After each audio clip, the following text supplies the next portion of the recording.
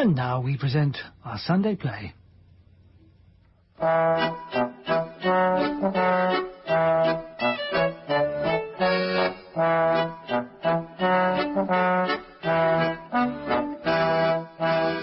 She Stoops to Conquer, or The Mistakes of a Knight, by Oliver Goldsmith. Adapted by Sue Wilson, with music by Anthea Gomez. Shall I tarry? Oh, where is the fond youth who yet might relieve me? My heart wants to love, but will loving be sweet? Charming. Quite charming, my pretty innocents. All dressed out as usual, my Kate. Goodness, what a quantity of superfluous silk hast thou got about thee, girl. Yeah, I could never teach the fools of this age that the indigent world could be clothed out of the trimmings of the vein. You know our agreement, sir. You allow me the daytime to receive and pay visits and to dress in my own manner. And in the evening I put on my housewife's dress to please you. Well, remember, I insist on the terms of our agreement. And by the by, I believe I should have occasion to try your obedience this very evening. I protest, sir, I don't comprehend your meaning. Then, to be plain with you, Kate, the young gentleman I have chosen to be your husband is expected from town this very day. I have his father's letter, in which he informs me his son is set out, and that he intends to follow himself shortly after. Indeed? Oh, I wish I'd known something of this before. Oh, bless me, how shall I behave? Oh, it's 1,000 to 1 I shan't like him. Our meeting will be so formal and so like a thing of business that I shall find no room for friendship or esteem. Depend upon it, child, and never control your choice. But Mr. Marlowe, whom I have decided upon, is the son of my old friend, Sir Charles Marlowe, of whom you have heard me talk so often. The young gentleman has been bred a scholar and is designed for an employment in the service of his country. I am told he's a man of an excellent understanding. Is he? Very generous. Well, I believe I shall like him. Young and brave. I'm sure I shall like him. And very handsome. He's mine. I'll have him. My dear papa, say no more. And to crown it all, Kate, he's one of the most bashful and reserved young fellows in all the world. Eh? Well, you've frozen me to death again. That word reserved has undone all the rest of his accomplishments. A reserved lover, it is said, always makes a suspicious husband. On the contrary, modesty seldom resides in a breast that is not enriched with nobler virtues. It was the very feature in his character that first struck me. Oh, he must have more striking features to catch me, I promise you. However, if he be so young, so handsome, so everything you mention, I believe he'll do still. I think I'll have him. Aye, Kate, but there is still an obstacle. It's more than an even wager he may not have you. Why, dear papa, why will you mortify one so? Well, if he refuses, instead of breaking my heart as his indifference, I'll only break my glass for its flattery, set my cap to some newer fashion, and look out for some less difficult admirer. Bravely resolved. In the meantime, I'll go and prepare the servants for his reception. We so seldom see company that they want as much training as a company of recruits. Oh, Lord, this news of papa's puts me all in a flutter. Young, handsome, these he put last, but I put them foremost. Sensible, good-natured, I like all that. But then reserved and sheepish, that's much against him. Yet can't he be cured of his timidity by being taught to be proud of his wife? Yes. And can't I... Oh, but I vow I'm disposing of the husband before I have secured the lover. Oh, I'm glad you've come, Constance, my dear. Tell me, how do I look? Is there anything whimsical about me? Is it one of my well-looking days? Oh, am I in face today? Perfectly, my dear. Yet. Now I look again. Bless me. Sure no accident has happened among the canary birds or the goldfish. Has your brother or the cat been meddling? Or has the last novel been too moving? No, nothing of all this. I have been threatened. I can scarce get it out. I have been threatened with a lover. And his name is Marlowe. Indeed. The son of Sir Charles Marlowe. No. As I live, the most intimate friend of Mr. Hastings, my admirer. They are never asunder. I believe you must have seen him when we lived in town. Never. Oh, he, a very singular character, I assure you. Among women of reputation and virtue, he is... Shall I tarry? Oh, where is the fond youth who yet might friend leave me? My heart wants to love, but will loving be? Charming. Quite charming, my pretty innocence. Oh, dressed out as usual, my Kate. Goodness, what a quantity of superfluous silk hast thou got about thee, girl. Yeah, I could never teach the fools of this age that the indigent world could be clothed out of the trimmings of the vain. You know our agreement, sir. You allow me the daytime to receive and pay visits and to dress in my own manner. And in the evening I put on my housewife's dress to please you. Well, remember, I insist on the terms of our agreement. And by the by, I believe I should have occasion to try your obedience this very evening. I protest, sir, I don't comprehend your meaning. Then, to be plain with you, Kate, the young gentleman I have chosen to be your husband is expected from town this very day. I have his father's letter, in which he informs me his son is set out, and that he intends to follow himself shortly after. Indeed? Oh, I wish I'd known something of this before. Oh, bless me, how shall I behave? Oh, it's 1,000 to 1 I shan't like him. Our meeting will be so formal and so like a thing of business that I shall find no room for friendship or esteem. Depend upon it, child. I'll never control your choice. But Mr. Marlowe, whom I have decided upon, is the son of my old friend, Sir Charles Marlowe, of whom you have heard me talk so often. The young gentleman has been bred a scholar and is designed for an employment in the service of his country. I am told he's a man of an excellent understanding. Is he? Very generous. Well, I believe I shall like him. Young and brave. Sure I shall like him. And very handsome. He's mine. I'll have him. My dear papa, say no more. And to crown it all, Kate, he's one of the most bashful and reserved young fellows in all the world. Eh? Well, you've frozen me to death again. That word reserved has undone all the rest of his accomplishments. A reserved lover, it is said, always makes a suspicious husband. On the contrary, modesty seldom resides in a breast that is not enriched with nobler virtues. It was the very feature in his character that first struck me. Oh, he must have more striking features to catch me, I promise you. However, if he be so young, so handsome, so everything you mention, I believe he'll do still. I think I'll have him. Aye, Kate, but there is still an obstacle. It's more than an even wager he may not have you. Why, dear papa, why will you mortify one so? Well, if he refuses, instead of breaking my heart as his indifference, I'll only break my glass for its flattery, set my cap to some newer fashion, and look out for some less difficult admirer. Bravely resolved. In the meantime, I'll go and prepare the servants for his reception. We so seldom see company that they want as much training as a company of recruits. Oh, Lord, this news of papa's puts me all in a flutter. Young, handsome, these he put last, but I put them foremost. Sensible, good-natured, I like all that. But then reserved and sheepish, that's much against him. Yet can't he be cured of his timidity by being taught to be proud of his wife? Yes. And can't I... Oh, but I vow I'm disposing of the husband before I have secured the lover. Oh, I'm glad you've come, Constance, my dear. Tell me, how do I look? Is there anything whimsical about me? Is it one of my well-looking days? Oh, am I in face today? Perfectly, my dear.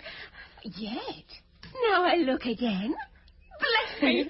Sure no accident has happened among the canary birds or the goldfish? Has your brother or the cat been meddling? Or has the last novel been too moving? No, nothing of all this. I have been threatened. I can just get it out. I have been threatened with a lover.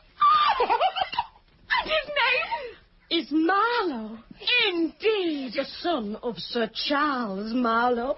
No. As I live, the most intimate friend of Mr. Hastings. My admirer. They are never asunder.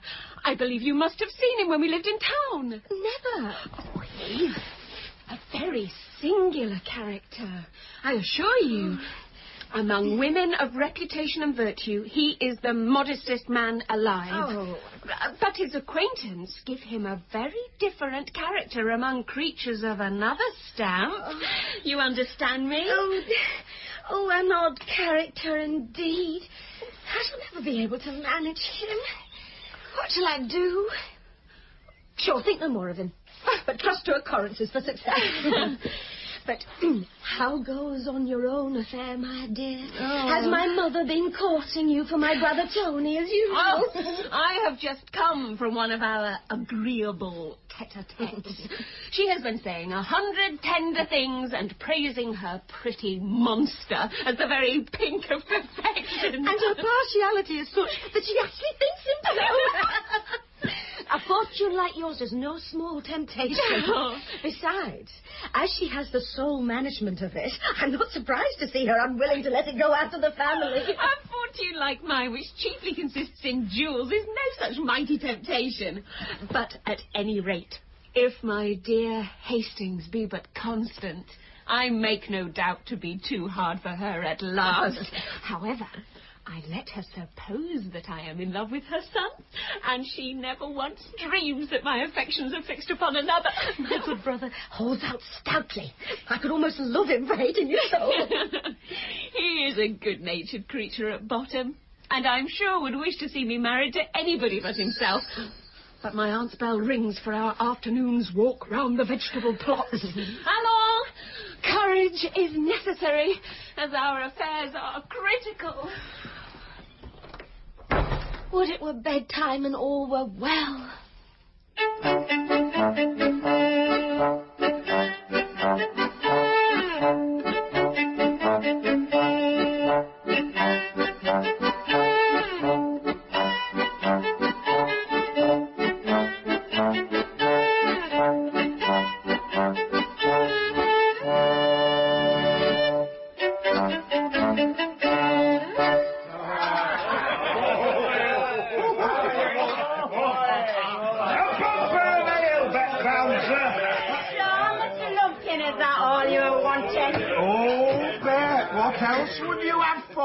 Shall I serve you with some sweet meat, Squire? Oh, tempt me with your trifles, Master Lumpkin, you do trifle with me. More ale for Master Muggins, Leave all my castle, sir. I must attend to others' needs as well as thine. Bet you shall bounce on my knee as I do in the saddle, and a deal of pleasure it'll give us both. You may ride my stallion and eat her. Aye, but stroke my dobbin and he'll come as often as you wish. Now, Master Lumpkin, pray a song.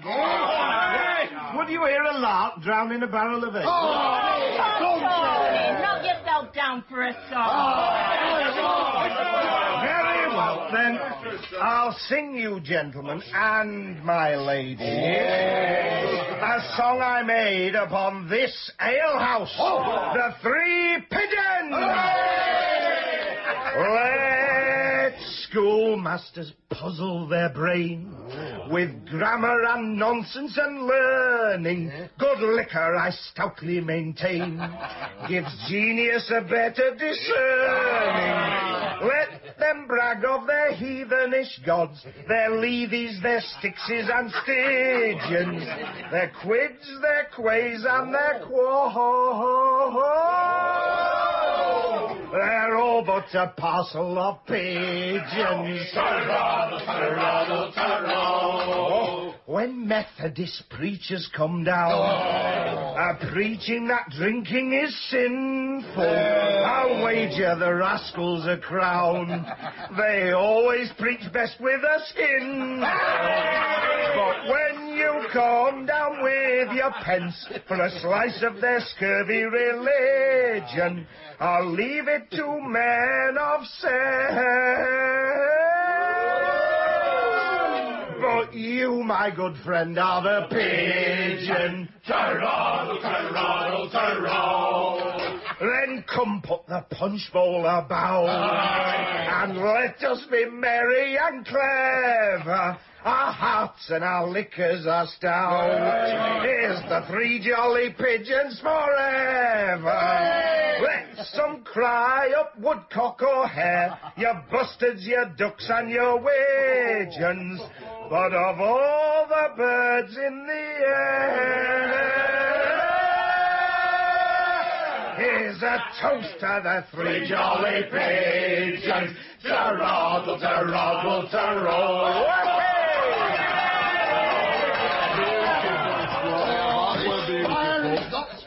Why don't we hear him sing, because he never gives us nothing that's low. Oh, damn anything that's low. I can't bear it. The genteel thing is the genteel thing at any time, if so be that a gentleman be's in a concatenation accord. Absolutely, Master Slang. Well, though I am obligated to dance a bear, a man may be a gentleman for all that. May this be my poison, if my bear shall ever dance but to the very genteelest of tunes. What a party, though, the minuets in Harry. Yes, the squire's not come to his own. It would be well for all the publicans within 10-mile round of it. Jordan, so it would, bet my heart. I'd then show what it was to keep choice of company. He takes after his own father for that. Aye, he do. To be sure, old Squire Lumpkin was the finest gentleman I ever set my eyes on. For winding the straight on, or beating a thicket for an heir, or a wedge he never had his fellow. And it was a saying in the place that he kept the best horses, dogs, and girls in the old county. God, and when I'm of age, I'll be no bastard, I promise you. I've been thinking of you, Bet Bouncer, and the miller's grey mare to begin with.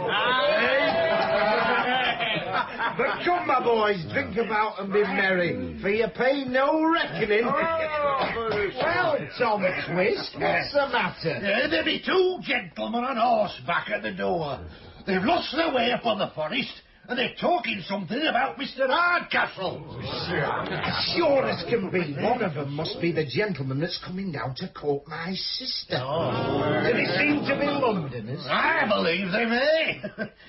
They look for all the world like Frenchmen. Then, landlord, take me to them, and I'll set them right in a twinkling. Gentlemen, and sweet Bet. As they mayn't be good enough company for you, I'll view their hosiery and give you a report in the squeezing of a lemon.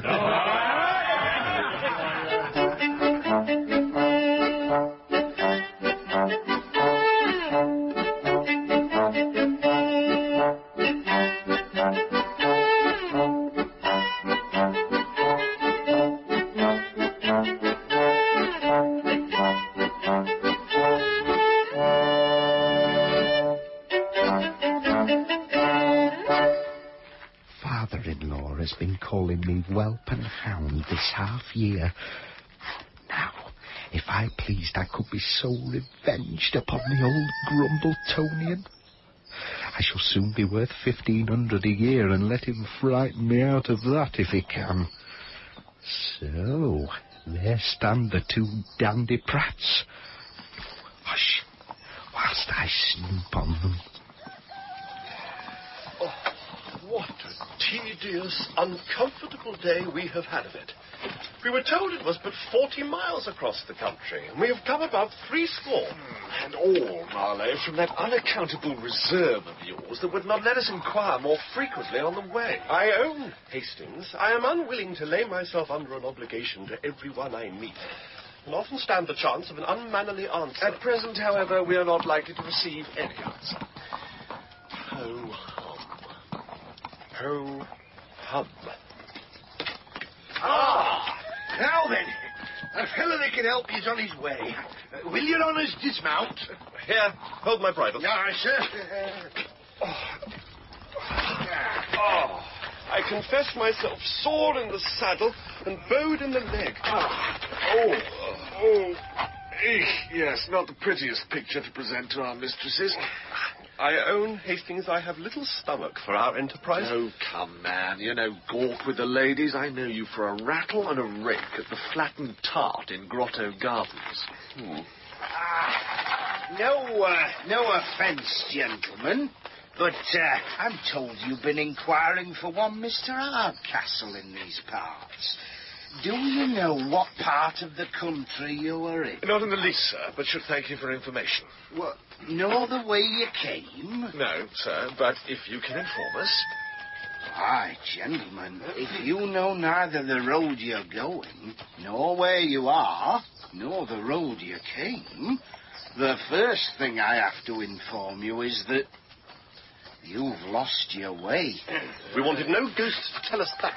Pray, gentlemen, may I be so bold as to ask the place from whence you came? That's not necessary towards directing us where we are to go. No offence, but question for question is all fair, you know. Pray, gentlemen, is not this same Hardcastle a cross-grained, old-fashioned, whimsical fellow with an ugly face, a daughter, and a pretty son? We have not seen the gentleman, but he has the family you mentioned. A daughter, a tall, traipsing, trolloping, talkative maypole. Indeed. The son, a pretty, well-bred, agreeable youth that everybody is so fond of. Our information differs in this. The daughter is said to be well-bred and beautiful. The son, an awkward booby, reared up and spoiled at his mother's apron string. Then, gentlemen, all I have to tell you is you won't reach Mr. Hardcastle's house this night, I believe. Unfortunate. It's a damned long, dark, boggy, dirty, dangerous way. Tom Twist, tell the gentleman the way to Mr. Hardcastle's. Any more? Mr. Hardcastle's of Quagmire Marsh, you understand me?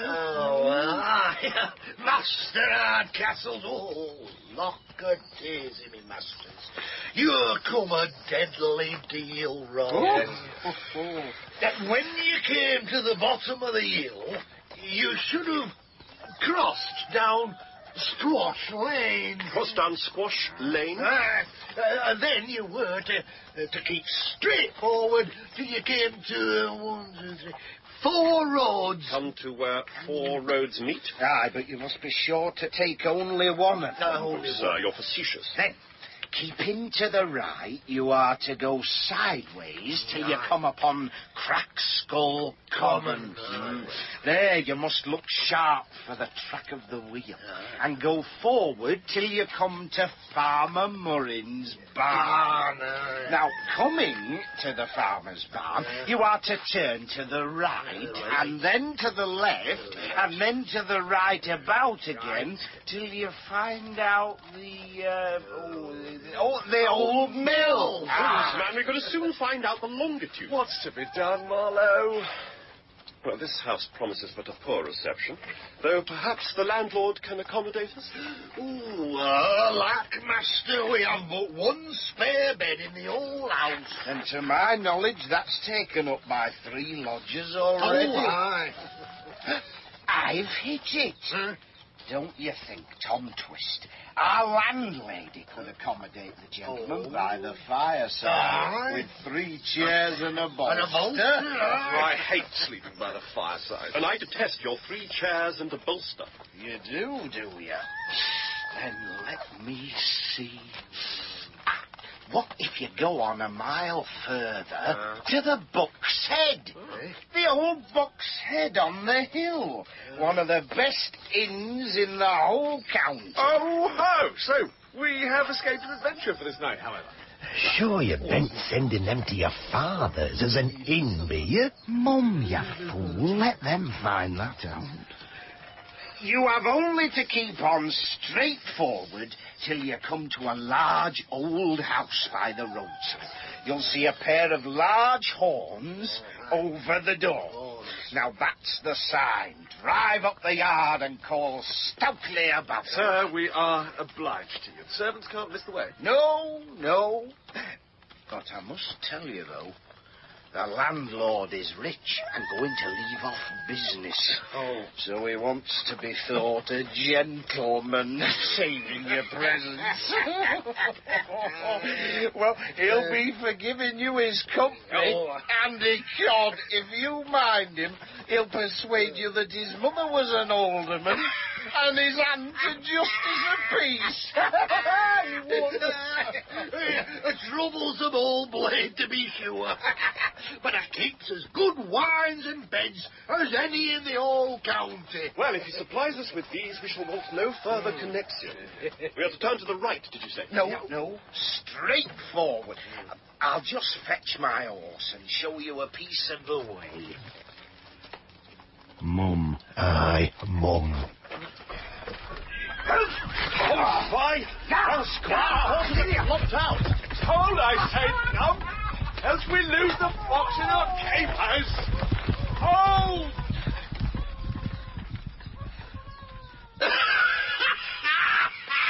Oh, bless your heart, a sweet, pleasant, damn mischievous son of a whore.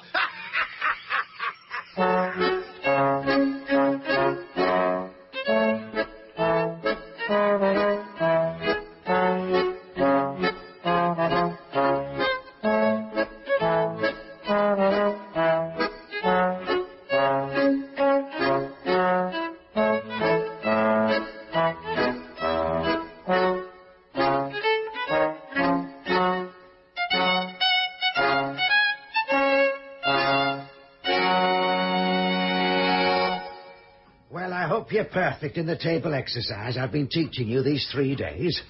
You all know your posts and your places and can show that you have been used to good company without ever stirring from home. Now, when company comes, you are not to pop out and stare and then run in again like frightened rabbits in a warren. No.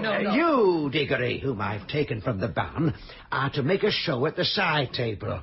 And you, Roger, whom I've advanced from the plough, are to place yourself behind my chair. But you're not to stand so with your hands in your pockets. Oh, take your hands from your pockets, Roger. And from your head, you blockhead, you.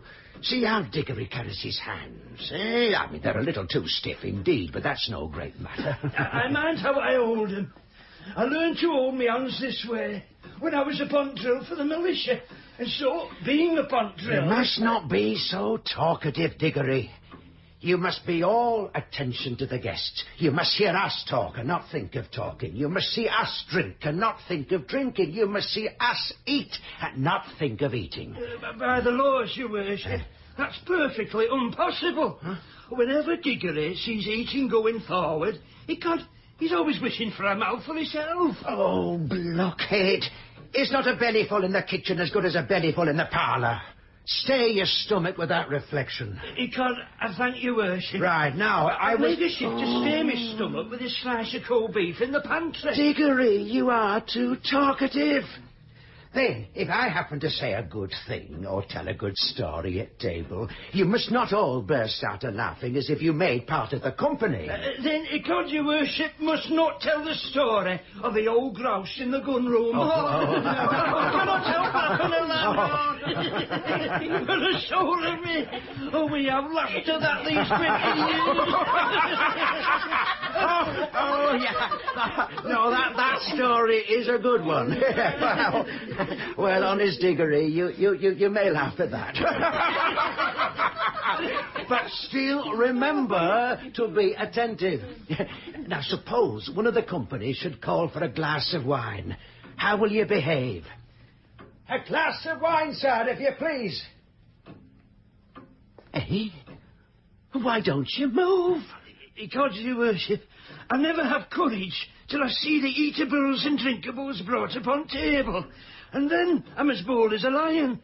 Well, nobody move. I'm not to leave this place. I'm sure it's no place of mine. And no mine for certain. Oh, and I'm sure it cannot be mine. You numbskulls. And so while, like your betters, you are quarrelling for places, the guests must be starved. Oh, you dunces, I find I must begin all over again. But don't I hear horses in the yard? To your posts, you blockheads. I'll go and make ready and give me old friend's son a hearty welcome. By heavens, my place has gone quite out of my head. I know that mad is to be everywhere. Where the devil is mad? My place is to be nowhere at all. And so, let's go about my business. Take you out and see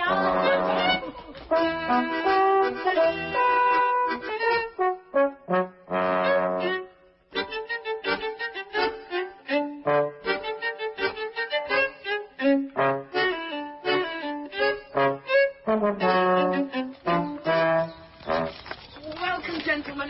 Very welcome. Whoa, steady. Sarah, I am George Hastings. And this, my friend, Charles Marlowe. We look for the comforts of a clean room and a good fire. Indeed, sir. All is prepared. Stanley, take these horses. Oh, upon my word, a very well-looking inn. Antique, creditable. Usual fate of a large mansion. Having first ruined the master by good housekeeping, it at last comes to levy contributions as an inn. Wait, sir. Step this way. Stanley here will attend to your horses. Henry Allard, how were these bolts? As you say, we passengers are to be taxed to pay all these fine people. I've often seen a good signboard or a marble chimney piece. They're not actually put in the bill. Inflame the reckoning confoundedly. Travellers, George, must pay in all places. The only difference is that in good inns you pay dearly for luxuries. In bad ones you are fleeced and starved. Now, sirs, I bid you welcome again. Oh, you have lived pretty much among them. In truth, I have often been surprised that you, who have seen so much of the world with your natural good sense and your many opportunities, could never yet acquire a requisite share of assurance. The Englishman's malady. And if you'll step this way, sir. Aye, sir, in our own time. But tell me, George, where could I have learned that assurance you talk of? My life has been spent chiefly in a college or an inn, in seclusion from the lovely part of the creation that chiefly teach men confidence. I don't know that I was ever familiarly acquainted with a single modest woman, well, except my mother. But among females of another class, you know. Aye, among them, you are impudent enough of all conscience. Well, they are of us, you know. But in the company of women of reputation, I never saw such an idiot, such a trembler. You look for all the world as if you wanted an opportunity of stealing out of the room. Why, man, that's because I do want to steal out of the room. Oh, Faith, I have often formed a resolution to break the ice and rattle away at any rate, but I don't know how. A single glance from a pair of fine eyes has totally overset my resolution. An impudent fellow may counterfeit modesty, but I'll be hanged if a modest man can ever counterfeit impudence. Why did you tell him, sir? It is not my fault. The fire's ablaze, and I've warmed the punch. This landlord's desperate for custom. One might almost think we were expected. We accept your hospitality, and we... It is not for me to give. I am but Diggory. Well, but Diggory, take us to the punch. I'll take you to my master, and he will wait upon you.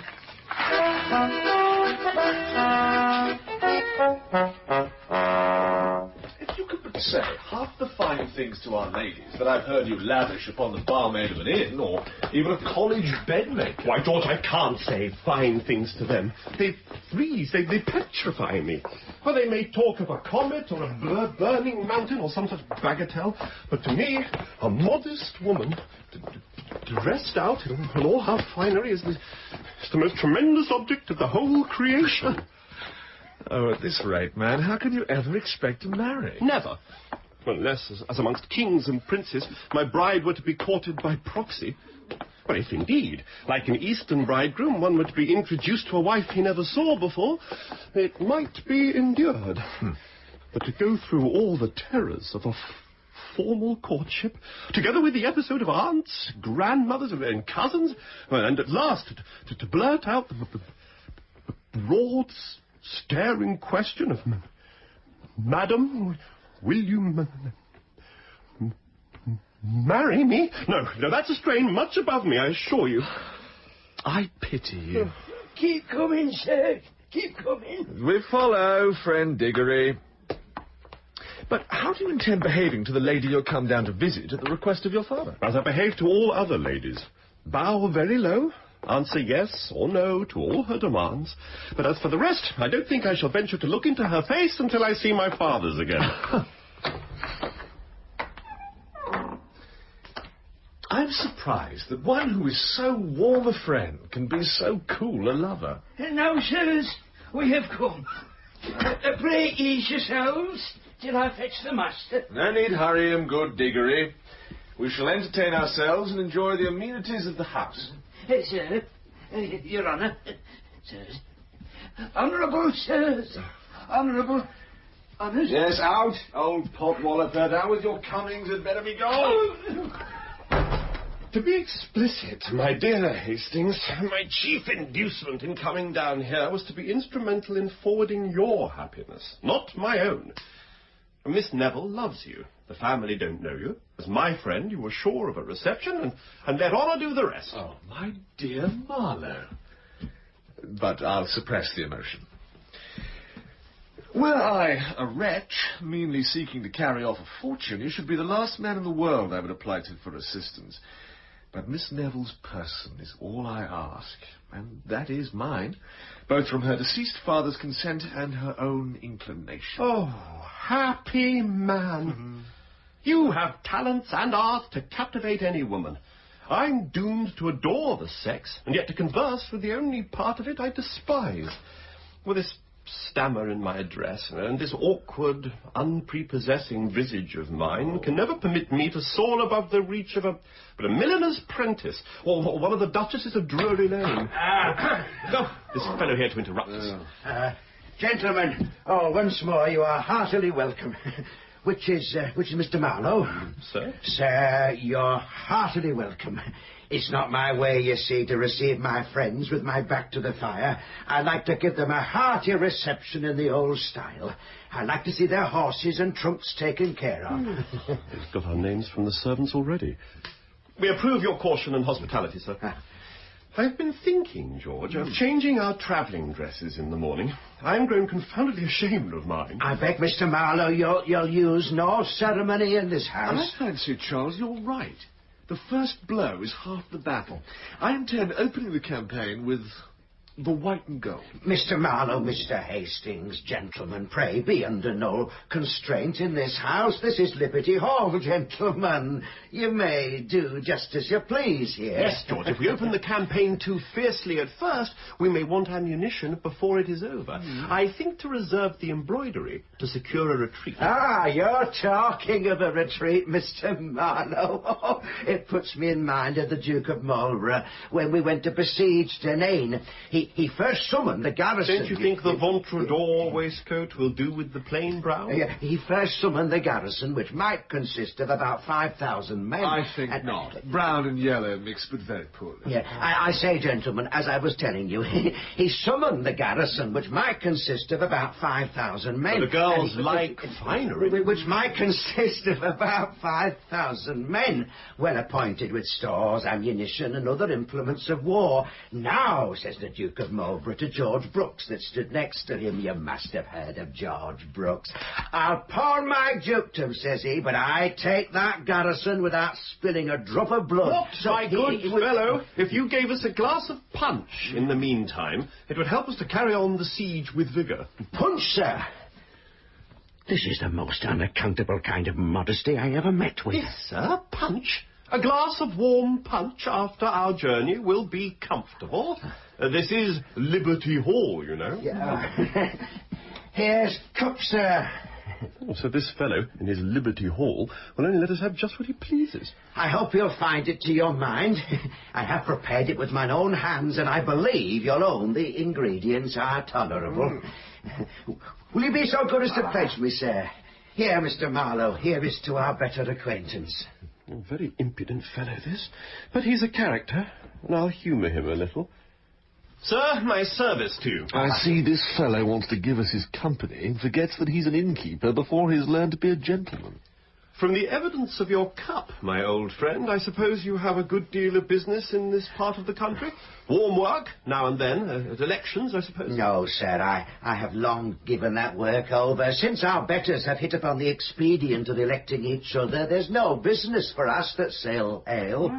So then you have no turn for politics, I find. Not in the least. There was a time, indeed, I fretted myself about the mistakes of government like other people, but finding myself every day grow more angry and the government growing no better, I left it to mend itself. Sir, my service to you. So, what with eating above stairs and drinking below, with receiving your friends without and amusing them within, you lead a good, pleasant, bustling life of it. I do stare about a great deal, that's certain. Half the differences of the parish are adjusted in this very parlour.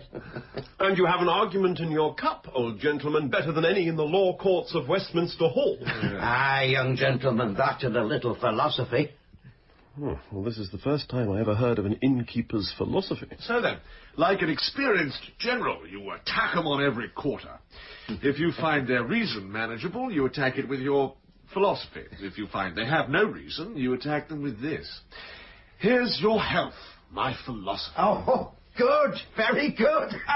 Thank you. Your generalship puts me in mind of Prince Eugenie when he fought the Turks at the Battle of Belgrade. You shall hear. Instead of the Battle of Belgrade, I believe it's almost time to talk about supper. What has your philosophy got in the house for supper? For supper, sir? Was ever such a request to a man in his own house? Yes, sir. Supper, sir. I begin to feel an appetite. I shall make devilish work tonight in the larder, I promise you. Such a brazen dog, sure never my eyes beheld. Why, really, sir, as for supper, I can't. Well, tell my Dorothy and the cookmaid settle these things between them. I leave these kind of things entirely to them. You do you? Entirely. By the by, I believe they are in actual consultation upon what's for supper this moment in the kitchen. Then I beg they'll admit me as one of their privy council. It's a way I've got. When I travel, I always choose to regulate my own supper. Let the cook be called. No offence, I hope. No, sir. None in the least. Yet I don't know how. Our Bridget, the cookmaid, is not very communicative upon these occasions. I mean, should we send for her, she might scold us all out of the house. Let's see your list of the larder, then. I ask it as a favour. I always match my appetites to my bill of fare. Sir, he's very right. And it's my way, too. Sir, you have a right to command here. Roger, bring us the bill of fare for tonight's supper. I believe it's drawn up. Aye. Your manner, Mr. Hastings, puts me in mind of my uncle, Colonel Wallop. It was a saying of his that no man was sure of his supper till he'd eaten it. His uncle, a colonel. We shall soon hear of his mother being a justice of peace.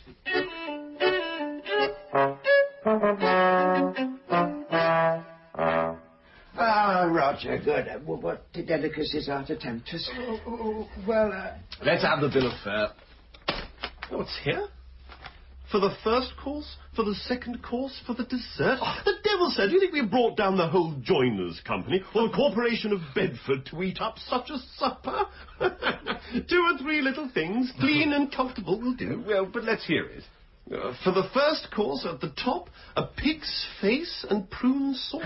Damn your pig's face, I say. Damn your prune sauce, sir. And yet, gentlemen, to men that are hungry, a pig's face with prune sauce is very good eating. At the bottom, a calf's tongue and brains. Let your brains be knocked out, my good sir. I don't like them. Or you may clap them on a plate by themselves. I do. Their impudence confounds me. Gentlemen, you are my guests. Make what alterations you please. Is there anything else you wish to retrench or alter, gentlemen? A pork pie, a boiled rabbit and sausages, a Florentine, a shaking pudding, and a dish of Tiff-Tuff taffety cream. Oh, confound your made dishes. I shall be awash with gaudy sauces. I'm for plain eating. I'm sorry, gentlemen, that I have nothing you like, but if there be anything you have a particular fancy Why, to... really, sir, your bill of fare is so exquisite that any one part of it is full as good as another. Send us what you please. So much for supper. Thank you, Roger. Now to see that our beds are aired and properly taken care of. I entreat you'll leave all that to me. You shall not stir a step. Leave that to you? I protest, sir, you must excuse me. I always look to these things myself. I must insist, sir, you'll make yourself easy on that head. You see, I'm resolved on it. Very troublesome fellow, this, as ever I met with. Well, sir, I'm resolved at least to attend you. This may be modern modesty, but I never saw anything look so like old-fashioned impudence. This way, please, sir. Roger, Diggory, lights, hold. So I find this fellow's civilities begin to grow troublesome. Oh, but who can be angry at those assiduities which are meant to please him?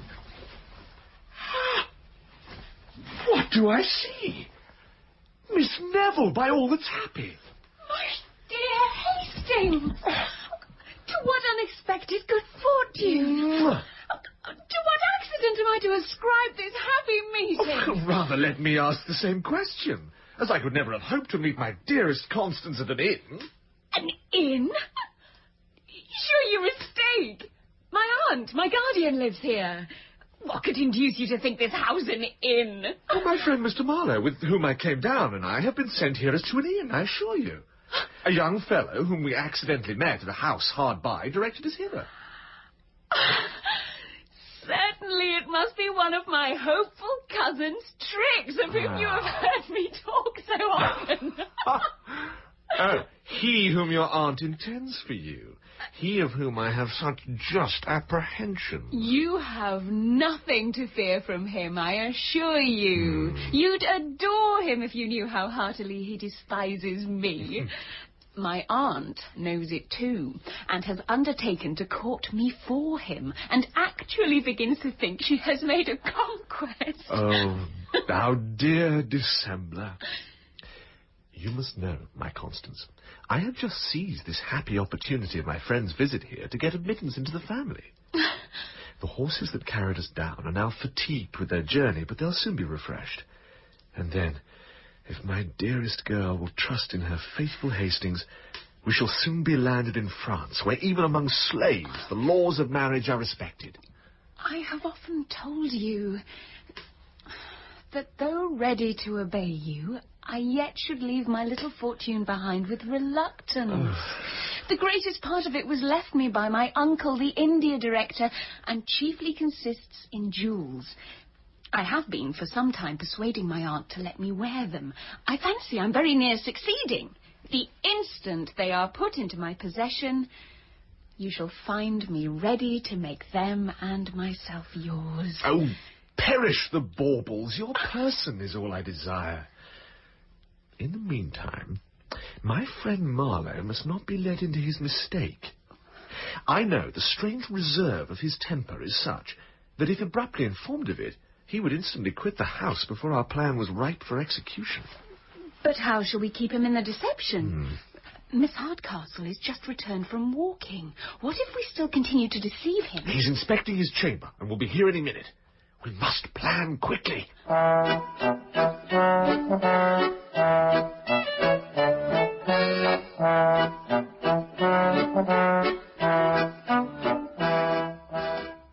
The assiduities of these good people tease me beyond bearing. My host seems to think it ill manners to leave me alone, and so he claps not only himself, but his old-fashioned wife on my back. They talk of coming to sup with us, too. And then I suppose we are to run the gauntlet through all the rest of the family. Oh, what have we here? Ah, my dear Charles, let me congratulate you, the most fortunate accident. Who do you think is just delighted? I cannot guess. Our mistresses, my boy, Miss Hardcastle and Miss Neville. Give me leave to introduce Miss Constance Neville to your acquaintance. Mr. Marlowe. They're happening to dine in the neighbourhood. They called on their return to take fresh horses here. Miss Hardcastle has just stepped into the next room and will be back in an instant. Well, wasn't it lucky, eh? I've just been mortified enough of all conscience, and here comes something to complete my embarrassment. Well, but wasn't it the most fortunate thing in the world? Oh, yes, very fortunate.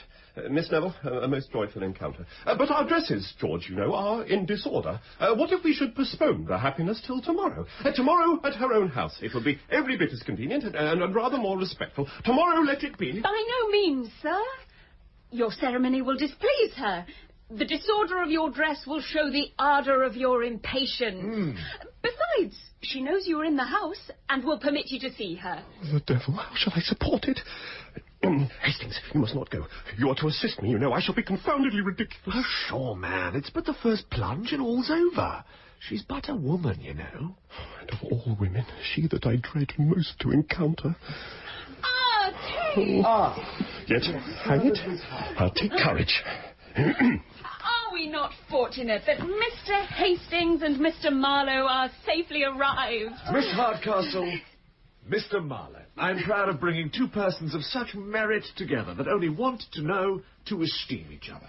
Now for meeting my modest gentleman with a demure face and quite in his own manner.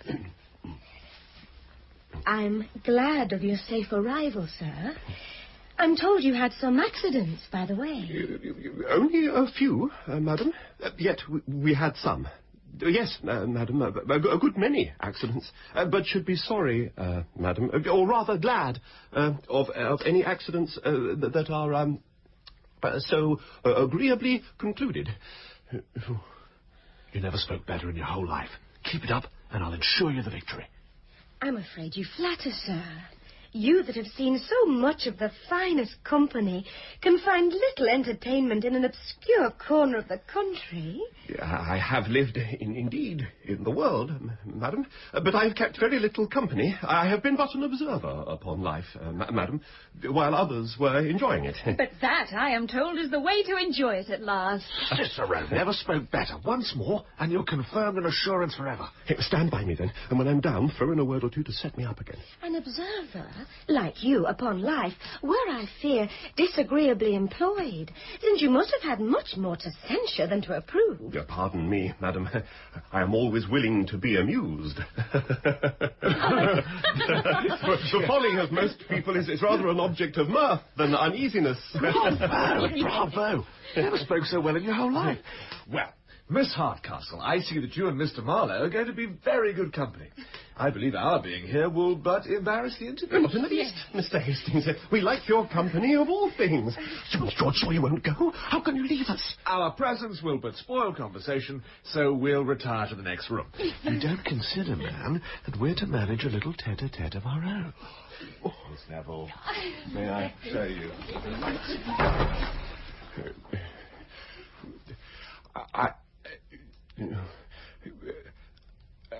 Mr. Marlowe, you have not been wholly an observer, I presume, sir. The ladies, I should hope, have employed some part of your addresses. Pardon me, madam, Then why take such pains to study and observe them? As yet, I have studied only to deserve them. And that, some say, is the worst way to obtain them. Perhaps so, madam. But I love to converse only with the more grave and sensible part of the sex. But I'm afraid I grow tiresome. Oh, no, not at all, sir. There is nothing I like so much as grave conversation myself. I could hear it forever. Indeed, I have often been surprised how a man of sentiment could ever admire those light, airy pleasures where nothing reaches the heart. It's a disease of the mind, madam. In the variety of tastes, there must be some who are wanting a relish for, I understand you, sir. There must be some who, wanting a relish for refined pleasures, pretend to despise what they are incapable of tasting. My meaning, madam, but infinitely better expressed. and I can't help observing, Who could ever suppose this fellow impudent upon some occasions?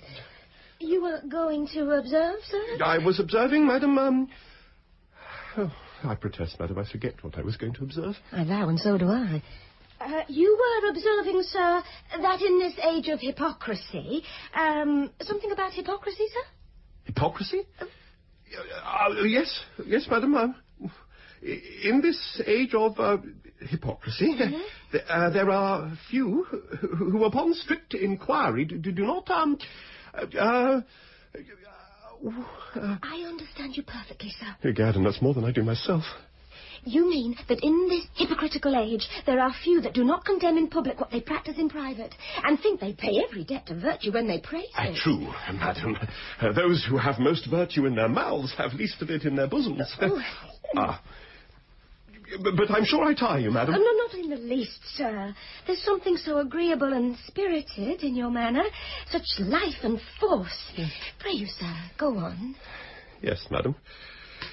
I was saying, that there are some occasions when a total want of courage, madam, destroys all the...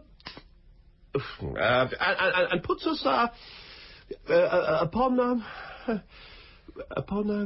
I agree with you entirely. A want of courage upon some occasions assumes the appearance of ignorance and betrays us when we most want to excel. I beg you'll proceed. Yes, madam. Morally speaking, madam. But I see Miss Neville expecting us in the next room. I would not intrude for the world. I protest, sir. I was never more agreeably entertained in all my life. Pray, go on. Yes, madam. I was... but she beckons us to join her. Madam, shall I do myself the honour to attend you? Well, then, I'll follow. This pretty smooth dialogue has done for me. Hastings! Hastings! Was there ever such a sober, sentimental interview? Oh, I'm certain he scarce looked in my face the whole time. Yet the fellow, but for his unaccountable bashfulness, is pretty well, too. He has good sense, but then so buried in his fears that it fatigues one more than ignorance. Oh, if I could teach him a little confidence, it would be doing somebody that I know of a piece of service. But who is that somebody? That, Faith, is the question I scarce can answer.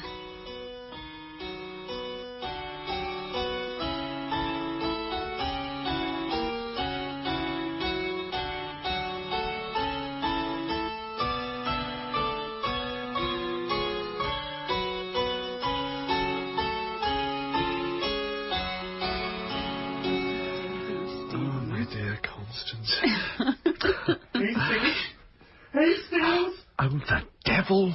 I hear Marlowe approaching. How speedily he has courted my cousin. He has gawped and gaped, stuttered and misused the time that we have not. Hastings, I say!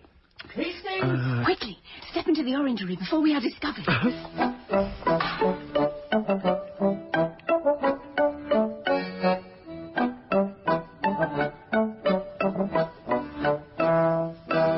Why, Mistress Minx, I see that you have lost none of your colour. Nor you the ardour of affection. But we must make haste, for my aunt checks all the nooks and crannies to chase out lazy servants. I will straightway seek out your gruesome aunt, and with some flattering words woo her. I will so ingratiate myself that any suspicion she may harbour will be distracted in talk of fripperies and fancy foolish fashions. Oh, lud, sir! Meanwhile, I will turn my attentions to my odious cousin. I shall torture him with such poodle faking that my kisses shall seem like needles. God! You poor sot will engage me with reprisals that my poor Aunt Dorothy shall mistake for lover's bite.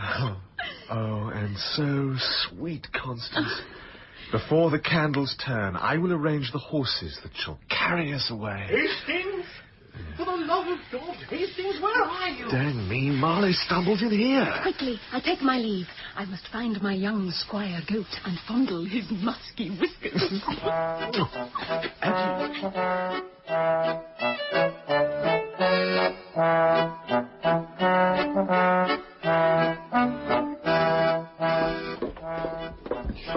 What do you follow me for, Cousin Con?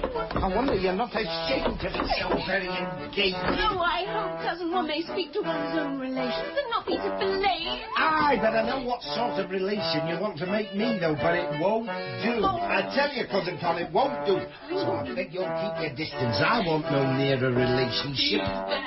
So much And stop you tickling my ears. Oh, love, sir, I do believe you enjoy it. No, you minx. Keep away, you troll. Now, Tony, don't tease me so. You woman. I hate it. You just be a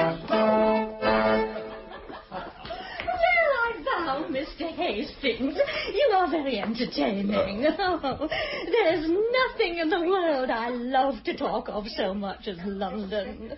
And the fashions, oh, though I was never there myself. Never there? You amaze me. From your air and manner, I concluded you've been bred all your life either at Ranelagh, St. James's, or Tower Wharf. Oh, sir, you're only pleased to say so. We country persons can have no fashionable airs at all. I'm in love with the town, and that serves to raise me above some of our neighbouring rustics. But who can have a manner that has never seen the Pantheon, or the Grotto Gardens, the Borough, and such places where the nobility chiefly resort? No. All I can do is to enjoy London at second hand. I take care to know every tete-a-tete from the Scandalous magazine, yes, and have all the fashions as they come out in a letter from the two Miss Ricketts of Crooked Lane. Pray, how do you like this coiffure, Mr. Hastings? Extremely elegant and dégagé, upon my word, madam. Your friseur is a Frenchman, I suppose? I protest I dressed it myself from a print in the ladies' memorandum book for the last year. Indeed. Such a head in a side box at the playhouse would draw as many gazers as my lady mayoress at a city ball. Oh, I vow, since inoculation began, there is no such thing to be seen as a plain woman. So one must dress a little particular, or one may escape in the crowd. But that can never be your case, madam, in any dress. Oh, yet what signifies my dressing when I have such a piece of antiquity by my side as Mr. Hardcastle? Oh, I can say we'll never argue down a single button from his clothes. I've often wanted him to throw off his great flaxen wig, and where he was bald, to plaster it over, like my Lord Pateley, with powder. You're right, madam. For as among the ladies there are none ugly, so among the men there are none old. But what do you think his answer was? Why, with his usual Gothic vivacity, he said I only wanted him to throw up his wig to convert it into a tate for my own wearing. Intolerable. Oh. At your age you may wear what you please, and it must become you. Pray, Mr. Hastings, what do you take to be the most fashionable age about town? Some time ago, 40 was all the mo. Oh. But I'm told the ladies intend to bring up 50 for the ensuing winter. Seriously? Oh, then I shall be too young for the fashion. No lady begins now to put on jewels till she's past 40. For instance, Miss there, in a polite circle, would be considered as a child, as a mere maker of samples. And yet my niece thinks herself as much a woman and is as fond of jewels as the oldest of us all. Oh, your niece, is she? And the young gentleman, a brother of yours, I should presume? Oh, My sons, sir. They are contracted to each other. Observe their little sports. They fall in and out 10 times a day as if they were man and wife already. Oh, Tony, child. Now, what soft things are you saying to your cousin Constance this evening? I have been saying no soft things, but that it's very hard to be followed about, so... God, I've not a place in the house now that's left to myself but the stable. Oh, never mind him, Con, my dear. He tells another story behind your back. Oh, there's something generous in my cousin's manner. He falls out before faces to be forgiven in private. That's a damn confounded crack. Oh, he's a sly one. Don't you think they like each other about the mouth, Mr. Hastings? Oh, the Blenkinsop mouth to a T. They're of a size, too. Back to back, my pretties. Mr. Hastings may see you. Come, Tony. You had as good not make me, I tell you. Oh, blood! Oh, you've almost cracked my head. Oh, the monster, for shame, Tony. You a man and behave yourself. There now, what a pretty pair of bookends. If I'm a man, let me have my fortune. God, I'll not be made a fool of no longer. Oh, is this ungrateful boy all the time to get for the pains I have taken in your education? What's it? I that have rocked you in your cradle and fed that pretty mouth with a spoon. Did not I work that waistcoat to make you genteel? Did not I prescribe for you every day and weep while the remedy was operating? Hey, God, you had reason to weep, for you've been dosing me ever since I was born. I've gone through every receipt in the complete Hussif 10 times over, and you have thoughts of coursing me through Quincy next spring. But, God, I tell you, I'll not be made a fool of no longer. Wasn't it all for your good, Viper? Wasn't it all for your good? I wish you'd let me and my good alone, then. Snubbing this way when I'm in spirits. If I'm to have any good, let it come of itself, not to keep dinging it into oneself. That's false. I never see you when you're in spirits. No, Tony. You then go to the alehouse or kennel. I'm never to be delighted with your agreeable wild notes. Unfailing monster. Hey, God, Mama, your own notes are the wildest of the two. Whatever the like. But I see he wants to break my heart. I see he does. Dear madam, permit me to lecture the young gentleman a little. I'm certain I can persuade him to his duty. Well, I must retire. Come, Constance, my love. You see, Mr. Hastings, the wretchedness of my situation. Oh, was ever a poor woman so plagued with a dear, sweet, pretty, provoking, beautiful boy?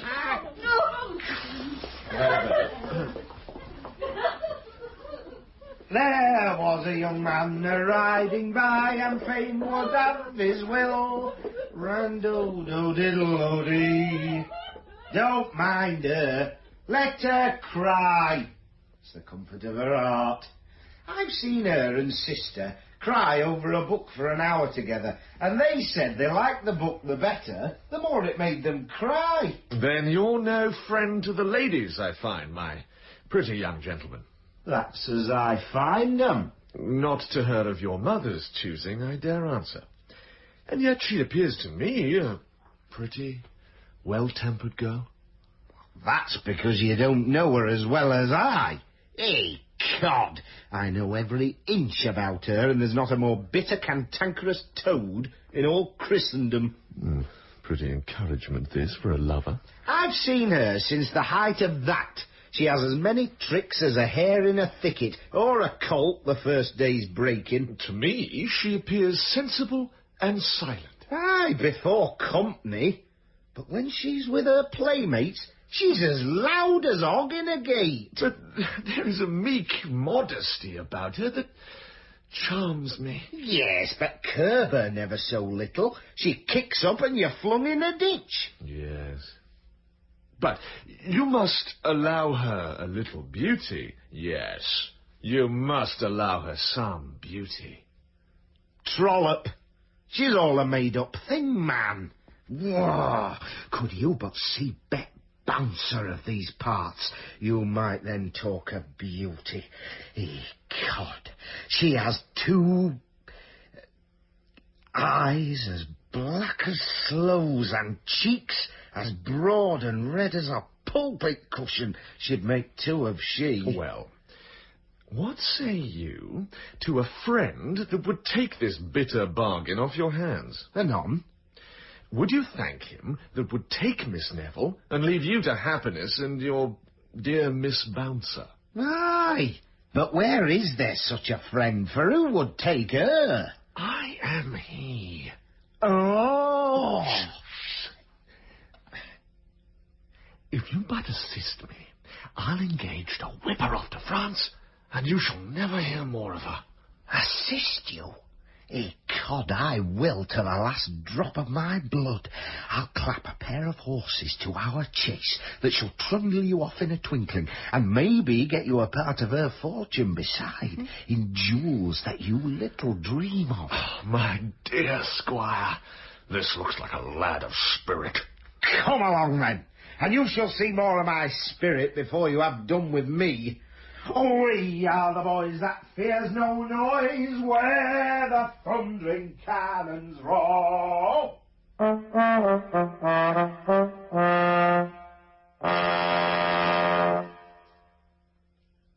What could my old friend Sir Charles mean by recommending his son as the modestest young man in town?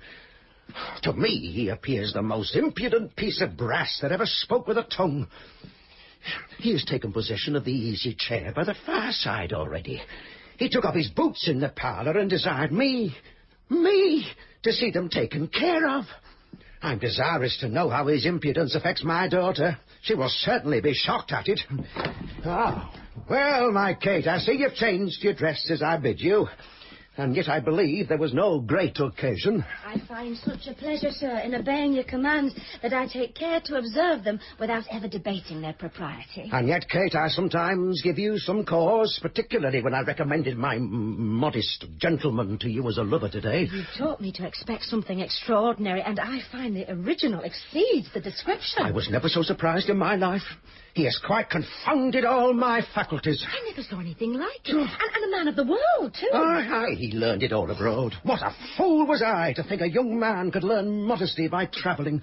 He might as soon learn wit at a masquerade. It seems all natural to him. A good deal assisted by bad company and a French dancing master. Sure, you mistake, Papa. A French dancing master could never have taught him that timid look, that awkward address, that bashful manner. Whose look? Whose manner, child? Mr. Marlowe's. His mauvaise his gauche manner. His timidity struck me at the first sight. Then your first sight deceived you, but I think him one of the most brazen first sights that ever astonished my senses. Sure, sir, you rally. I never saw anyone so modest. And can you be serious? I never saw such a bouncing, swaggering puppy since I was born. Surprising. He met me with a respectful bow, a stammering voice, and a look fixed on the ground. He met me with a loud voice, a lordly air, and a familiarity that froze me to death. Well, he treated me with diffidence and respect, censured the manners of the age, admired the prudence of girls that never laughed, tired me with apologies for being tiresome, then left the room with a bow, and, Madam, I would not for the world detain you. He spoke to me as if he knew me all his life before, asked 20 questions and never waited for an answer, interrupted my best remarks with some silly pun, and when I was in my best story of the Duke of Marlborough and Prince Eugenie, he asked if I had not had a good hand at making punch. Yes, Kate, he asked your father if he was a maker of punch. Well, one of us must certainly be mistaken. If he be what he has shown himself, I am determined he shall never have my consent. And if he be the sullen thing I take him, he shall never have mine. In one thing, then, we are agreed, to reject him. Yes, but upon conditions. For if you should find him less impudent and I more presuming, if you find him more respectful and I more importunate, I don't know. The fellow is well enough for a man. Certainly we don't meet many such at a horse race in the country. If we should find him so, but that's impossible. The first appearance has done my business. I'm seldom deceived in that. And yet there may be many good qualities under that first appearance. Aye, when a girl finds a fellow's outside to her taste, she then sets about guessing the rest of his furniture. With her, smooth face stands for good sense and a genteel figure for every other virtue. I hope, sir, a conversation begun with a compliment to my good sense won't end with a sneer at my understanding. Pardon me, Kate, but if young Mr. Brazen can find the art of reconciling contradictions, he may please us both, perhaps. And as one of us must be mistaken, what if we go to make further discoveries? Agreed. But depend on, I'm in the right. And depend on, I'm not much in the wrong.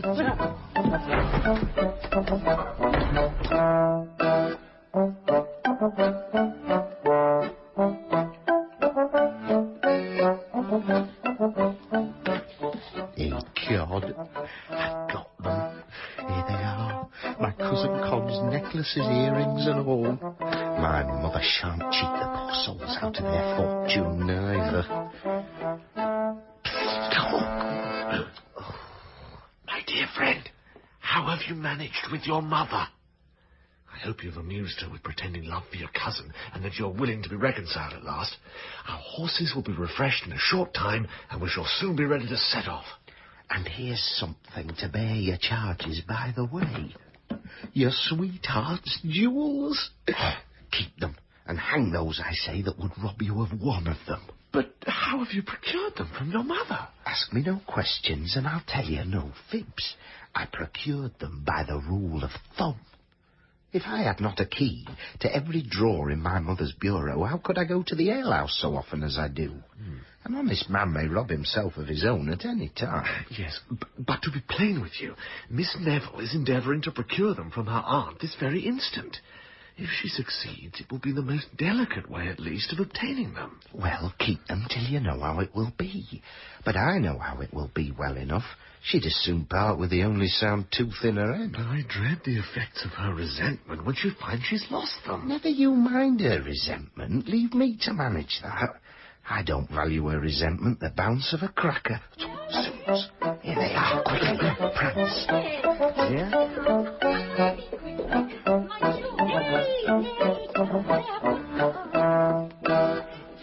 Constance, you amaze me. Yeah?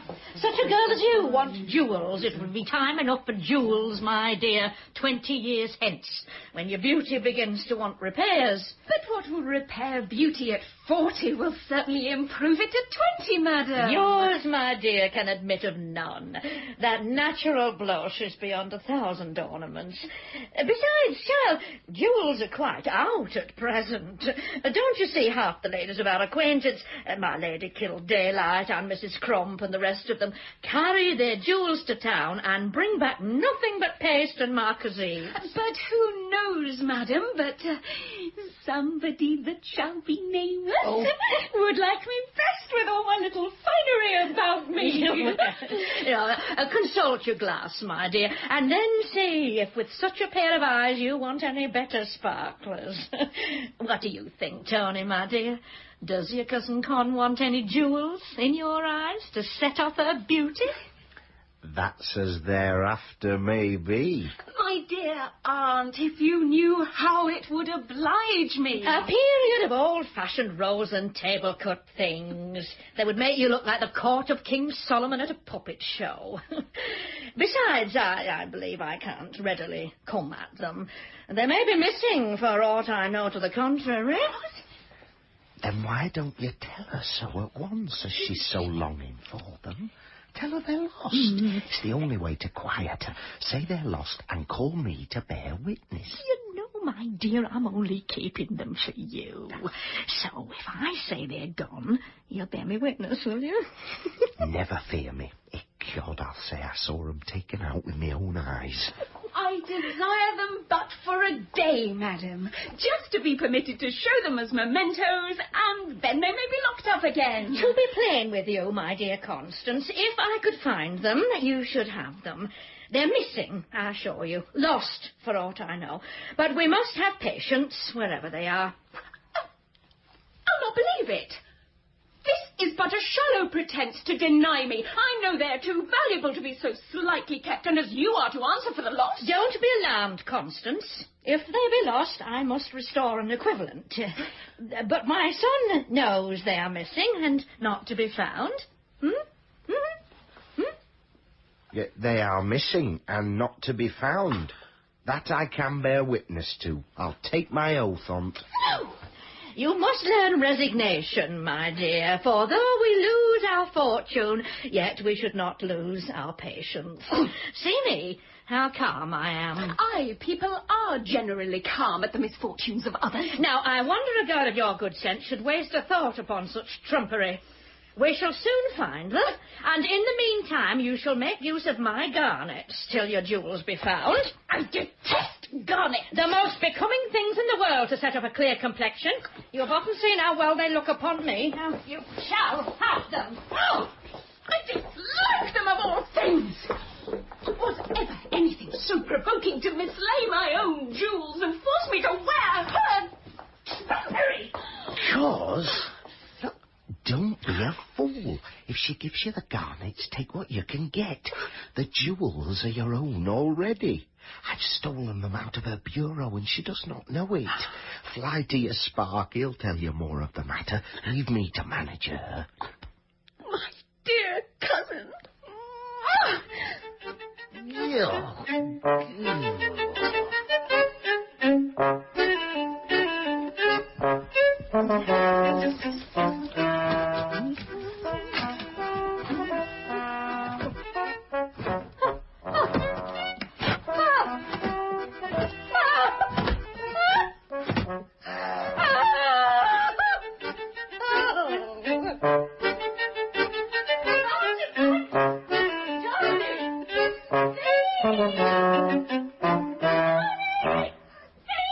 Vanish! She's here and has missed her already. Zounds! How she fidgets and spits about like a Catherine wheel. Robert! Yeggmen! Yeggmen? We are cheated, plundered, broke up, undone. What's the matter? What's the matter, Mamma? I hope nothing has happened to any of the good family. We are filched. My bureau has been opened, the jewels taken, and I'm ravished. Oh, is that all? Oh, by the laws. I never saw it better acted in my life. God, I thought you was ruined in earnest. My boy, I am ruined in earnest. My bureau has been broke open and all taken away. Stick to that, eh? Oh, stick to that. I'll bear witness, you know. Call me to bear witness. I tell you, Tony, by all that's precious, the jewels are gone, and I shall be ruined forever. Sure, I know they're gone, and I am to say My so. dearest Tony, but hear me. They are gone, I say. By the laws, Mamma, you make me for to laugh. Oh. I know who took 'em well enough, eh? Was there ever such a blockhead that can't tell the difference between jest and earnest? I tell you, I'm not in jest, booby. That's right. You must be in a bitter passion, and then nobody will suspect either of us. Oh. I'll bear witness that they are gone. Was there ever such a cross-grained brute that won't hear me? Can you bear witness that you know better than a fool? Oh, was ever poor woman so beset with clodpoles on one hand and thieves on the other? I can bear witness to that. You bear witness again, you blockhead, you, and I'll turn you out of the room directly. My poor niece! What will become of her? Do you laugh? You unfeeling brute, as if you enjoyed my distress. I can bear witness to that. Do you insult me, monster? I'll teach you to vex your mother, I will. I can bear witness to that. Spare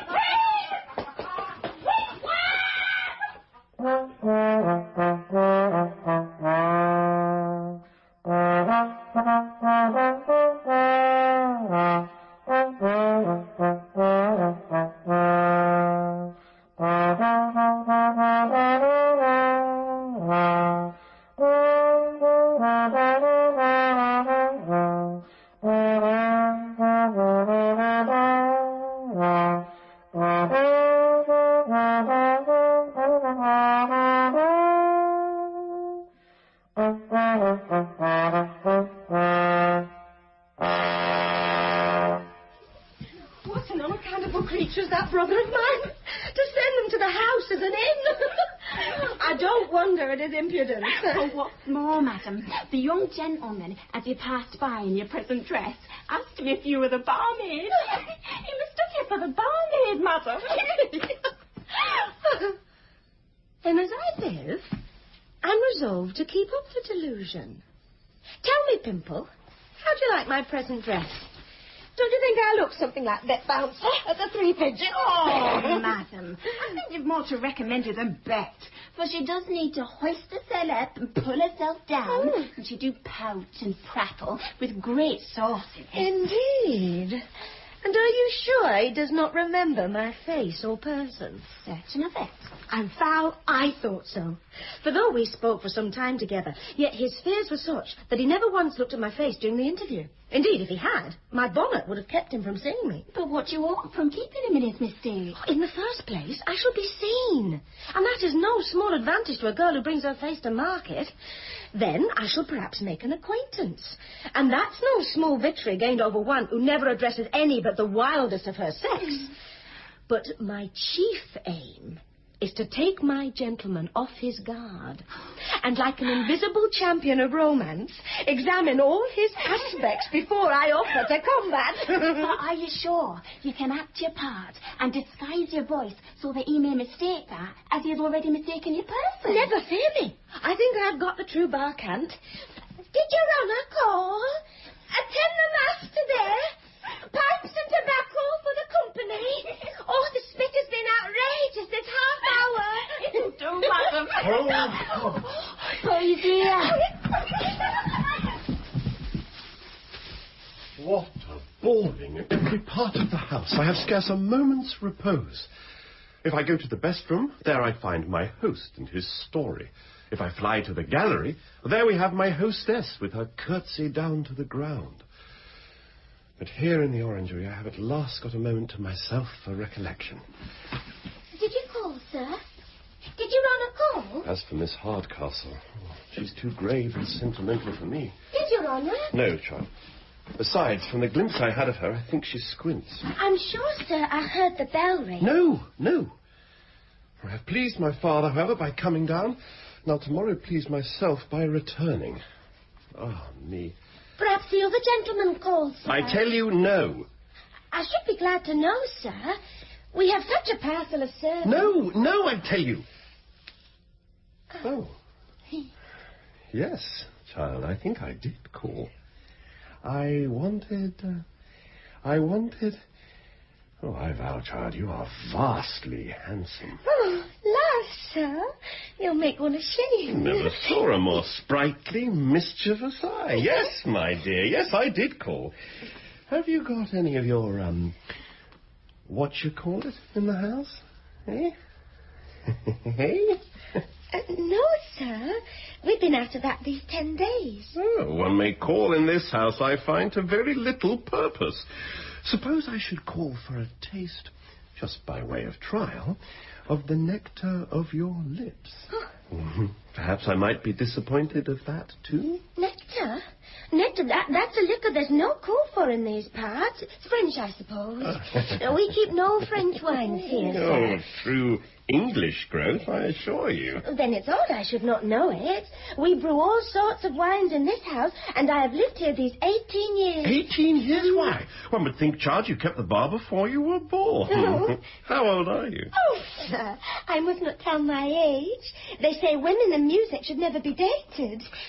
To guess at this distance, you can't be much above 40. Sir. Yet nearer, I don't think so much. By coming close to some women, they look younger still. But when we come very close indeed... Oh, pray, sir, keep your distance. One would think you wanted to know one's age as they do horses, by mark of mouth. Oh, I protest, child, you use me extremely ill. If you keep me at this distance, how is it possible you and I can ever be acquainted? And who wants to be acquainted with you? I want no such acquaintance, must I? I'm sure you did not treat Miss Hardcastle that was here a while ago in this obstropolous manner. I'll warrant me, before her you looked dashed and kept bowing to the ground and talked for all the world as if you was before a justice of peace. Egad, she's hit it sure enough. In awe of her, child? A mere awkward, squinting thing? No, I find you don't know me. Well, I laughed and rallied her a little, but I was unwilling to be too severe. No, I could not be too severe. Curse me. Oh, then, sir, you are a favourite, I find, among the ladies. Oh, yes, my dear, a great favourite. And yet, hang me, I don't see what they find in me to follow. At the ladies' club in town, I'm called their agreeable rattle. Oh. Rattle, child, is not my real name, but one I'm known by. And my name is Solomons.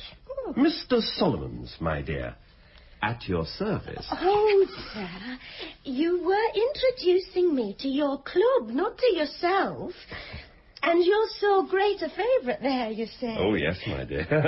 Well, there's Mrs. Mantrap, Lady Betty Blacking, the Countess of Sligo, Mrs. Longhorns, old Miss Biddy Buckskin, and your humble servant. Keep up the spirit of the place. Then it's a very merry place, I suppose. Yes, as merry as cards, suppers, wine, and old women can make us. And their agreeable rattle. Egad, I don't quite like this chit. She looks knowing, methinks. You laugh, child? Oh, I can't but laugh to think what time they all have for minding their work or their family. All's well, she don't laugh at me. Do you ever work, child? Why, sure. There's not a screen or a quilt in the whole house but can witness to that. Oh, so? Then you must show me your embroidery. I embroider and draw patterns myself a little. If you want a judge of your work, you must apply to me. Oh, aye, sir. But the colours don't look well by candlelight. You shall see all in the morning. Oh, why not now, my angel?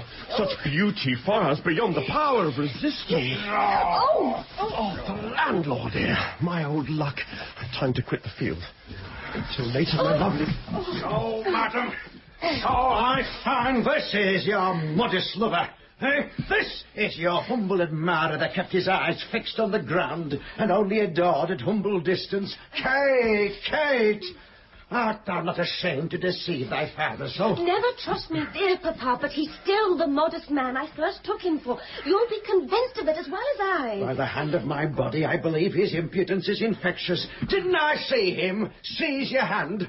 Didn't I see him haul you about like a milkmaid? And now you talk of his respect and his modesty, forsooth. But if I shortly convince you of his modesty, that he has only the faults that will pass off with time, and the virtues that will improve with age, I hope you'll forgive him. The girl would actually make me run mad. I tell you, I'll not be convinced. I am convinced! He has scarcely been 3 hours in the house, and he has already encroached on all my prerogatives. You may like his impudence and call it modesty, but my son-in-law, madam, must have very different qualifications. Sir, I asked for this night to convince you. You shall not have half the time, for I have thoughts of turning him out this very hour. Well, give me that hour, then, and I hope to satisfy you. Well, an hour let it be, then, but I'll have no trifling with your father. All fair and open, do you mind me? I hope, sir, you have ever found that I considered your commands as my pride, for your kindness is such that as yet my duty has been inclination. No.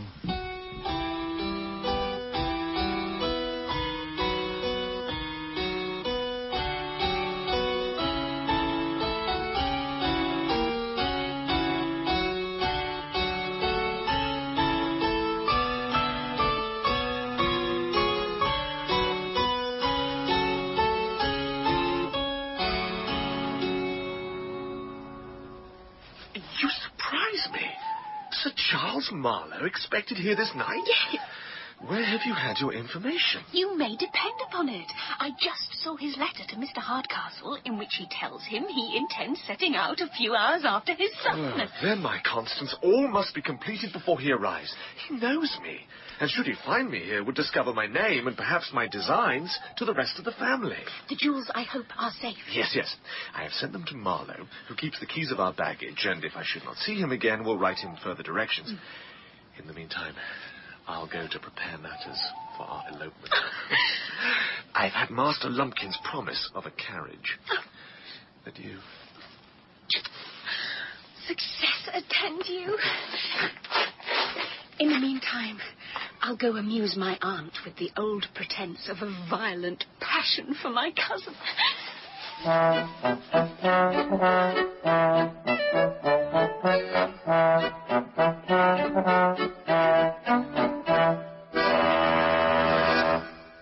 I wonder what Hastings could mean by sending me so valuable a thing as a casket to keep for him, when he knows the only place I have is the seat of my horse.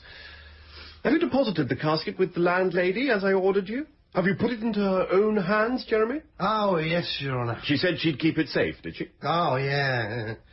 She said she'd keep it safe enough. She asked me how I came by it.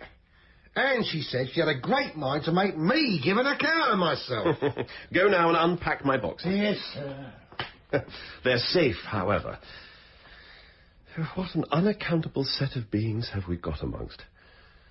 This little barmaid, though, runs in my head most strangely and drives out the absurdities of all the rest of the family. Oh, she's mine. She must be mine, or I'm greatly mistaken. Bless me. I quite forgot to tell her that I intended to prepare at the bottom of the garden. Oh, Marlowe here. And in spirits, too. Oh, give me joy, George. Crown me, shadow me with laurels. Well, George, after all, we modest fellows don't want for success among the women. Some women, you mean. But what success has your honour's modesty been crowned with now that it grows so insolent upon us? Didn't you see the tempting, brisk, lovely little thing that runs about the house with a bunch of keys to its girdle? Well, and what then? She's mine, you rogue, you. Oh, such fire, such motion, such eyes, such lips. Oh, but egad, she would not let me kiss them, though. But are you so sure, so very sure of her? Why, man, she talked of showing me her work above stairs, and I am to improve the pattern. Oh, how can you, Charles, go about to rob a woman of her honour? Oh, we all know the honour of the barmaid of an inn. No, I don't intend to rob her, take my word for it. There's nothing in this house I shan't honestly pay for. I believe the girl has virtue. And if she has, I should be the last man in the world that would attempt to corrupt it. You have taken care, I hope, of the casket I sent you to lock up? It's in safety? Yes, it's safe enough. I've taken care of it, though I was taxed to find a safe reception for it. Numbskull, I've taken better precautions for you than you did for yourself. I have what? I have sent it to the landlady to keep for you. To the landlady? The landlady. You did? I did. She's to be answerable for its forthcoming, you know. Yes, she'll bring it forth with a vengeance. But wasn't I right? I believe you'll allow that I acted prudently upon this occasion. He must not see my uneasiness. You seem a little disconcerted, though, methinks. Sure nothing has happened? No, nothing. Never was in better spirits in all my life. And so, you left it with the landlady, who no doubt very readily undertook the charge. Rather too readily, for she not only kept the casket, but through her great precaution was going to keep the messenger too. Yes. They're safe, however. As a guinea in a miser's purse. So now all hopes of fortune are at an end, and we must set off without it. Well, Charles, I'll leave you to your meditations on the pretty barmaid, and may you be as successful for yourself as you have been for me. Thank you, George. I ask no more.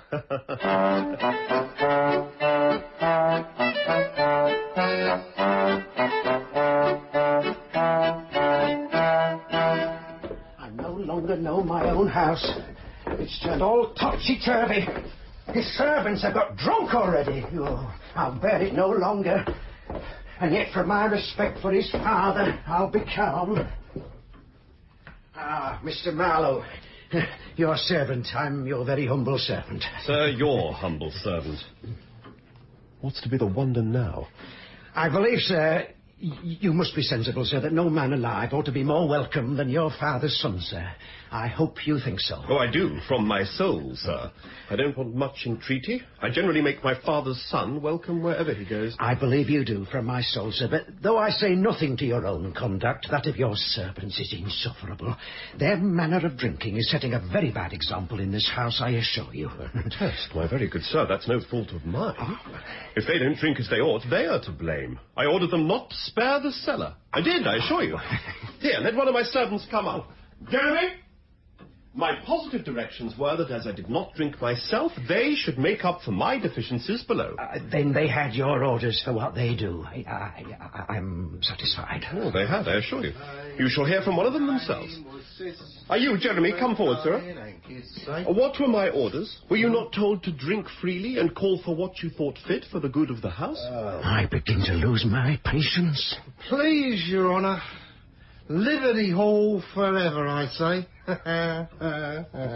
Now, I'm but a servant. I'm as good as another man. Now, I'll drink for no man before supper, sir. Damn it. Good liquor will sit upon a good supper, but a good supper will not sit upon... upon my conscience, sir. See, my old friend, the fellow is as drunk as he can possibly be. I don't know what you'd have more, unless you'd have the poor devil immersed in a beer barrel. Zoons, he'll drive me distracted if I contain myself any longer. Mr. Marlowe, sir, I have submitted to your insolence for more than 4 hours, and I see no likelihood of its coming to an end. I am now resolved to be master here, sir, and I desire that you and your drunken pack may leave my house directly. Leave your house? I'm sure you jest, my good friend. What, when I'm doing what I can to please you? I tell you, sir, you don't please me, so I desire you leave my house. I'm sure you cannot be serious. At this time of night and such a night? You only mean to banter me. I tell you, sir, I'm serious. And now that my passions are roused, I say this house is mine, sir. This house is mine, and I command you to leave it directly. It's a puddle in a storm. I shan't stir a step, I assure you. Well, this your house, fellow? It's my house. This is my house. Mine while I choose to stay. What right have you to bid me leave this house, sir? I never met with such impudence, curse me. Never in my whole life before. Nor I, confound me, if ever I did. To come to my house, to call for what he likes, to turn me out of mine own chair, to order his servants to get drunk, and then to tell me this house is mine, sir. By all that's impudent, it makes me laugh. Ha, ha, ha. Pray, sir, as you take the house, what think you of taking the rest of the furniture? What? I mean, look, there's a pair of silver candlesticks, and there's a fire screen, and here's a pair of brazen nose bellows. Perhaps you may take a fancy to them, eh? Bring me your bill, sir. Bring me your bill, and let's make no more words about it. There are a set of prints, too. What think you of the Rake's Progress for your own apartment? Bring me your bill, I say, and I'll leave you and your infernal house directly. Then there's a mahogany table that you may see your own face in. My bill, I say. I have forgot the great chair for your own particular slumbers after a hearty meal. Zoons, bring me my bill, I say, and let's hear no more. Young man, from your father's letter to me, I was taught to expect a well-bred, modest man as a visitor here. But now I find him no better than a coxcomb and a bully. But he will be down here presently, and shall hear more of it. I shall tell him of his son's impudence. A brazen-faced jackanapes! How's this? Sure, I have not mistaken the house. Everything looks like an inn. The servants cry cunning. The attendance is awkward. The barmaid, too, to attend us. But she's here and will further inform me. Whither so fast, child? A word with you. Let it be short, then. I'm in a hurry. I believe he begins to find out his mistake, but it's too soon quite to undeceive him. Pray, child, answer me one question. What are you, and what may your business in this house be? A relation of the family, sir. What, a poor relation? Yes, sir. A poor relation appointed to keep the keys, and to see that the guests want nothing in my power to give them. That is, you act as the barmaid of this inn. Inn? Oh, Lord! What brought that in your head? One of the finest families in the county keep an inn. Old Mr. Hardcastle's house an inn. Mr. Hardcastle's house? Is this Mr. Hardcastle's house, child? Aye, sure. Whose else should it be? So then all's out, and I have been damnably imposed on. Oh, confound my stupid head. I shall be laughed at over the whole town. I shall be stuck up in caricature in all the print shops. The Dullissimo Macaroni. To mistake this house of all others for an inn, and my father's old friend for an innkeeper. Oh, what a swaggering puppy must he take me for. What a silly puppy do I find myself! Well, there again, may I be hanged, my dear, but I mistook you for the barmaid. Oh, dear me, dear me. I'm sure there's nothing in my behaviour to put me upon a level with one of that stamp. Nothing, my dear, nothing. But I was in for a list of blunders. Could not help making you a subscriber. My stupidity saw everything the wrong way. I mistook your assiduity for assurance and your simplicity for allurement. Oh. But it's over. This house I no more show my face in. I hope, sir, I have done nothing to disoblige you. I'm sure I should be sorry to affront any gentleman who has been so polite and said so many civil things to me. I'm sure I should be sorry if he left the family upon my account. I'm sure I should be sorry people said anything amiss, since I have no fortune but by my character. By heaven, she weeps. This is the first mark of tenderness I ever had from a modest woman, and it touches me. Excuse me, my lovely girl. You are the only part of the family I leave with reluctance. But to be plain with you, the difference of our birth, fortune, and education make an honourable connexion impossible.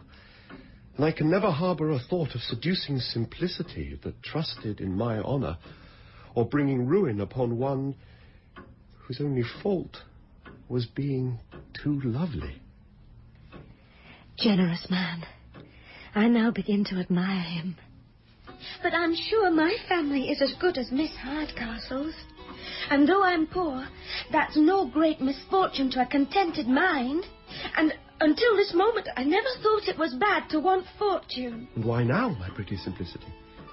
Because it puts me at a distance from one that if I had £1,000, I would give it all to. Simplicity bewitches me, so that if I stay, I'm undone. I must make one bold effort and leave her. Your partiality in my favour, my dear, touches me most sensibly. And were I to live for myself alone, I could easily fix my choice. But I owe too much to the opinion of the world, too much to the authority of a father, so that I can scarcely speak it. It affects me. Farewell. I never knew half his merit till now. He shall not go if I have power or art to detain him. I'll still preserve the character in which I stoop to conquer, but will undeceive my papa, who perhaps may laugh him out of his resolution.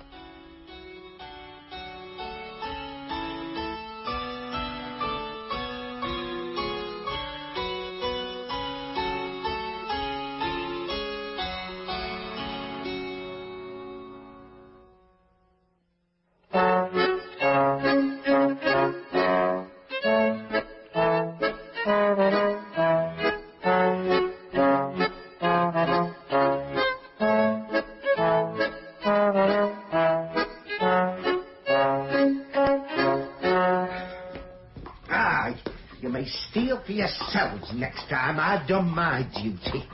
She's got the jewels again, that's a sure thing, but she believes it was all a mistake of the servants. But, my dear cousin, sure you won't forsake us in this distress.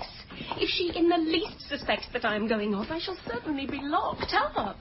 Or sent to my Aunt Pettigrew's, which is 10 times worse. Oh, to be sure.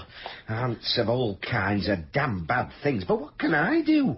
I've got you a pair of horses that'll fly like Whistlejacket, and I'm sure you can't say but I've courted you nicely before her face. Here she comes. We must court a bit or two more for fear she should suspect us. Sit with me on the love seat. Well, I was greatly fluttered, to be sure. But my son tells me it was all a mistake of the servants. I shan't be easy, however, till they are fairly married, and then let her keep her own fortune. But what do I see? Fondling together as I'm alive. I never saw Tony so sprightly before. Have I caught you, my pretty chances of broken murmurs? As for murmurs, Mother, we grumble a little now and then, to be sure, but there's no love lost between us. A mere sprinkling Tony upon the flame, only to make it burn brighter. Cousin Tony promises to give us more of his company at home. Indeed, he shan't leave us any more. It won't leave us, Cousin Tony, will it? Oh, it's a pretty creature. No, I'd sooner leave a hare in her form, the dogs in full cry, or my horse in a pound, than leave you when you smile upon one so. Your laugh makes you so becoming. Agreeable, cousin. Who can help admiring that natural humour, that pleasant, broad, red, thoughtless... Oh, it's a bold face. The innocence. I'm sure I always loved Cousin Con's hazel eyes and her pretty long fingers that she twists this way and that over the haspicals like a parcel of bobbins. Oh, he would charm the bird from the tree. Oh, I was never so happy before. My boy takes after his father, poor Mr. Lumpkin. Exactly. The jewels, my dear Con, shall be yours incontinently. Oh. You shall have them. Is he a sweet boy, my dear? Oh. You shall be married tomorrow, and we'll put off the rest of his education, like Dr. Drowsy's sermons, to a fitter opportunity. Squire, I've got a letter for your worship. Oh, give it to my mamma. She reads all my letters first. Oh, I'd orders to deliver it into your own hands. Who does it come from? Oh, your worship mustn't ask that of the letter itself. I wish I could read to know. I'm done. A letter to him from Hastings. I know the hand. If my aunt sees it, we are ruined forever. I'll keep her employed a little if I can. But I have not told you, madam, of my cousin's smart answer just now to Mr. Marlowe. We so laughed. You must know, madam. This way a little. He must not hear us. Damn cramped piece of penmanship as ever I saw in my life. I can read your print hand very well, but here there are such handles and shanks and dashes, one can scarce tell the head from the tail. To Anthony Lumpkin, Esquire. Well, it's very odd. I can read the outside of my letters where my own name is well enough, but when I come to open it, oh, it's all buzz. Oh, that's hard, very hard. For the inside of the letter is always the cream of the correspondence. Very well. So my son was too hard for the philosopher. Yes, madam. But you must hear the rest, madam. A little more this way, or he can hear us. You'll hear how he's puzzled it. Well, he seems strangely puzzled now himself, methinks. Oh, it's a damned up and down hand, as if it was disguised in liquor. Dear Squire. Aye, that's that. Then there's an M and a T and an S. Oh, but whether the next be a Z or an R, confound me, I cannot tell. Oh, what's that, my dear? Oh. Can I give you any assistance? Pray, Aunt, let me read it. Nobody reads a cramp hand better than I. Do you know who it is from? Can't tell, except from Dick Ginger, the feeder. Aye, so it is. Dear Squire, hoping that you're in health, as I am at this present, the gentleman of the Shag Bag Club has cut the gentleman of Goose Green quite out of feather. Oh. The odd battle, Yeah. long fighting. Here, it's all about cocks and fighting. It's of no consequence. Here, put it up. I tell you, miss, it's of all the consequence in the world. I would not lose the rest of it for a guinea. Here, Mother, do you make it out? No consequence. Well, how's this? Dear Squire, I am now waiting for Miss Neville, with a post-chaise and pair at the bottom of the garden. But I find my horses yet unable to perform the journey.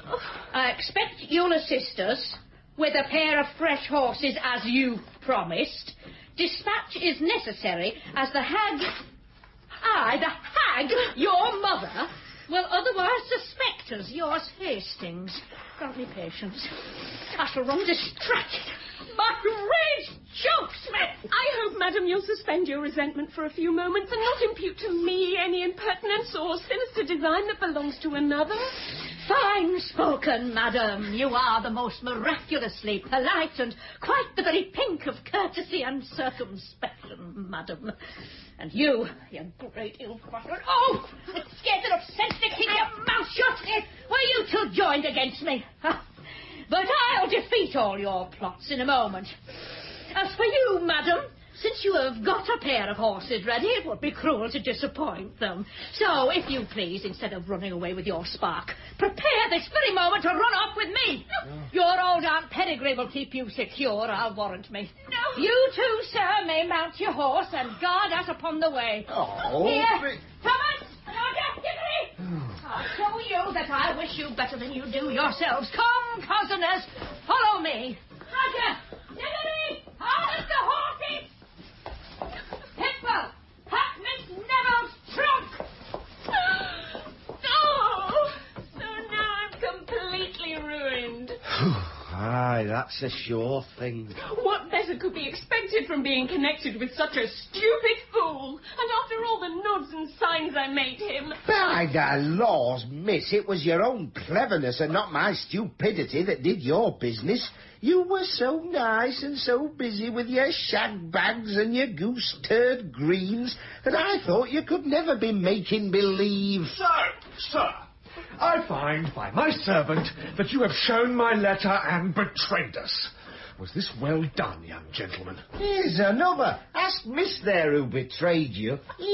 God, it was her doing, not mine. So I have been finely used here among you, rendered contemptible, driven into ill manners, despised, insulted, laughed at. Here's another. We shall have old Bedlam broke loose presently. And there, sir, is the gentleman to whom we all owe every obligation. What can I say to him? A mere boy, an idiot, whose ignorance and age are a protection. A poor, contemptible booby that would but disgrace correction. Yet with cunning and malice enough to make himself merry with all our embarrassments. An insensible cub, bepinked with tricks and mischief.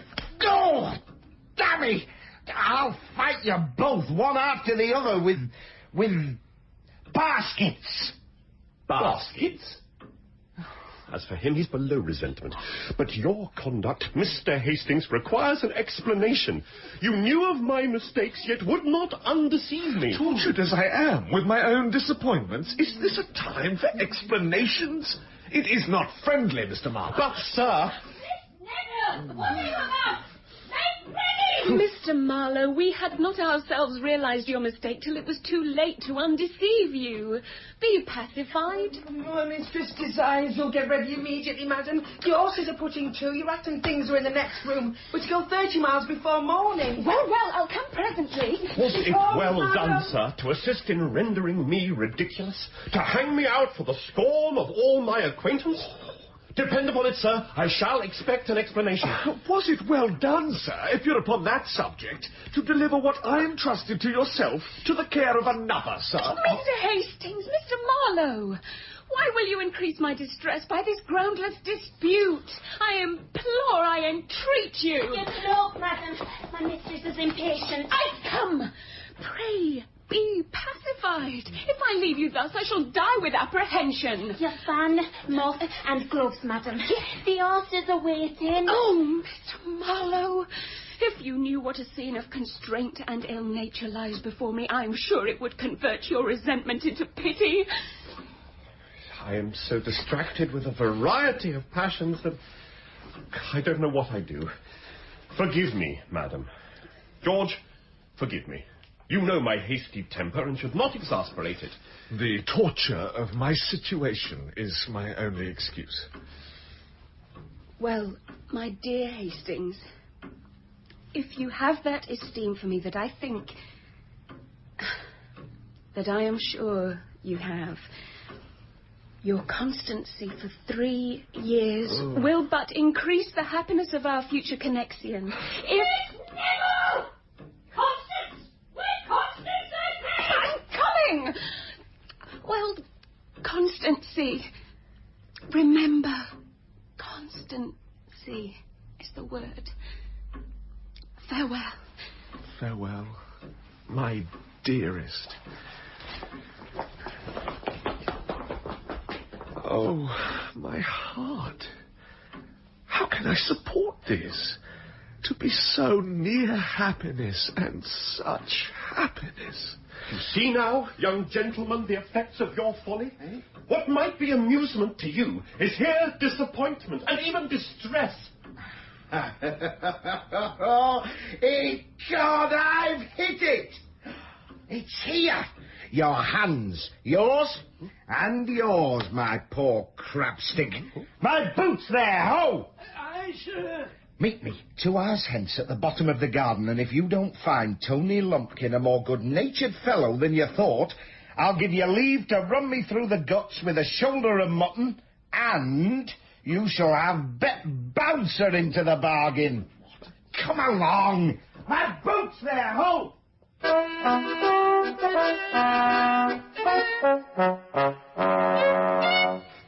You saw the old lady and Miss Neville drive off, you say? Yes, Your Honour. They went off in a postcoach and the young squire went on horseback. They're 30 miles off by this time. Then all my hopes are over. Yes, sir, and old Sir Charles has arrived. He and the old gentleman of the house have been laughing, and Mr. Marlowe's going to take this half hour. Sir Charles knows me. I must not be seen.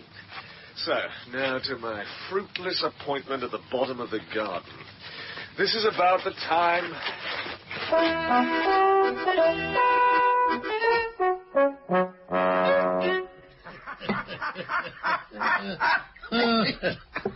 The peremptory tone in which he sent forth his sublime commands, what? And the reserve with which I suppose he treated all your advances. And yet he might have seen something in me above a common innkeeper, too. Yes, Dick, but he mistook you for an uncommon innkeeper. Well, I'm in too good spirits to think of anything but joy. Oh, yes, my dear friend. This union of our families will make our personal friendship hereditary. And though my daughter's fortune is but small... Why, Dick, will you talk of fortune to me? My son is possessed of more than a competence already, and can want nothing but a good and virtuous girl to share his happiness and increase it. If they like each other, as you say they do. If, man, I tell you they do like each other. My daughter as good as told me so. Yeah, but girls are apt to flatter themselves, you know. I saw him grasp her hand in the warmest manner myself. And here he comes to put you out of your ifs, I warrant him. Well, sir, well... I come, Father, once more to ask pardon of Mr. Hardcastle for my strange conduct. I can scarce reflect on my insolence without confusing. Oh, tut boy, a trifle. You take it too gravely. An hour or two's laughing with my daughter will set all to rights again. She'll never like you the worse for it. Sir, I shall always be proud of her approbation. Approbation is but a cold word, Mr. Marlowe. If I am not deceived, you have something more than approbation thereabouts. You take me, eh? Really, sir, I have not that happiness. Oh, come, boy. I'm an old fella and knows what's what as well as you that are younger. I know what has passed between you, but Mum, eh? Mum. Sure, sir, nothing has passed between us but the most profound respect on my side and the most distant reserve on hers. You don't think, sir, that my impudence has been passed upon all the rest of the family? Impudence? No, I don't say that. Not quite impudence, though girls like to be played with and rumpled a little too sometimes. but she has told no tales, I assure you. I never gave her the slightest cause. Then you are not your father's son, sir? Well, I like modesty in its place well enough, but this is overacting, young gentleman. You may be open.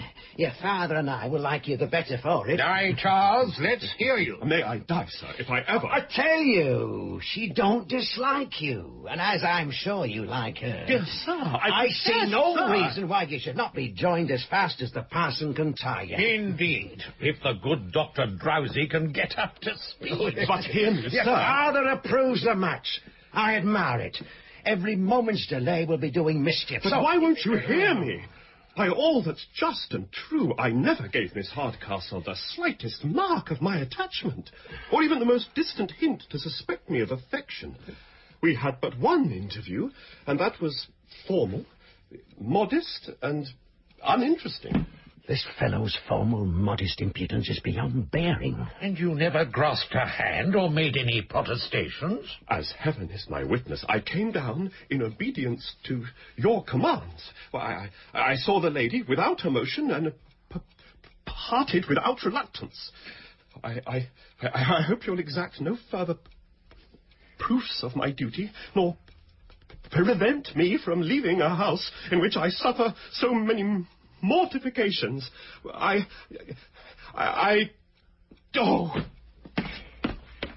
I'm astonished at the air of sincerity with which he parted. And I'm astonished at the deliberate intrepidity of his assurance. I dare pledge my life and honour upon its truth. Well, here comes my daughter, and I would stake my happiness upon her veracity. Kate, come hither, child. Sit.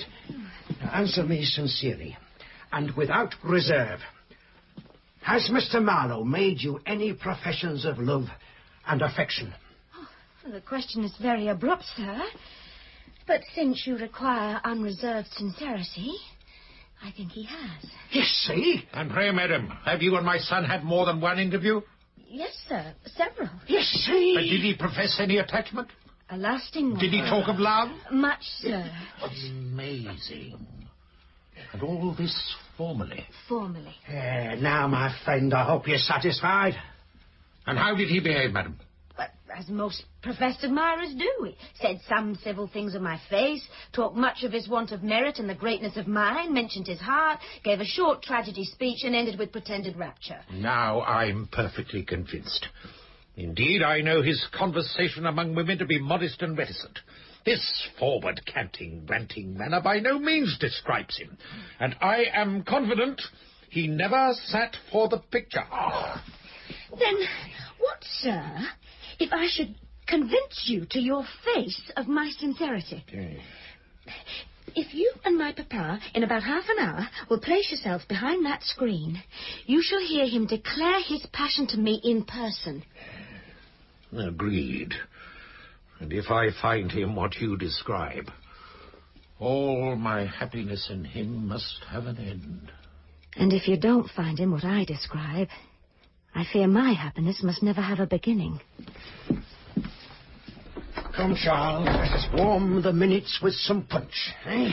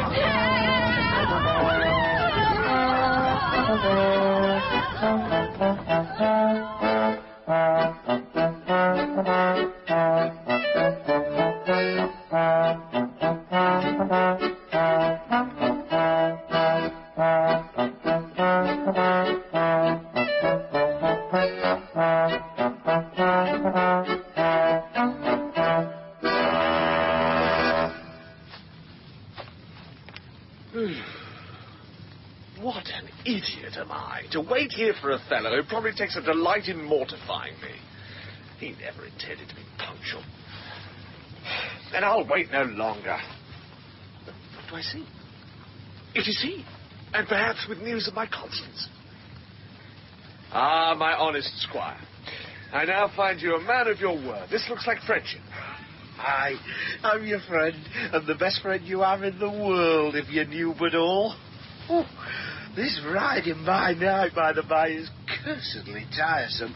It shook me worse than the basket of a stagecoach. But how? Where did you leave your fellow travellers? Are they in safety? Are they housed?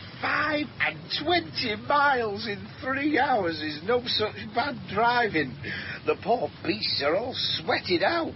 Dang me, but I'd rather ride 40 miles after a fox than 10 with such vermin. Well, but where have you left the ladies? I die with impatience. Left them? Why, where should I leave them but where I found them? This is a riddle. Riddle me this, then. What's that goes round the house and round the house and never touches the house?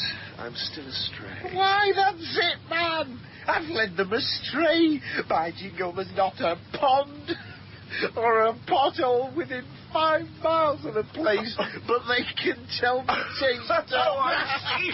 I understand you. You took them in a round while they supposed themselves going forward. And so you at last brought them home again. You shall hear.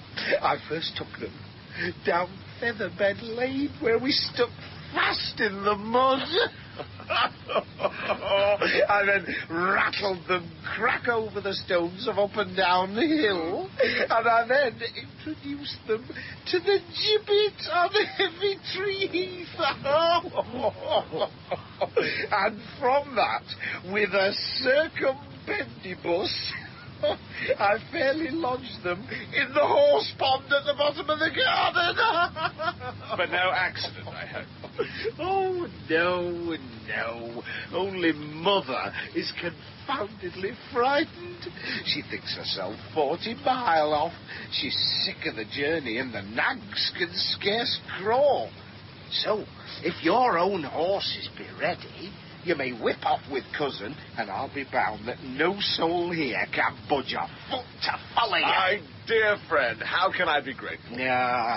Now it's dear friend, noble squire. Just now it was all idiot, cub, and run me through the guts. Damn your way of fighting, I say. After we take a knock in this part of the country, we kiss and be friends. But if you had run me through the guts, then I should be dead, and you might go kiss the hangman. The rebuke is just. But I must hasten to relieve Miss Neville. If you keep the old lady employed, I promise to take care of the young one. Never fear me. Oh, here she comes, vanishing. She's got from the pond and draggled up to her waist like a mermaid.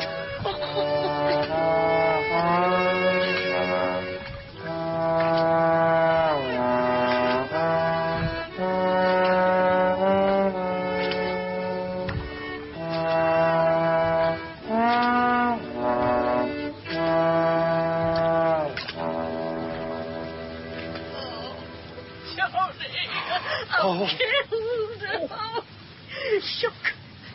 Battered to death. I shall never survive it.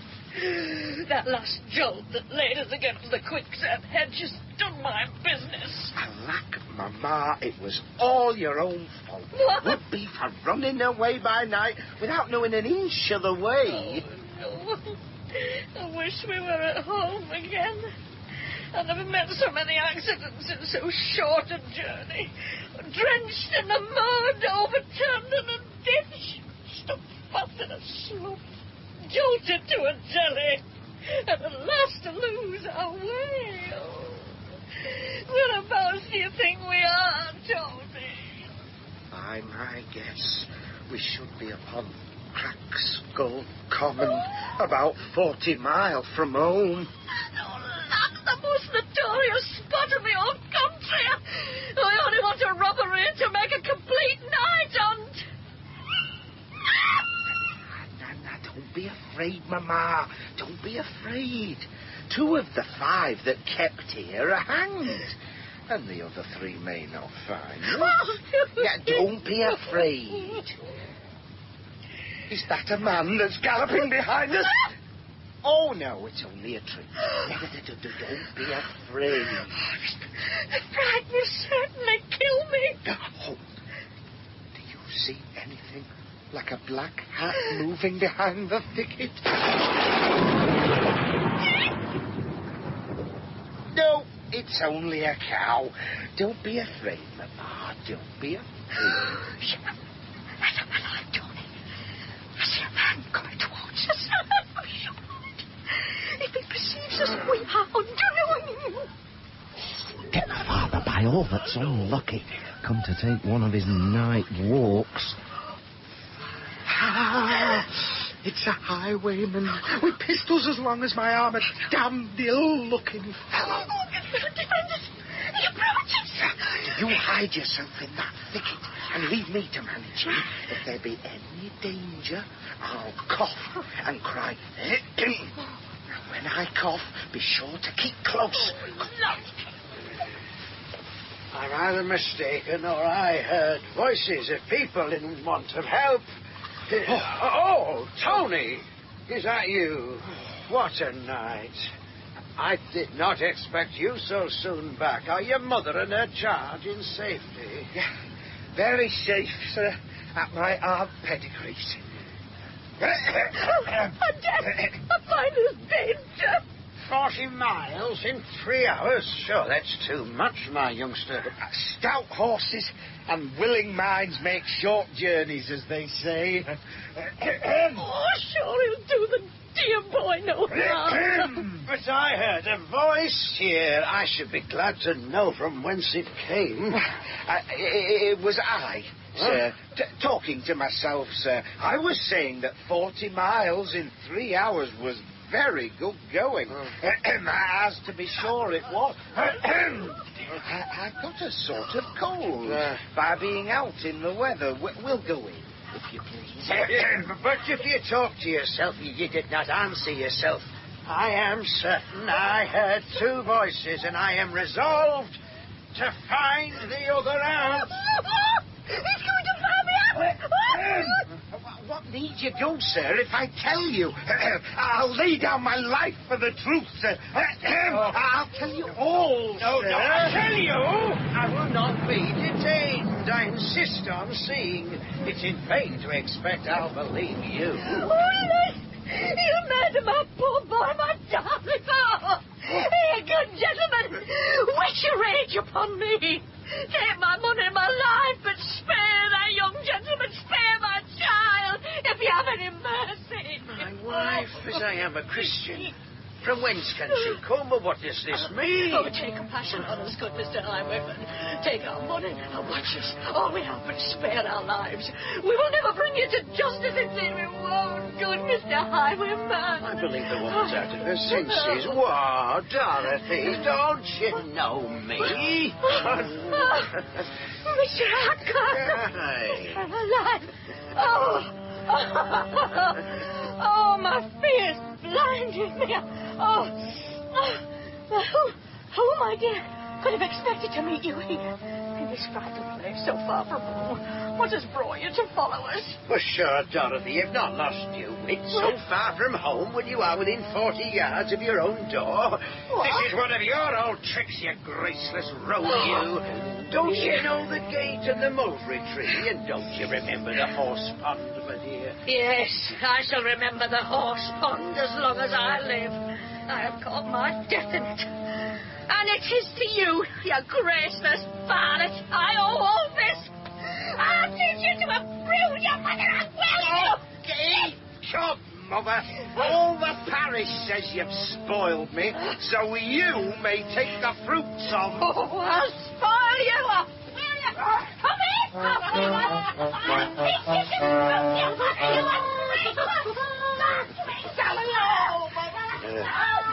There's morality, however, in his reply.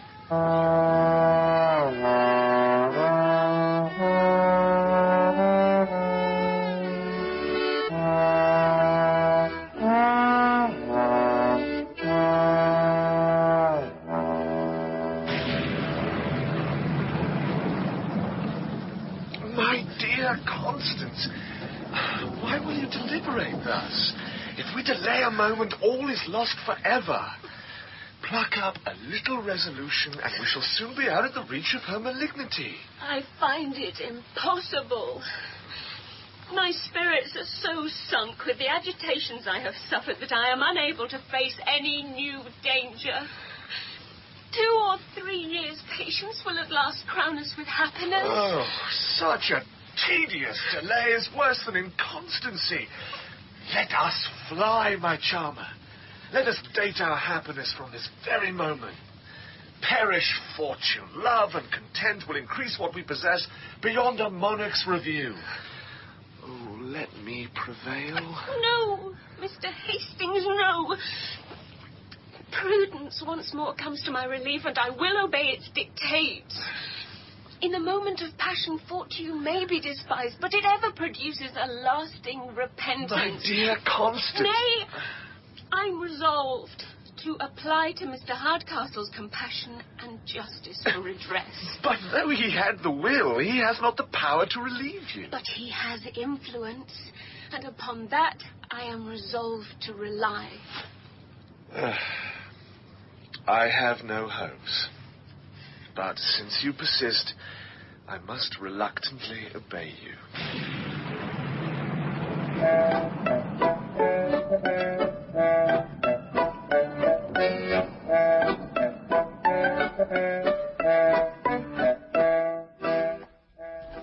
This way, Sir Charles. What a situation am I in? If what you say appears, I shall then find a guilty son. If what he says be true, I shall then lose one that of all others I most wished for a daughter. I am proud of your approbation, and to show I merit it, if you place yourself as I directed behind this screen, you shall hear his explicit declarations.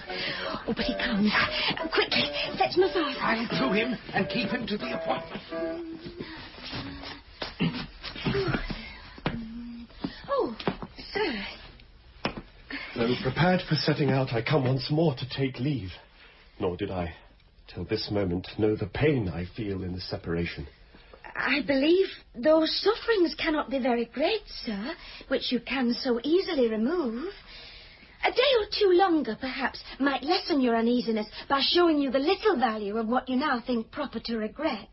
This girl every moment improves upon me. It must not be, madam. I have already trifled too long with my heart. My very pride begins to submit to my passion. The disparity of education and fortune, the anger of a parent, and the contempt of my equals begin to lose their weight. And nothing can restore me to myself but this painful effort of resolution. Then go, sir.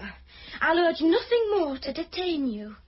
Though my family be as good as hers that you came down to visit, and my education, I hope, not inferior, what are these advantages without equal affluence? I must remain contented with the slight approbation of imputed merit. I must have only the mockery of your addresses, while all your serious aims are fixed on fortune. Here, behind the screen, I make no noise. I'll engage my Kate covers him with confusion at last. By heavens, madam, fortune was ever my smaller consideration. Your beauty at first caught my eye, for who could see that without emotion? But every moment that I converse with you steals in some new grace, heightens the picture and gives it stronger expression. What at first seemed rustic plainness now appears refined simplicity. What seemed forward assurance now strikes me as the result of courageous innocence and conscious virtue. What can it mean? He amazes me. I told you how it would be. Tush! I am now determined to stay, madam, and I have too good an opinion of my father's discernment when he sees you to doubt his approbation. No, Mr. Marlowe, I will not, cannot detain you. Do you think I could suffer a connection in which there is the smallest room for repentance? Do you think I would take the mean advantage of a transient passion to load you with confusion? Do you think I could ever relish that happiness which was acquired by lessening yours? By all that's good, I can have no happiness but what's in your power to grant me. Nor shall I ever feel repentance, but in not having seen your merits before. I will stay. even contrary to your wishes, and though you should persist to shun me, I will make my respectful assiduities atone for the levity of my past conduct. I was never so confounded. I told you how it would be. He'll deny every syllable of this to our faces. Sir, I must entreat you'll desist. As our acquaintance began, so let it end, in indifference. I might have given an hour or two to levity. But seriously, Mr. Marlowe, do you think I could ever submit to a connection where I must appear mercenary and you imprudent? Do you think I could ever be over-eager for the confident addresses of a secure admirer?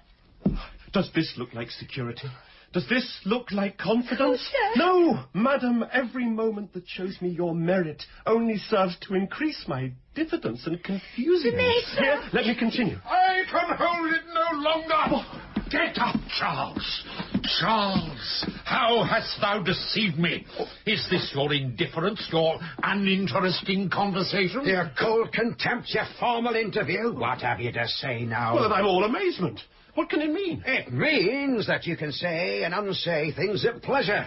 That you can address a lady in private and deny it in public. That you have one story for us and another for my daughter. Daughter? This lady? Your daughter? Yes, sir. My only daughter. My Kate. Well, who else should she be? Oh, the devil! Yes, sir. That very identical, tall, squinting lady you were pleased to take me for. She that you addressed as the mild, modest, sentimental man of gravity and the bold, forward, agreeable rattle of the ladies' club. Oh, soon, there's no bearing this. It's worse than death. In which of your characters, sir, will you give us leave to address you? As the faltering gentleman with looks on the ground that speaks just to be barely heard and hates hypocrisy, or the loud, confident creature that keeps it up with Mrs. Mantrap and old Miss Biddy Buckskin till 3 in the morning? Oh, curse on my noisy head. I never attempted to be impudent yet that I was not taken down. I must be gone. By the hand of my body, but you shall not. I see it was all a mistake, and I am rejoiced to find it. You shall not stir, I tell you. I know she'll forgive you. Won't you forgive him, Kate? We'll all forgive you. Take courage, man. Come, sir. Shall I show you my work above stairs? Oh, well, Charles, let us find Mrs. Hardcastle and give her the good news, eh? What? Indeed.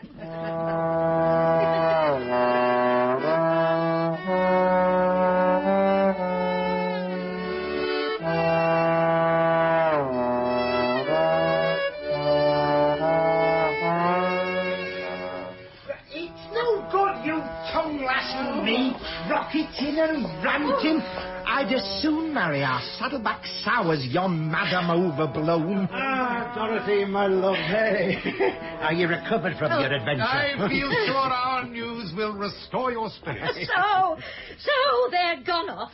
Let them go. I care not. Who gone? My dutiful niece and her gentleman, Mr. Hastings, from town.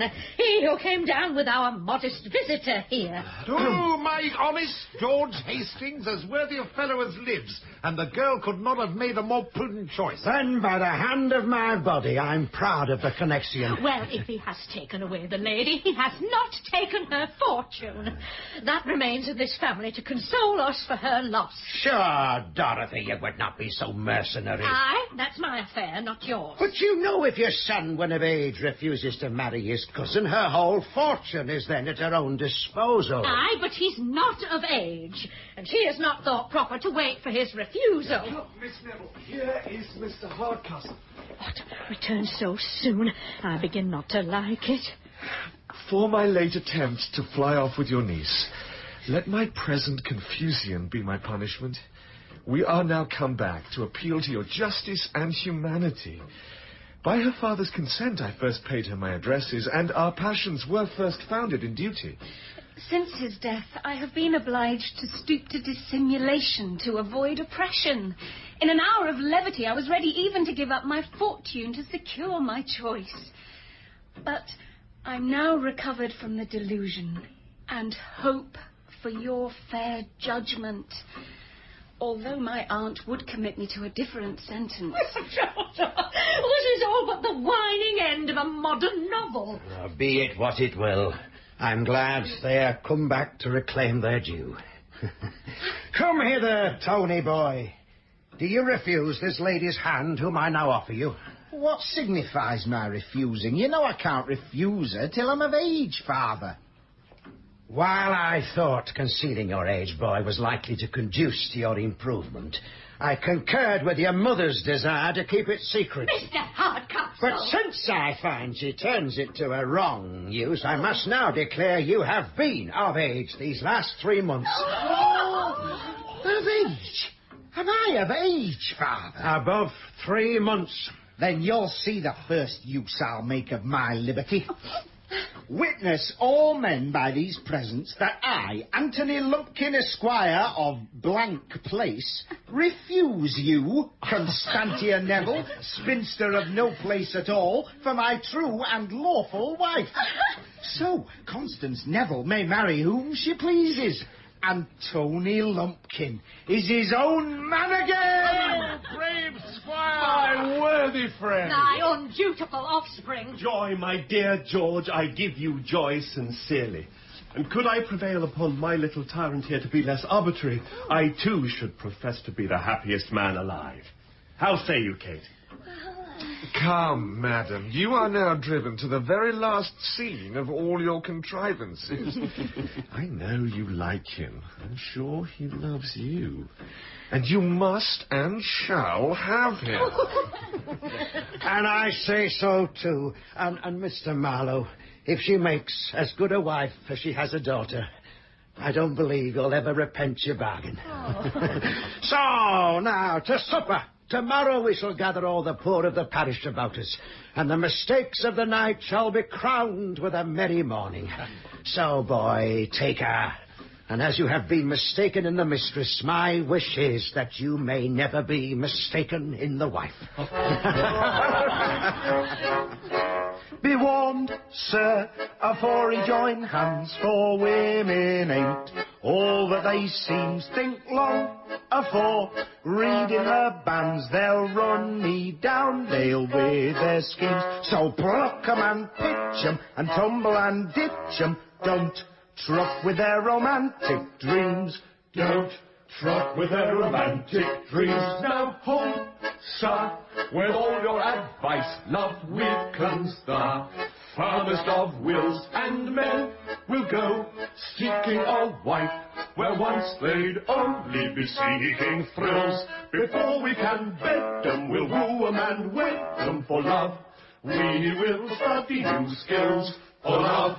We will study new skills. Now girls will make dutiful wives, applying themselves right from the start. But women won't give up their lives just because they relinquish their heart. In love your respect us not vanquish or vex us, for we never have their part, and stooping to conquer is their art. For we never have their part, and stooping to conquer is their art.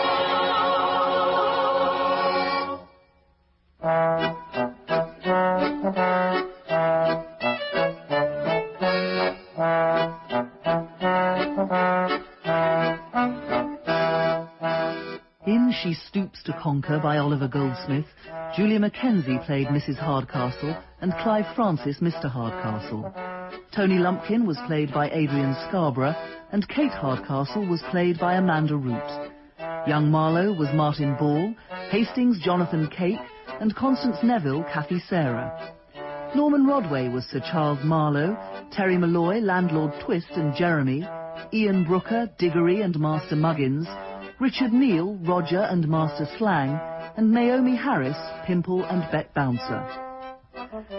The adaptation and additional lyrics were by Sue Wilson. The music was composed and played by Anthea Gomez with Catherine Gittings and Martha Ann Brooks. She Stoops to Conquer was produced in Birmingham by Sue Wilson. Huey, introduced for us by Professor Chris Bixby. Huey came late in Eugene O'Neill's career. Indeed, its first production in 1958 took place several years after his death. though it was written at the beginning of the Second World War, shortly after he finished work on The Iceman Cometh. To all intents and purposes a monologue, it consists of the stories told by a hotel guest to the night clerk, stories designed, above all, to defer the moment when he'll have to climb the stairs to his solitary room, where today, tomorrow, death waits. The hotel, we're told, is forced to deteriorate in order to survive, and much the same could be said of the central character in Hughie, whose life seems empty of the very energy and variety which his stories seem to celebrate. Meanwhile, his nervous chatter contrasts with the sullen resignation of the clerk, who simply waits out his time, measuring his days with the reassuring banalities of routine. The Hughie of the title never puts in an appearance. He is the former night clerk, now dead, who his successor is invited to replicate, as if there can be no acknowledgement of death, as though the two figures were necessarily interchangeable. O'Neill was himself born in a hotel room and feared the prospect of one day dying in one. Indeed, in some ways, Hughie can be seen as the self-portrait of a writer who himself, of course, was a generator of stories, pitching his fictions against a growing sense of absurdity, against the ironies of existence. For the fact is that O'Neill was suffering from a Parkinson's-like disease, which slowly stripped him of the power to write. It could take him 15 minutes to inscribe his own name. And indeed, Hughie is the closest O'Neill came to writing like Samuel Beckett. It's certainly tempting to hear echoes of Krapp's Last Tape, or even Waiting for Godot in this play, in which two people pass the time, waiting for what they fear and perhaps welcome. In November 1953, 5 years before Hughie received its first production, Eugene O'Neill, the great storyteller, was finally silenced. He died in a hotel room. Bay Area Radio Drama presents Hughie by Eugene O'Neill, directed by Jose Quintero, with Jason Robards as Erie and Jack Dodson as the night clerk. Hughie by Eugene O'Neill.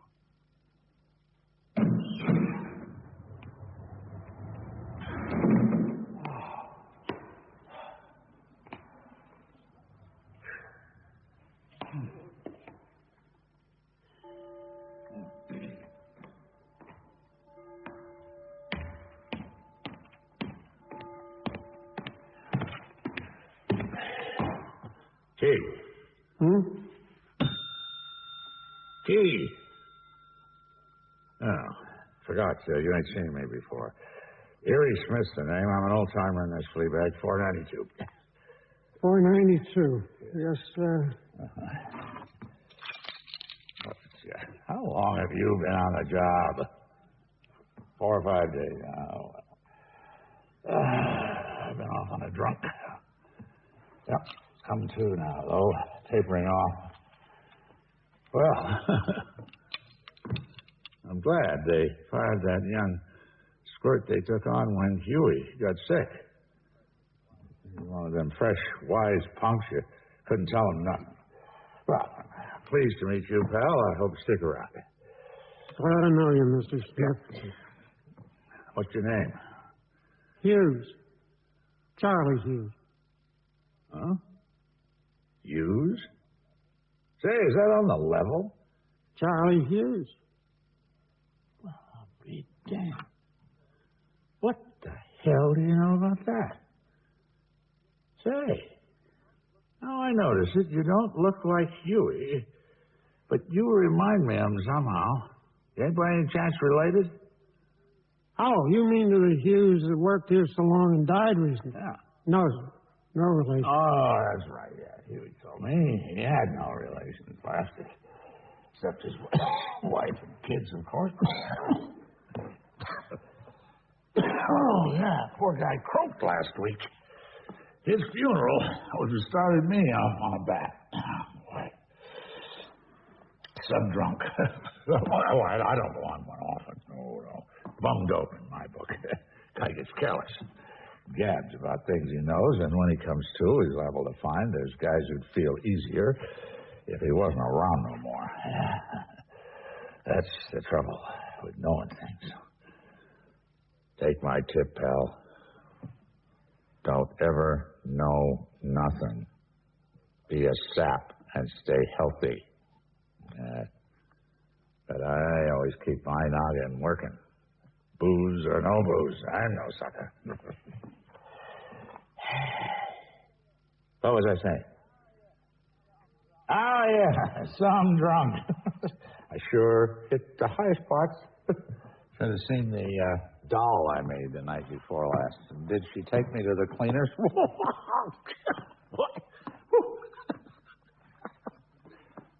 I'm a sucker for blondes. You're married, ain't you? Yes, sir. Yeah, like 10 to 1 on it. You got that old look like Huey had. Maybe that's the resemblance. Kids, too, I bet. Yes, sir, 3. You're worse off than Huey was. He only had 2. 3, huh? Well, that's what comes from being careless. Yeah. Eddie, the oldest, is 11 now. Or is it 12? Well, I suppose marriage ain't such a bum racket if you're made for it.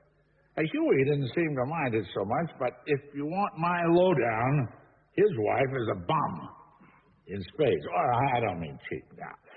With her puss and figure, she'd never make no one except she raided a blind asylum. Hi, my feet ache. I wish 492 would stop talking and go to bed. How old are you? Now, you wait. Let me guess. You look 50 or over, but I'll lay you 10 to 1. You're 43 or maybe 44. I'm 43. I win, huh? Oh, I sure can call the turn on ages, buddy. Maybe it is 44. You ought to see the dolls get sored up when I pull it on that. Yeah, you're like Huey. Uh-huh. Looked like he'd never see 50 again, and he was only 43. Maybe I ought to get those shoes I see advertised for fallen arches. Yeah, they cost $8, so that's all. Make another little bet on you. Born and raised in the sticks, wasn't you? Well, I come originally from Saginaw, Michigan, but I've lived in the big town so long I consider myself a New Yorker now. Oh, I don't deserve no medal for picking that one. No. Nearly every guy I know on the big stem, and I know most of them, hails from the sticks. Now, take me. You'd never guess it, but I was dragged up in Erie, PA. Ain't that a knockout? Erie, PA? That's how I got my moniker. No one calls me nothing but Erie. You better call me Erie, too, pal, or else I won't know when you're talking to me. All right, Erie. Got a boy. Here's another knockout. Smith is my real name. Broadway guy like me named Smith, that's my real name. Ain't that a knockout? You know, I don't remember nothing much about Erie, PA, you understand? Or want to. Oh, boy, that was some punk bird. After grammar school, my old man put me to work in his store dealing out groceries. Some punk job. But I stuck it. Yeah, stuck it. Till I was 18 before I took a run-out powder. Speaking of marriage, now that was the big reason I ducked. A doll nearly had me hooked for the old shotgun ceremony. Closest I ever come to being played for a sucker. This doll in Erie, Daisy was her name, one of them dumb, wide-open dolls. All the guys give her a play. Then one day, she wakes up and finds out she's going to have a kid. Well, I never figured she meant to frame me in particular. Way I figured she didn't have no idea who, so she holds a lottery all by herself. Put about 1,000 guys' names in a hat, all she could remember, drew one out, and I was it. When she told her Ma told her Pa, and her Pa come around looking for me. Well, I was no fall guy even in those days. I took it on the lam for Saratoga to look the bangtails over. I started to be a horse player back in the area, though I'd never seen a track, and I've been one ever since. And I ain't done so bad, brother. I made some killings in my time the gangs still gab about. I've been the big bucks more than once, and I will be again. Well, of course, I've got breaks. What the hell? I always get by. When the horses won't run for me, there's always draw or stud, and when they're bad, there's a crap game, and when they're all bad, There's always bucks to be picked up from little errands I ain't talking about, which they give to a guy who can keep his clam shut. I get along, buddy. I get along fine. Yes, sir. Sorry if I'm keeping you up, sport.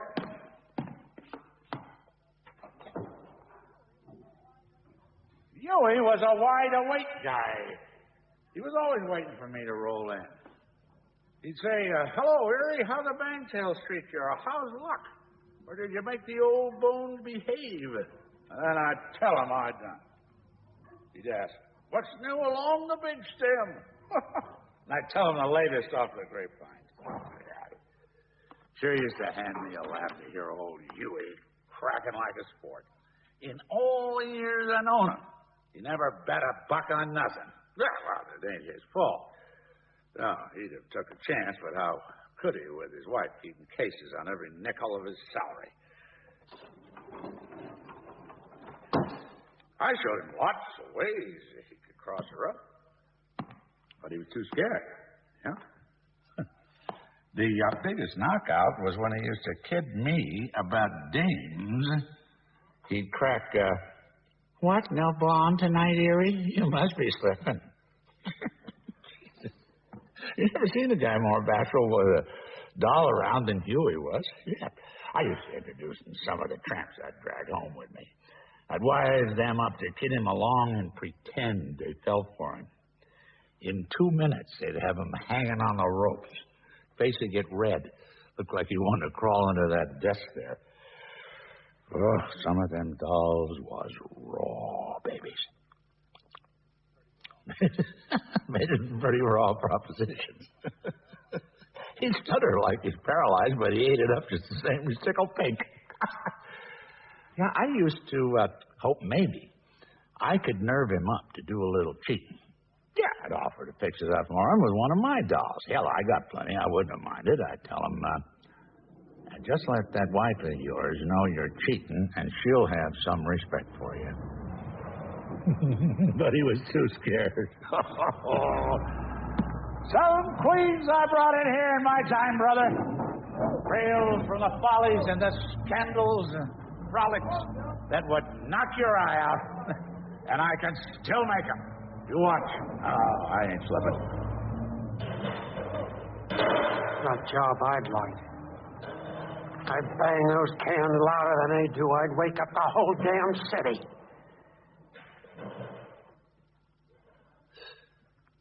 Jesus, what a dummy. Well, might as well hit the hay, I guess. Good night, Mr. Smith. Hope you have a good rest.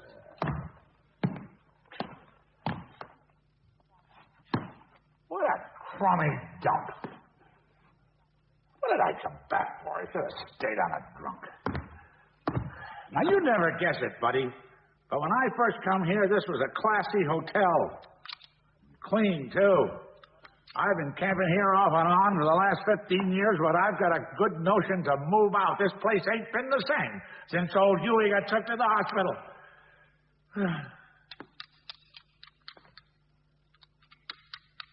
Oh, the hell, we're going to bed. Yep. Hell, I just lie there worrying. Believe me, brother, never been a guy to worry. But this time I got to. If I ain't a sap. Well, that's too bad, Mr. Smith, but they say most of the things we worry about never happen. Yeah, well, this thing happens, pal. I ain't want to bet at nothing since Huey got took to the hospital. I'm jinxed. And that ain't all. What the hell? You're right. Something always turns up for me. I was born lucky. Oh, I ain't worried. I'm just moaning low. You know how it is when you're coming off a drunk. Yeah, Brooklyn boys march over the bridge with bloodhounds to hunt you down. I'm still carrying the torch for Huey. His checking out was a real KO for me. Damned if I know why. You know, lots of guys I've been pals with croaked or booze or something or got rubbed out, and I always took it as part of the game. Hell, we all got a croak, huh? Look, here today, gone tomorrow. When a guy's dead, he's dead. He don't give a damn, so why should anybody else, huh? Well.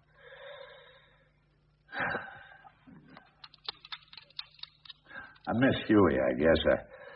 I got to like him a lot. Why, not that he was ever real pals, you understand? He didn't run in my class, no. Didn't know none of the answers. He was just a sucker. But I sure am sorry he's gone. You missed a lot not knowing Huey, pal. He sure was one grand little guy.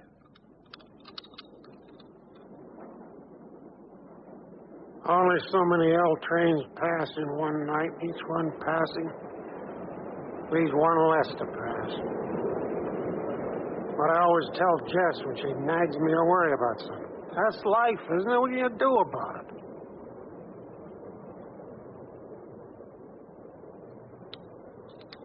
Say, you do remind me of Huey somehow, pal. You got that same look on your map. Well, I suppose it's only the old night clerk look. There's one of them born every minute. Yeah, Mr. Smith. That's what Barnum said. It certainly is true, isn't it? Nix on the Mr. Smith stuff, Charlie. There's 10 of them born every minute. Call me Erie, like I told you. All right, Erie. Yeah. Huey sure was one grand little guy. All the same, like I said, he wasn't the kind of a guy you'd figure a guy like me take to. Because he was a sucker, see? Kind of a sack you'd take to the cleaners 1,000,000 times and he'd never wise up. He was tough. Well, night after night, just for a gag, I'd get him to shoot crap with me on the desk here with my dice, and he never asked me to give him a once-over. Can you beat that? Oh, not that I'd ever ring in no phonies on a pal. Oh, God, I'm no heel. Anyway, I didn't need any to take Huey because he never made me knock him against nothing. Just, roll him on the desk here. Oh, boy. If they'd ever let me throw that way in a real game, I'd be worth $10 million. You know, you'd have thought that Huey got wise that something was out of order. And no matter how much he'd win on a run of luck like suckers have sometimes, I'd always take him to the cleaners in the end. But he never suspicious nothing. All he'd say was, "Gosh, Erie, no wonder you took up gambling. You sure were born lucky." Can you beat that? Of course, like I said, it was only a gag. I mean, we played with real jack just to make it look real, but it was all my jack. Huey never had no jack. His wife dealt him 4 bits a day for spending money. So I'd stake him at the start to half what I had, see? Chicken feed, I mean. We'd pretend a cent was a buck and a nickel was a fin and so on, huh? Oh, that was some big game. He got a big kick out of it. He'd get all head up. Gave me a kick, too, especially when he'd say, "Gosh, Erie, I don't wonder you never worry about money. With your luck." I just can't believe anything. Of course, I stalled him off when he wanted to shoot nights.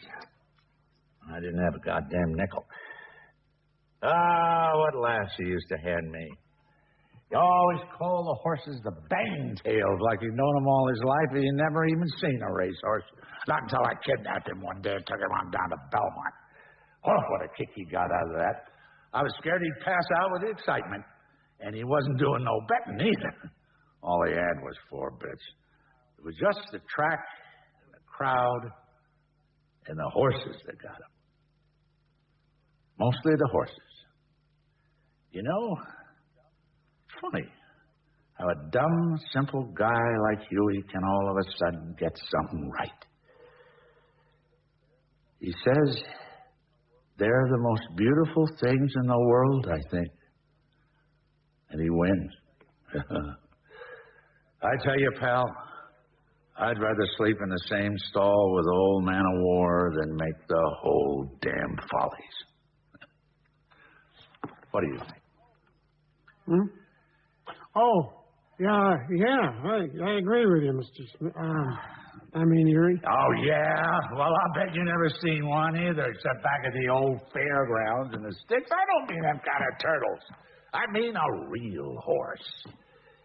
What do horses have to do with anything? For that matter, what does anything have to do with anything? And what do you think happened the next night? Damned if Huey didn't dig $2 out of his pants and try to slip them to me. Let this ride on the nose of whatever horse you're betting tomorrow, he told me. Well, I got sore. Nix, I said. If you're going to start playing sucker and betting on horse races, you don't get no assist from me. Was that a laugh, huh? Me advising a sucker not to bet when I spent most of my life telling saps a story to make him bet. I said, why'd you grab this dough out of the little woman's purse, huh? What tale you gonna give her when you lose it all? She'll start breaking up the furniture with you. No, he says. She'll just cry. Well, that's worse, I said. No guy can beat that racket. I had a doll cry on me once in a restaurant full of people till I had to promise her a diamond engagement ring to sober her up. Well, anyway, Huey sneaked the $2 back in the little woman's purse and went home that night. And that was the end of that. Boy Scouts got nothing on me, pal, when it comes to good deeds. That was one I done. Too bad I can't remember no others. Yeah, I had Huey sized up for a sap the first time I seen him. Yeah, I just rolled in from Tijuana. Made a big killing down there. I was lousy with Jack. Came all the way in a drawing room, and I wasn't lonely in it neither. There was one of those blonde movie dolls on the train. I was lucky in them days. I used to follow the horses south every winter. I don't know more. Sick of traveling. And I ain't as lucky as I was. Now, that ain't way this time I'm talking about. As soon as I hit this lobby, I see there's a new night clerk. And while I'm signing up for the bridal suite, I make a little bet with myself that he's never been nothing but a night clerk. And a win. Oh, he couldn't open up at first. Not that he was cagey about gabbing too much, but like he couldn't think of nothing about himself that was worth saying. But after he'd seen me roll in here the last one every night, and I'd stop to kid him along and tell him the tale of what I'd win that day, he got friendly and he talked. Came from a hick bird upstate. Graduated high school there and had a shot at different jobs in the old hometown, but couldn't make the grade until he was took on as a night clerk in a hotel there. Oh, then he made good. But he wasn't satisfied. Didn't like being night clerk in the town where everybody knew him. So he'd read somewhere in the Sucker's Almanac, I guess. All a guy had to do was to come to the big town, and old man Success would be waiting at the Grand Central, give him the key to the city. What a gag that is, huh? Even I believed that once, and no one ever called me sucker. But anyway, made the break, come here, and the only job he could get, night clerk. Then he fell in love, or kidded himself he was, and got married. Met her on a subway train. Stopped sudden, and she was jerked into him, and he put his arms around her, and they started talking, and the poor boob never stood a chance. She was a sales girl in some punk department store. Sick of standing on her dogs all day and all the way home to Brooklyn, too. So, the way I figure it, knowing Huey and dames, she proposed, said yes for him, and married him. And after that, of course, he never dared stop being night clerk, even if he could. Hey, maybe you think I ain't giving her a square shake, huh? Well, maybe I ain't. Never gave me one. Put me down for a bad influence and let her chips ride. And maybe Huey couldn't have done no better. Dolls didn't call him no riot. Well, Huey and her seemed happy enough the time he had me out to their flat. Well, not happy, maybe contented. No. No, that's boosting it. Resign comes nearer, as if each was giving the other a break by thinking, well, what more could I expect? How do you and your little woman hit it off, brother? Those cops would only shoot it out with a gunman some night. Nothing exciting has ever happened on any night I've lived through. Oh, God. You mean my wife? Well, we got along all right, I guess. Better lay off them headache pills, pal. The first thing you know, some guy's gonna call you dope. Daylight coming? No, it's too early yet. Well, keep hoping, pal. Huey was as big a dope as you until I gave him some interest in life. That time he took me home to dinner. What a knockout. Took him a hell of a while to get up nerve to ask me. Sure, Huey, I told him I'd be tickled to death. I was thinking I'd rather be shot. For one thing, he lived in Brooklyn, and I'd sooner take a trip to China. Another thing, I'm a guy that likes to eat what I order, and not what somebody deals me. And he had kids and a wife, and that family racket is out of my line. But Huey looked so tickled I couldn't welsh on him, and it didn't work out so bad. Of course, what he called home was only a dump of a cheap flat. Still, it wasn't so bad for a change. His wife had done a lot of stuff to doll it up. Nothing with no real class, you understand, just cheap stuff to make it comfortable. Kids wasn't the gorillas I expected, neither. No throwing spitballs in my soup and them kind of gags. They was quiet, like Huey. I kind of liked them. So, after dinner, I started telling them a story about a racehorse a guy I know owned once. I thought it was up to me to put out something, and kids like animal stories, and this one was true at that. Now, this old turtle, see, never wins a race, but he is as foxy as 10 guys. A natural-born crook. The goddamnedest thief. He'd steal anything he'd reach that wasn't nailed down. Well, I didn't get far. Huey's wife butt in and stopped me cold. Told the kids it was bedtime and hustled them off like I was giving them the measles. Got my goat, kind of. Yeah, could have liked her. A little, if she'd give me a chance. Not that she was nothing Ziegfeld would want to glorify. When you call her plain, you give her all the breaks. Oh, well, the hell with it. She had me tagged for a bum, and seeing me made her sure she was right. You can bet she told Huey never invite me again, and he never did. He tried to apologize, but I shut him up quick. He says, her mom was brought up strict. She can't help being narrow-minded about gamblers. I said, well, what's it to me? I don't want to hear your dame troubles. I got plenty of my own. Remember that doll I brung home night before last? She gives me an argument. I promised her $10.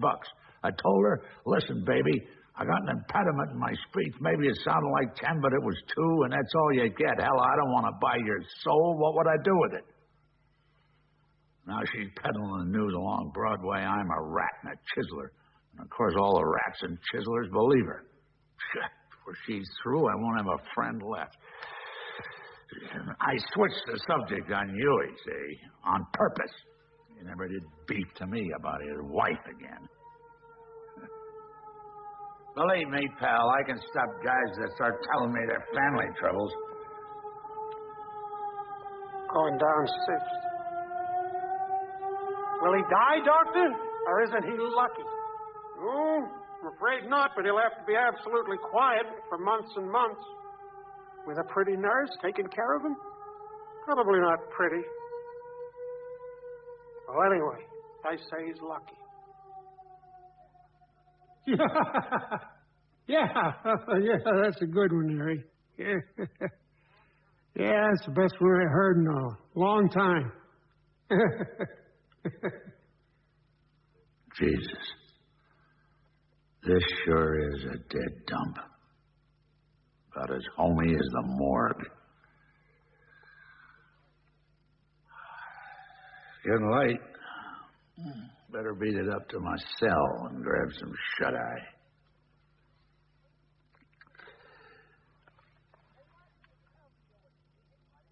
Hey, why didn't you tell me you was deep, buddy? I know guys are sensitive about them little afflictions, but I'll keep it confidential. A fireman's life must be exciting. Where's the fire? Is it a good one this time? Did it have a good start? Will it be big enough, do you think? Take my tip, pal, and don't never try to buy from a dope peddler. He'll tell you you had enough already. I mean, big enough to burn down the whole damn city. Sorry, brother, but there's no chance. There's too much stone and steel. There'll always be something left. Yeah, I guess you're right. There's too much stone and steel. I wasn't really hoping anyway. Doesn't really matter to me. Well, me for the hay.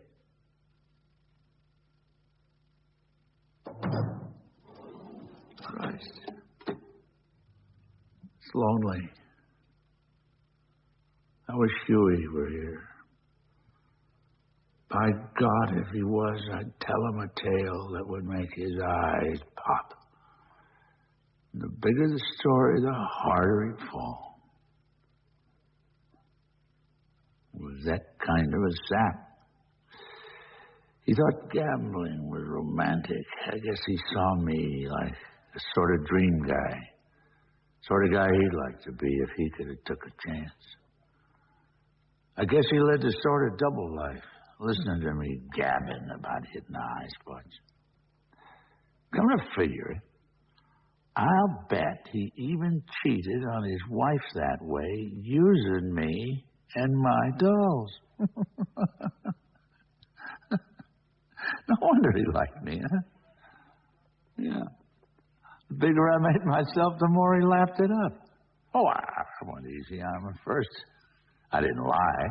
Not any more than a guy naturally does when he gabs about the bets he wins and the dolls he's made. But I soon see that he's crying for more, and when a sucker cries for more, you're a dope if you don't let him have it. Every tramp I made got to be a Follies doll. Huey liked them to be Follies dolls. Or the Scandals, or the Frolics. He wanted me to be the Sheik of Araby, or something any blonde would go round-heeled about. Well, I give him plenty of that. And I give him plenty of gambling tales. I explained my camping in this dump was because I don't want to waste Jack on nothing but gambling. It's like dope to me, I told him. I couldn't quit. He laughed that up. He liked to kid himself. I'm mixed up in the racket, too. Yeah, he thought gangsters was romantic. So I fed him some baloney about hijacking I'd done once.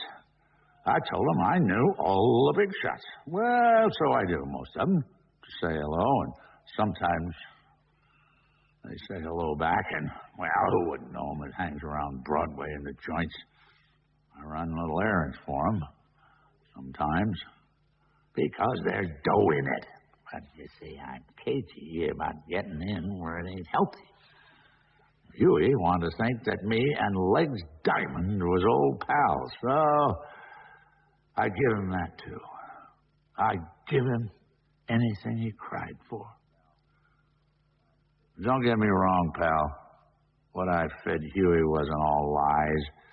Them tales about gambling wasn't.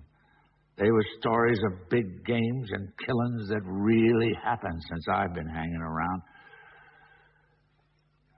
Only I wasn't in on them, like I made out. Except one or two from way back, when I had a run of big luck and was in the bucks for a while, before I got took to the cleaners. Yeah. Huey lapped up my stories like they was duck soup or a beak full of heroin. I sure took 'em around with me in tales and showed 'em one hell of a time. And you know, it done me good, too, in a way. Sure, I'd get to seeing myself like he seen me. Some nights I'd come back here without a buck, feeling lower than a snake's belly. And the first thing you know, I'd be lousy with Jack betting $1,000 a race. Oh, I was wise. I was kidding myself. I'm not a sap, but what the hell? Huey loved it. And it didn't cost nobody nothing. And if every guy along Broadway who kids himself was to drop dead, there wouldn't be nobody left. Ain't it the truth, Charlie?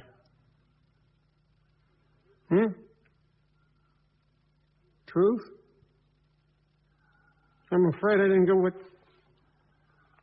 What's the truth? Nothing, pal.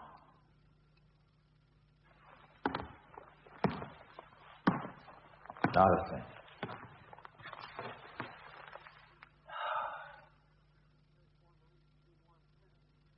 I should pay 492 more attention. After all, he's company. He's awake and alive. I should use him to help me live through the night. What's he been talking about? I must have heard some of it without meaning to. I could tell by Huey's face before he went to hospital he was through. I've seen the same look on guys' faces when they knew they was on the spot. Just before guys caught up with him. I went to see him twice in the hospital. First time, his wife was there and gave me a dirty look. But he cooked up a smile and he said, "Hello, Erie. How the bang-tails treat you?" I see he wants a big story to cheer him, but his wife butts in and says he's weak and he mustn't get excited. I felt like cracking. Well, the doctor in this dump got the right dope. Just leave you with him and he'll never get excited. Well, the second time I went, they wouldn't let me see him. That was near the end. I went to his funeral, too. There wasn't nobody there except a couple of his wife's relations. I feel sorry for her, too. She looked like she ought to be parked in a coffin, too. The kids was bawling. And there wasn't no flowers, except a couple of lousy wreaths. But, been a punk showing for old Huey. If it hadn't been for my flower piece, oh, that was some display, pal. It'd knock your eye out. Set me back $100, and no kidding. A big horseshoe of red roses. I knew Huey'd want a horseshoe, because that made it look like he'd been a horse player. And around the top, printed in forget-me-nots, was, "Goodbye, old pal." Huey liked to kid himself he was my pal. So he was at that, even if he was a sucker. What's he been talking about? He's been gassing for hours. What's he been telling me? I must be slipping. Always before this I've been able to hear without even bothering to listen. But now... Well, I've got it. Gambling. He said a lot about gambling. That's something I've always wanted to know more about, too. Maybe he's a professional gambler, like Arnold Rothstein. I beg your pardon, Mr. Erie. But did I understand you to say that you're a gambler by profession? Did you by any chance know the big shot, Arnold Rothstein? Christ, I wish Huey was alive and kicking. I'd tell him I win 10 grand from the bookies, and 10 grand at stud, and 10 grand in a crap game. I'd tell him I bought one of those big Mercedes sports roadsters with nickel pipes sticking out the hood. I'd tell him I'd lay 3 babes from the Follies, 2 blondes and 1 brunette. Arnold Rothstein. Oh, he must be some guy. I read a story about him. He'll gamble for any limit on anything and always wins. The story said he wouldn't even bother to play in a poker game unless the smallest bet you could make, 1 white chip, was $100. Christ, that's going some. I'd like to have the dough to get in a game with him once. The last pot, everyone would drop out, but him and me. And I'd say, okay, Arnold, the sky's the limit. And I'd raise it $5,000. And he'd call, and I'd have a royal flush to his 4 aces. See, then I'd say, okay, Arnold, I'm a good sport. I'll give you a break. I'll cut you double or nothing, but just 1 cut. I want quick action for my dough. And I'd cut the ace of spades. And I'd win again. Huey's better off at that being dead. He's got all the luck. He needn't do no worrying now. He's out of the racket. I mean, the whole goddamn racket. I mean, life. Yes, it is a goddamn racket when you stop to think in 492. But we might as well make the best of it because, well, you can't burn it all down, can you? I mean, there's too much stone and steel. There'd always be something left to start it going again. Say, what is this? What the hell are you talking about? Well, to be frank, I really don't. It's just something that come into my head. Now get it out of your head quick, Charlie, or some guys in uniform will walk in here with a butterfly net and catch you. Hey, listen, pal. Maybe you guess I was kidding about that flower piece for Huey costing $100, huh? Well, I ain't kidding. I didn't give a damn what it cost. It was up to me to give Huey a big-time send-off because I knew nobody else would. Oh, I'm not doubting your word, Huey. You wouldn't have any gambling, I suppose, huh? I beg your pardon if I'm mistaken, but you are a gambler, aren't you? Yeah, sure. When I got scratched to put up, what of it? But I don't win that $100, Charlie. I don't win a bet since Huey was took to the hospital.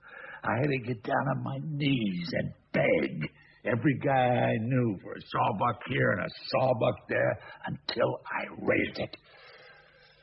Do you by any chance know Arnold Rothstein? Arnold? What the hell's he got to do with it? He wouldn't loan a guy like me a nickel to save my grandmother from street walking. Then you do know him. Oh, sure, I know that bastard who don't on Broadway, and he knows me when he wants to. Uses me to run little errands for him when he ain't got no one else handy. But he ain't my trouble, pal. My trouble is that some of these guys I put the bite on is dead wrong G's, and they expect to be paid back next Tuesday. Or else I'm out of luck, and I have to take it on the lam, or I'll get beat up. Maybe sent to hospital. But what the hell? I was wise I was taking a chance. I always took a chance, and if I lose, I pay, and no welcome. And it sure was worth it to give Huey the big-time send-off.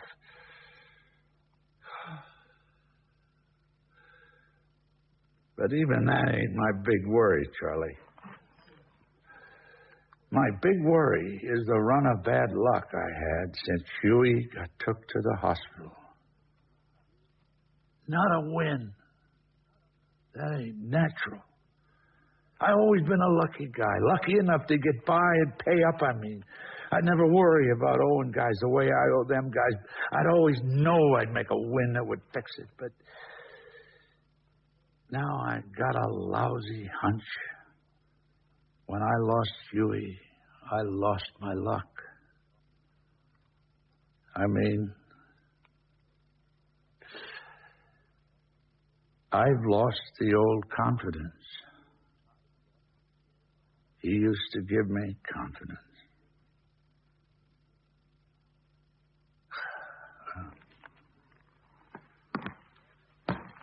No use gabbing here all night. You can't do me no good. Just a minute, Erie, if you don't mind. So you're an old friend of Arnold Rothstein, huh? Would you mind telling me if it's really true when Arnold Rothstein plays poker, one white chip is $100? For Christ's sake, what's it to you? Say, Charlie, why didn't you put me wise before you was interested in gambling? Hell, I got you all wrong, pal. I've been telling myself this guy ain't like old Huey. He ain't got no sporting blood. He's just a dope. But now I see. You're a right guy. Sake. That's the stuff. Yeah. You and me will get along fine.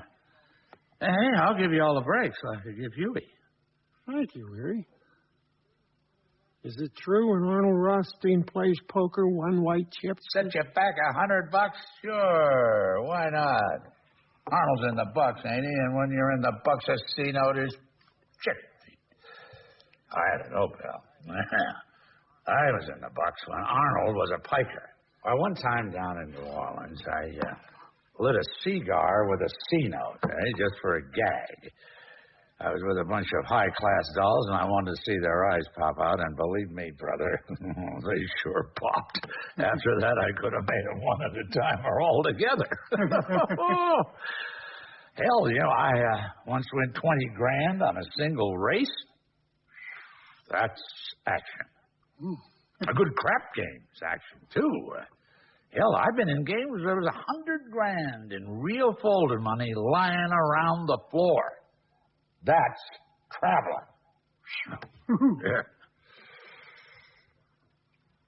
Of course, I wouldn't kid you. I'm not in the Bucks now, no, not right at this moment. You know how it is, Charlie. Down today and up tomorrow. I got some dough, though, riding on the nose of a turtle in the 4th at Saratoga. I hear a story that he's so full of hop, if the jock can keep him jumping over the grandstand, he wins by a mile. So, I roll in here with a blood that'll knock your eyes out. Don't be surprised. Oh, you can't surprise me that way. I've been a night clerk in New York my whole life, almost. I'll forget the house rules, Erie. Yeah, the manager wouldn't like you to remember something he ain't heard of yet. Huh? Oh. Hey, how about shooting a little crap, Charlie? Huh? Yeah. I mean, just in fun, like I used to with Huey. I know you can't afford to take no chances, so I'll stake you, see? There. I got a couple of bucks. We gotta use real jack, or it don't look real. But so my jack, get it? Huh? You can't lose.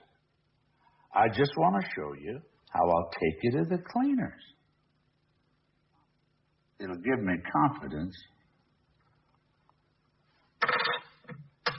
Here you are. You want to give these dice the once-over before we start? Oh, what do you think I am? I know I can trust you. Oh, you remind me a lot of Huey, pal. He always trusted me. Don't blame me if I'm lucky.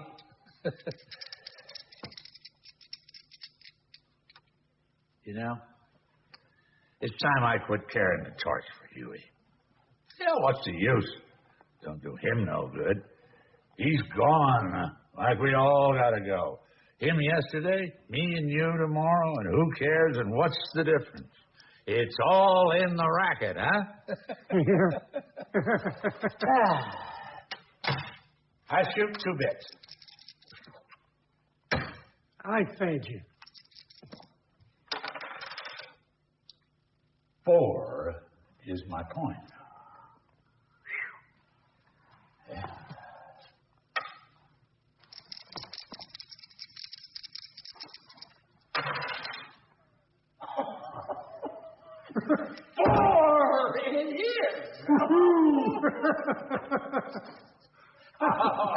It's easy when you got my luck and know-how, Charlie.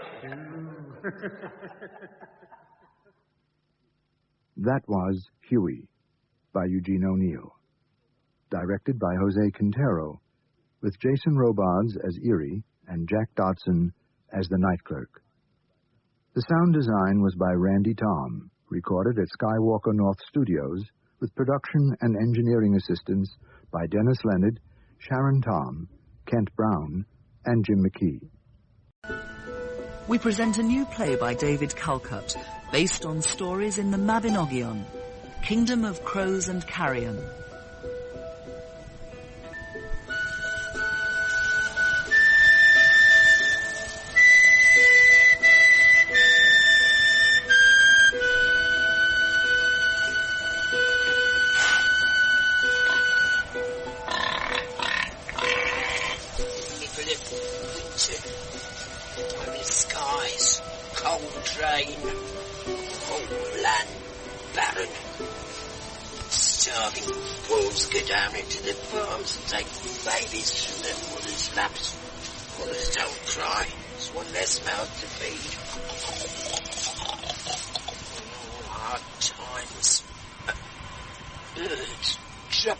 Branches of the trees.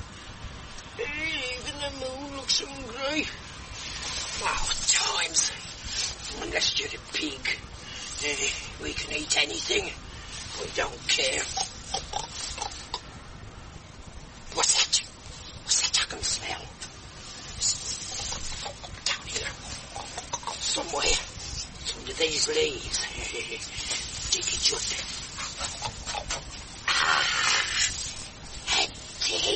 Rabbit, scraps of rotten flesh, skin, bone. Oh, maggots.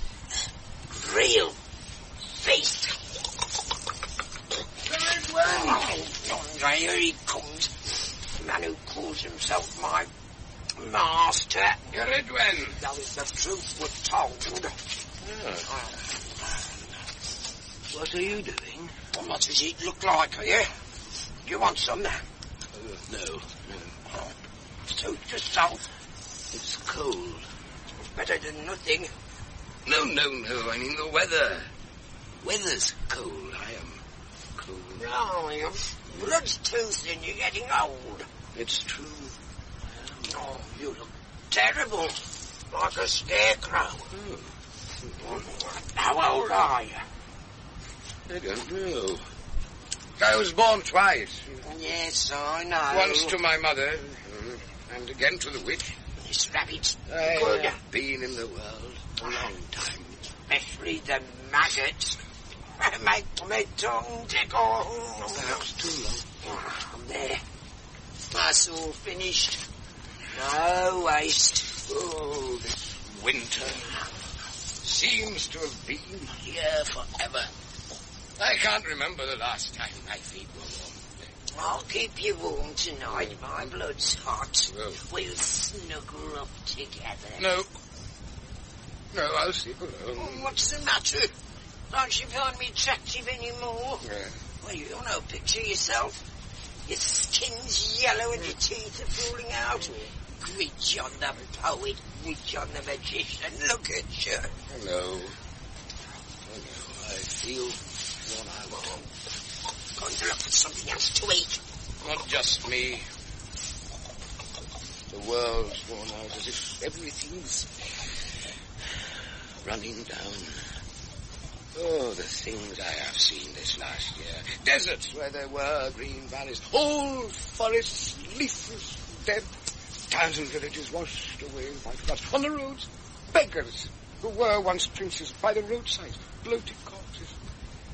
Terror and confusion in the eyes of the people. Everywhere, that same feeling of things coming to an end. As if the earth is giving us...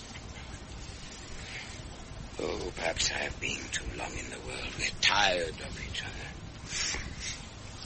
But I can't let it rest, not yet. Not until I have found him. The last thing I have to do in this life. Find him. return him to his kingdom. Why is it taking so long? Clive, do you hear me? Where are you hidden? And I am not meant to find you. Is it too late? Have you seen that? Perhaps I should give up. Let things be. There's an eagle in that tree. What? An eagle. Where? Up there. See it? In the top branches. Yeah.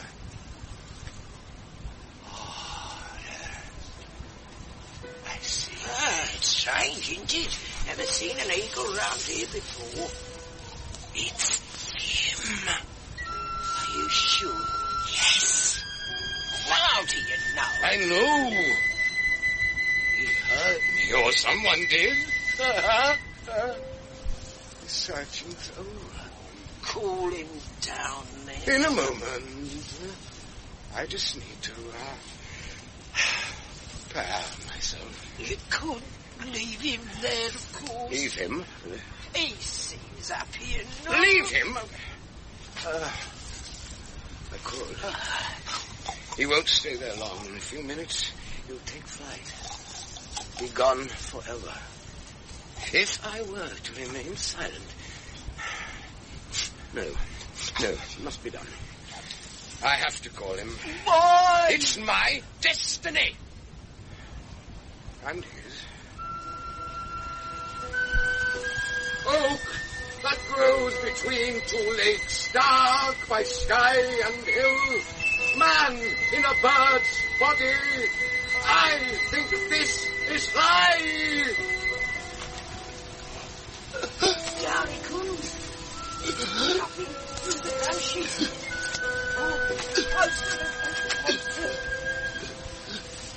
No, he's losing his feathers. Oh, that grows on the hill's back, sanctuary of birds and hunted men. It gives him up. Clive falls to my arms. Look out!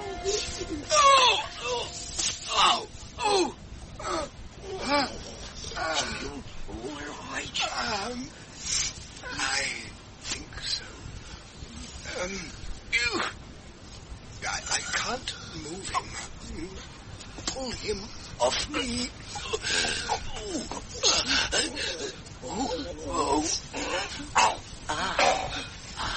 you are. Nothing broken. No. A few bruises. Good. It is him. I was right. Oh, poor boy, he looks starved. How he has suffered. Still, it's almost over now. Oh, I have to get him back to the cave. But you'll never carry him. Oh. Here, lift him onto my back. Yes. Oh. Move him over a bit. That's it. Now. Up we go. Are you sure you can manage? Of course I can. There's nothing to him. Sarge, you know me. I can take the weight of any man. Oh, yeah.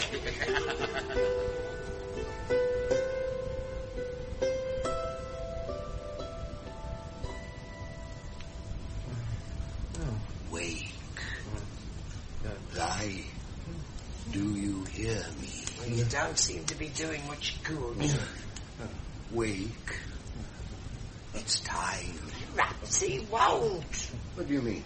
Oh, he's very weak. He's too weak to live, maybe. Oh, he'll live. He has been through death and beyond. He's endured all that men can endure. Nothing can kill him. Oh. Looks pretty hopeless to me. No, not hopeless, no. The hope of all life is in him. We must reawaken it. Oh, look at him. Wounded, starving, nothing but rags and skin and bone. He's a king. His crown and his kingdom wait for him. The wind in my feathers. The sun in my eyes. What's that you say? Take flight. Spread my wings. Soar into the sky. He's remembering. Fly's dead. The spear killed him. No. You are not dead. You live. I'm a bird. An eagle. I am the king of the birds. You are a man. Fly. The king of men. Fly is dead. Let me fly. Wait. Open your eyes. Look at Let me. me fly. Wait. No. You must. Stop it. He has got to. Wait, that's not the way. You shake what little life there is right out of him. He needs to build his strength up. What he wants is some of Mammy's milk. What? No, leave him to me. There now. You drink your milk. You've got to be a child again before you can become a man. Good boy. We'll soon have you well again.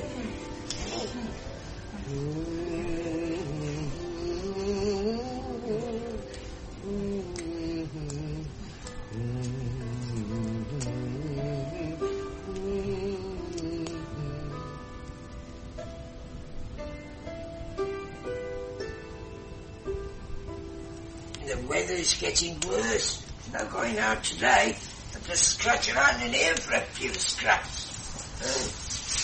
What about you, Gwydion? What are you going to eat? I'll give you some milk, only he's taking it all. Something dry. Hey, Gwydion! You listening to me? He is awake. He has come back to us. Oh, at last. You got me to thank for it, don't forget. Boy, do you know me? You? Do you know who I am? No. What's that? It's all right. It's just my pig. Just eat pig. That's all the thanks I get. Be quiet. Do you know who you are? Who? No. I dreamed I was a bird. You have no memory of anything. No. Listen to me then.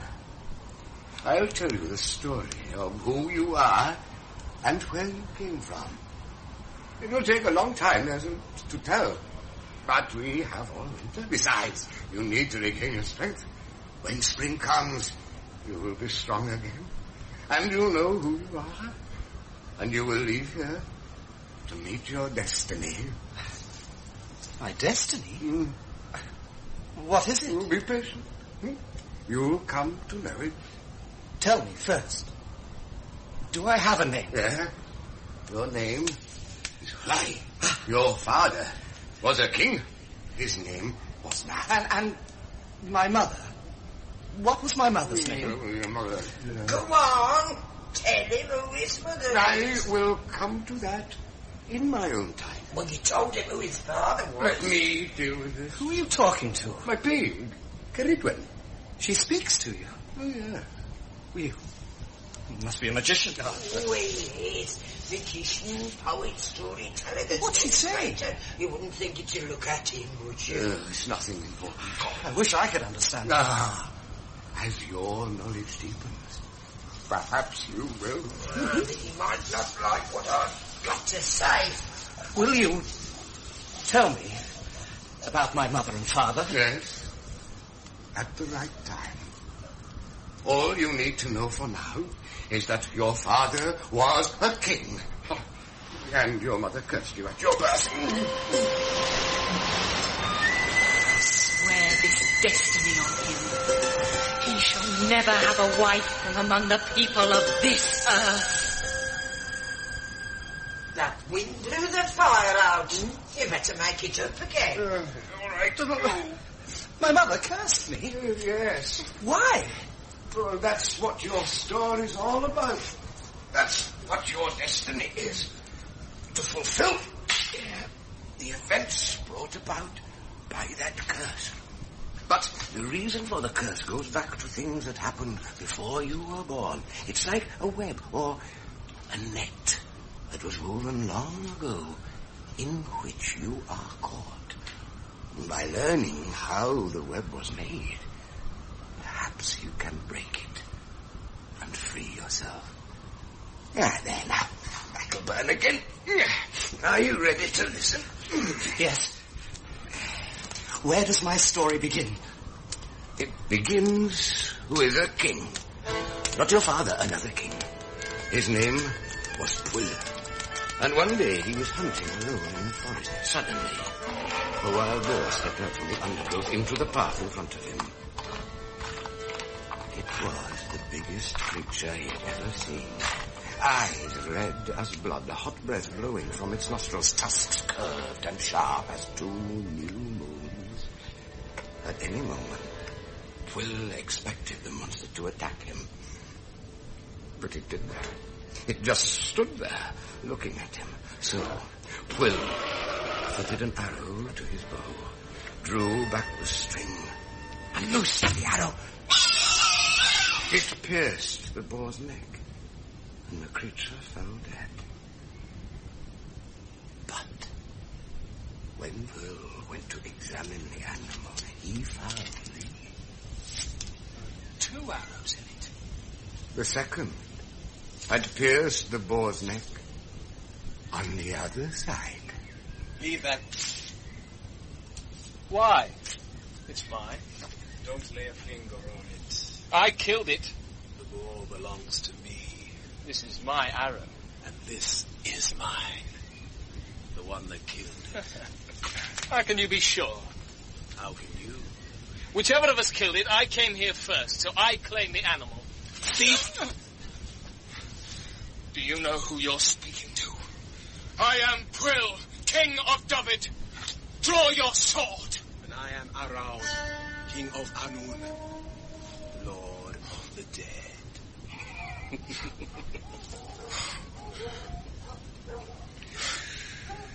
You hear my hounds? The hounds of Annwn. They come to take your soul away. No, Lord Arawn. I beg you. You must come with me. Please, spare me. I didn't know who you were. I wouldn't have drawn my sword if I'd known. They come nearer. They have your scent. I was wrong. Take the boar. It's yours. It isn't the boar I want. I have a young wife at home.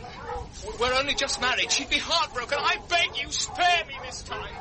And if I spare you, what will my payment be? Anything. Anything you ask. Listen then. I wish to live for a time in the world of men. For a whole year, I will stay here and rule your kingdom in your place. I'll take your shape. No one will know I am not you. A year? What will happen to me during that time? You will go with my hounds to my kingdom and rule there in my place. You will take my shape, and no one will know that you are not me. I must live for a year in Annwn. A year is better than eternity. And for the same year, you will live and rule in my kingdom. Do you agree? I have no choice. Good. But there's one thing you must promise me. Must. I ask you to promise me. My wife. I know you will share my bed with her. But as a matter of honor, my honor, you would deny me that pleasure. I would rather go with you now forever than have her touched by anyone but me. Very well. I respect your wish. I promise you that when you return, your wife will be as you left her. Take my hands. Repeat these words. My flesh, your flesh. My flesh, your flesh. My blood, your blood. My blood, your blood. My bone, your bone. My bone, your bone. My voice, your voice. My voice, your voice. My flesh, your flesh. My blood, your blood. My bone, your bone. My voice, your voice. Now my shape is yours, and yours is mine.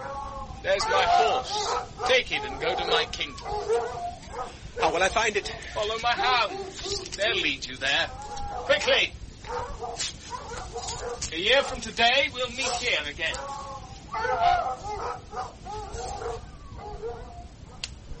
Gwydion, I'll tell you something that you don't know about the story of Pwyll and Aron. Something I don't know, even you. That boar they quarrelled over had just come from mating with me. I gave him the time of his life. That's why he just stood there. Didn't have the strength to move.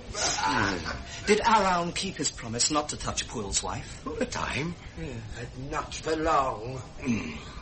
Rhiannon was so young and so beautiful that Aron couldn't help desiring her. Besides, she and Pwyll had only just married, and she couldn't understand why it was that her husband suddenly showed no interest in her. Why do you turn away from me? Go to sleep, Rhiannon. Have I done something wrong? Have I offended you in some way? Offended. What is it then? Nothing. Nothing. Please. There must be something. Since our first nights together, you've given me no affection. During the day, you look at me with love, with desire. Don't deny it. I see it in your eyes. When the night comes, when we lie together, you turn your back. Rhiannon, you don't understand. I want to understand. I want you to tell me. I can't. Am I your wife? Are you my husband? Answer me. Yes. Then let me be a wife to you. Look at me. Look. Don't you desire me? Yes. Yes, I do. Then show me. Be a husband. Love me.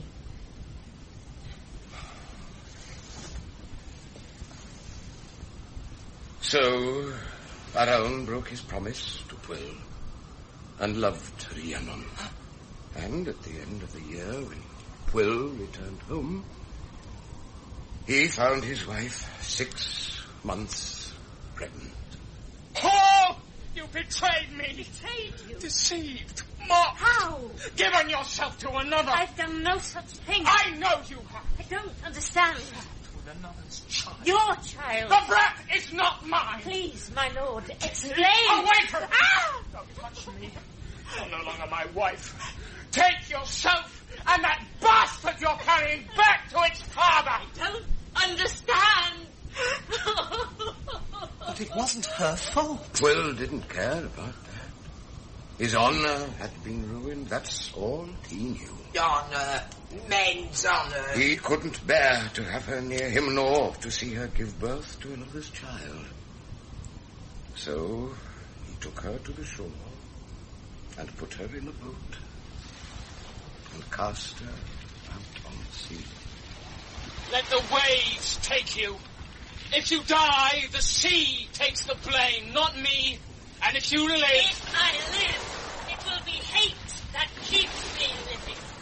Pray for my death, husband, because I carry your death here in my belly. As the sea swept her away from the shore, she cursed him. A woman's curse, drawing its power from the very roots of the earth. His death is here in me. I carry life. He has cast me away, so he has cast life away. Death stalks him now. He rules over a dying land, a kingdom of crows and carrion. Nothing will be born in the land he rules. All will wither and die. This life in me will come to the light, and when the time comes, it will return his death to him, and with his spilled blood, it will renew the earth.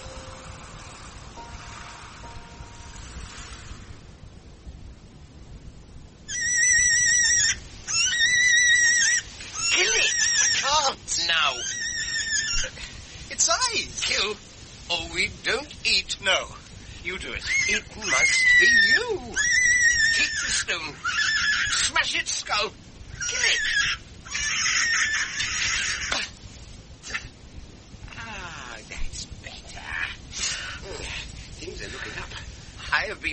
snares all winter. This is the first time I've caught anything. Oh, look at you. Wet eyes over a dead rabbit. You can't afford pity. Not when your life's at stake. Do you think Pryderi showed any pity to Pwyll when he came face to face with him? Pryderi? Rhiannon's son. I told you about him.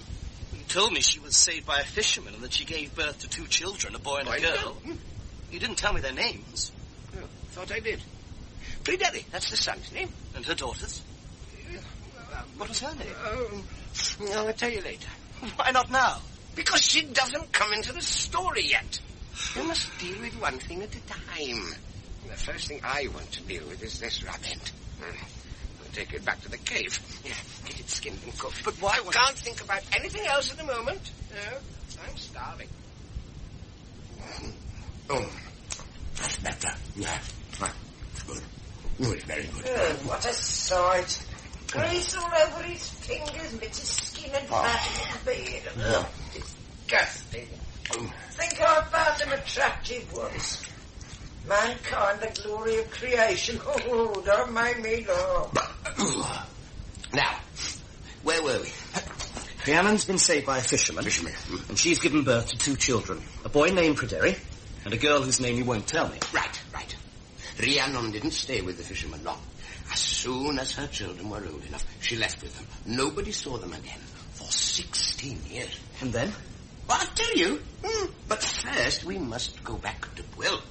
Now, he remained king, but he never married again. He had no more children. And from the time he cast Rhiannon out, his kingdom fell into decay. Crops failed, floods came, there was drought, starvation, and disease.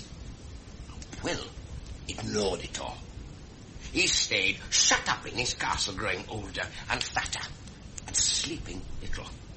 And when he did, his sleep was haunted by evil dreams. Your death here grows strong.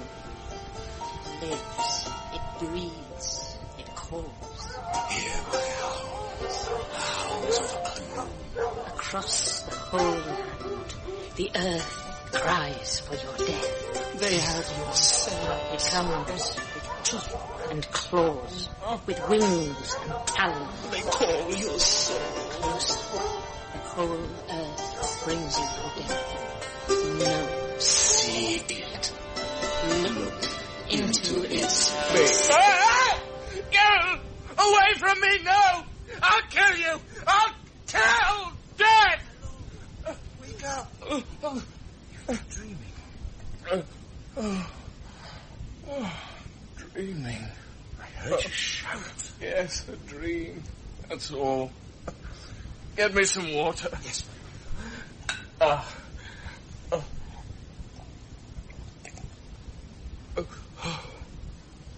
That's better.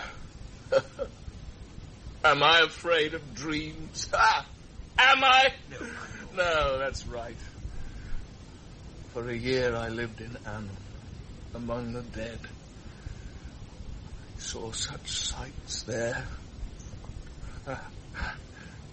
But there's nothing on earth or out of it now that can frighten me. Thank you. You can go now. But, my lord... Didn't you hear me? I came to tell you, my lord. There's news. What news? A white hart has come to the valley. A white hart? Are you sure? Several people have seen it. In my valley? That's good luck. If I could catch it, bring it down. I will. Good luck's returned at last. Have my horse saddled. Prepare my hounds. Yes, my lord. Quickly, and my clothes. Hurry! My bow and my lance. There'll be a death today. And life will come back to my kingdom. Then Lord Pwyll went hunting for the sacred white hart, which had not been seen by human eyes for many generations. All day we walked, across hills, through valleys, over rivers and streams, until, as the sun was sinking, he came to the edge of a forest, where the hart stood between the trunks of 2 tall trees, as if waiting for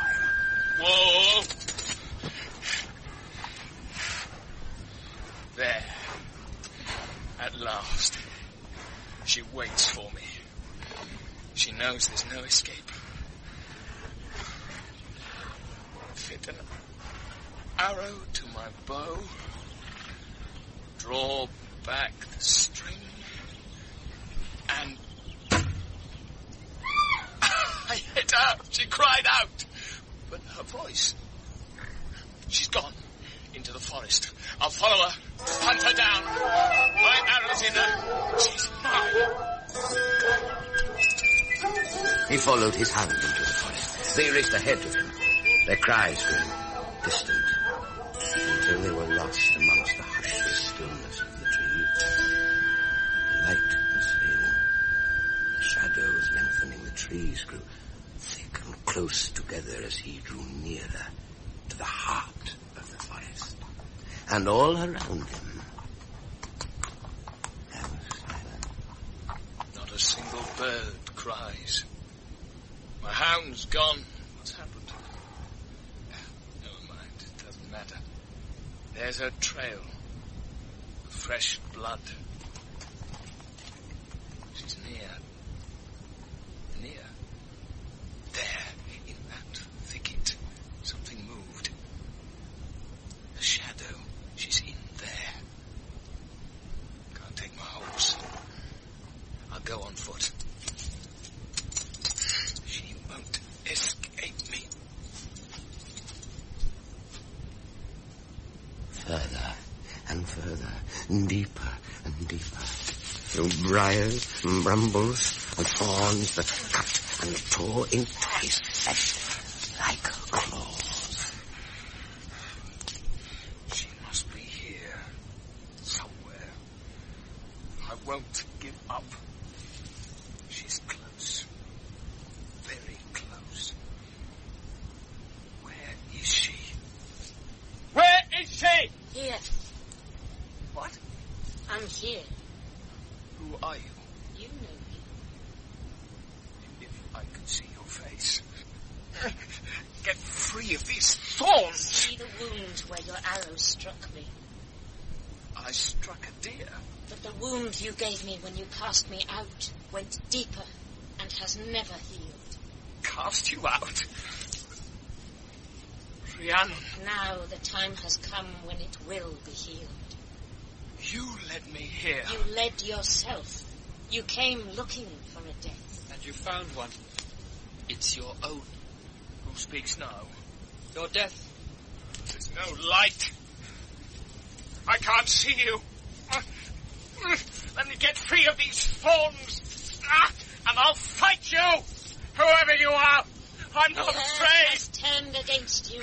It holds you, tears you, casts you aside. It has given you. Let me draw my sword. Let me fight. I won't die like this, like a deer in a thicket. The hounds at its throat. Now, Mother. Yes, now.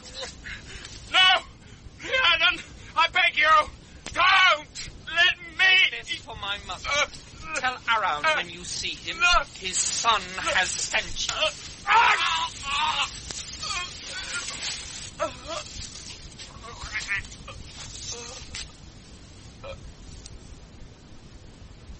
It's done. Leave his body here.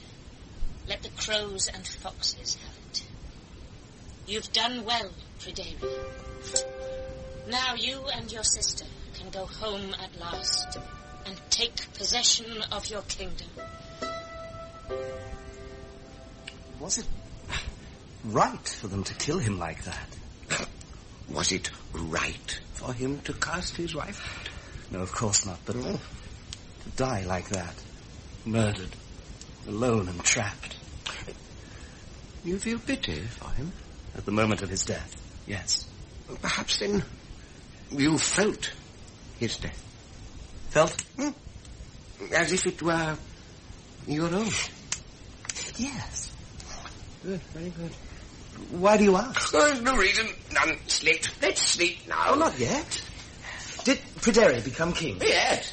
He and his sister ruled the kingdom together. Rhiannon didn't go back with them. She wouldn't set foot in the place from which she had been made an outcast. Pryderi built a castle for her. Caer Rhiannon. far as I know, she lives there still. Well, what happened next? When Pryderi... That's enough now. I'm tired. Good night. When do I come into the story? You? You have been in it from the beginning. I told you. This is your story. What do you mean? What does he mean? Your story. His story. Be mine. We're all part of it, all of us. It's the only story there is.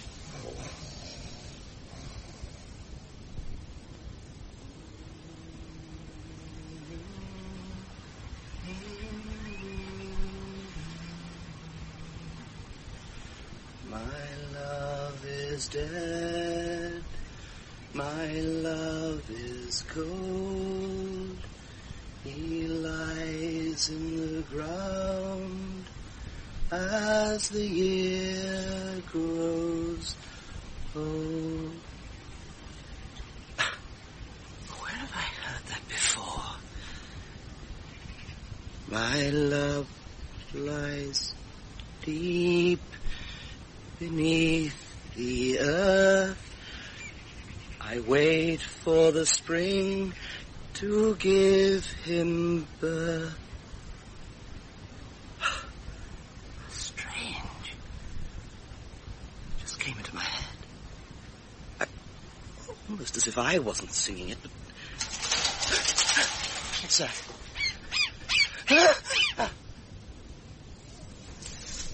Oh. Blood. Oh, what? There's blood on your mouth.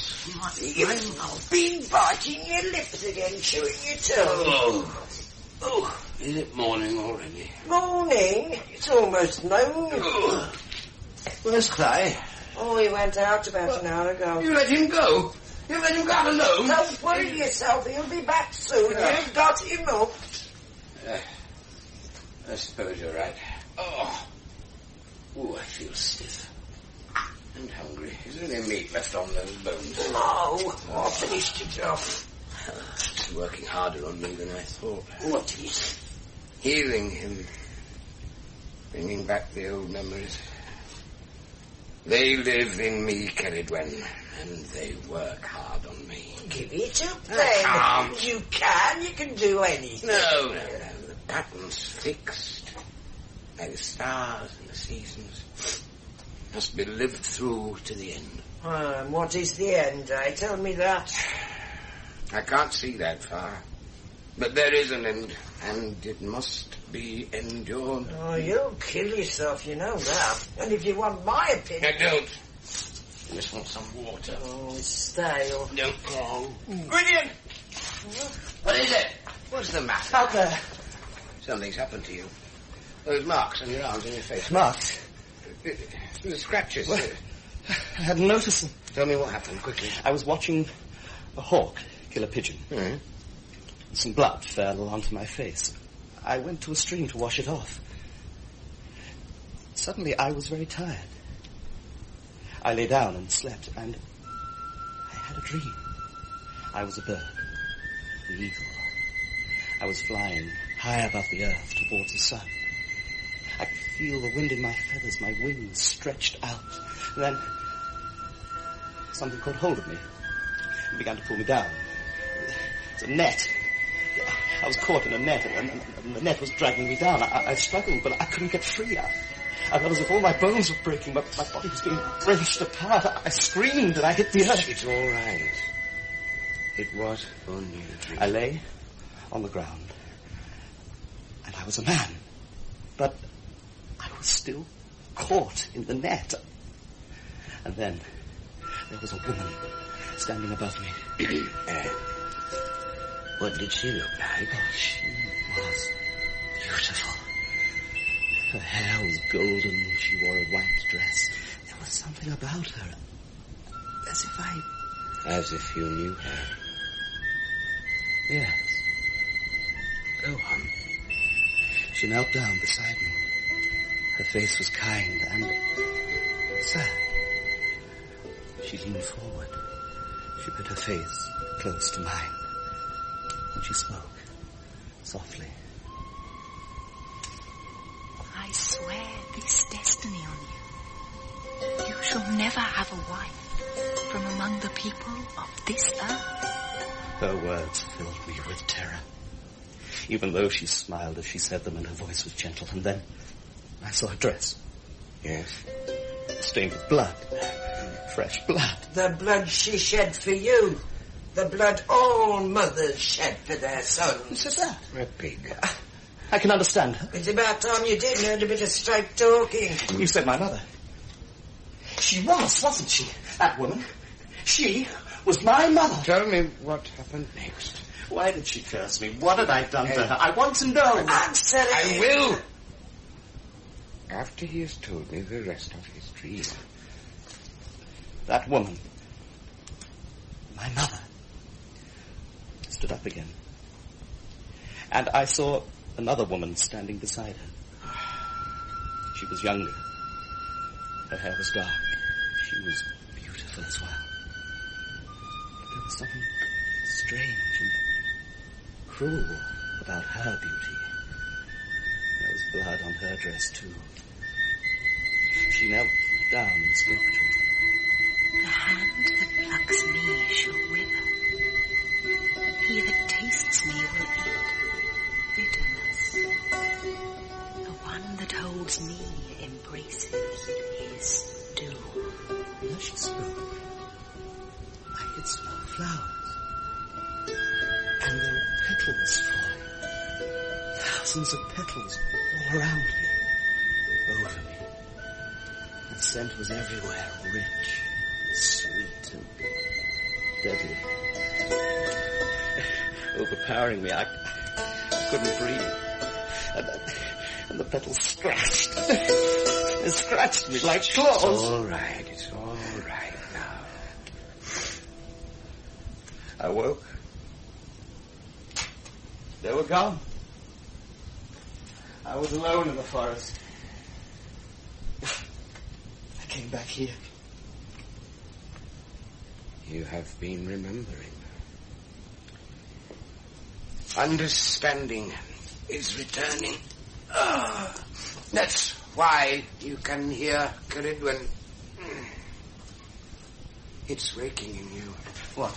Your story, your past, and your future. Why did my mother curse me? She said I would never marry. Why?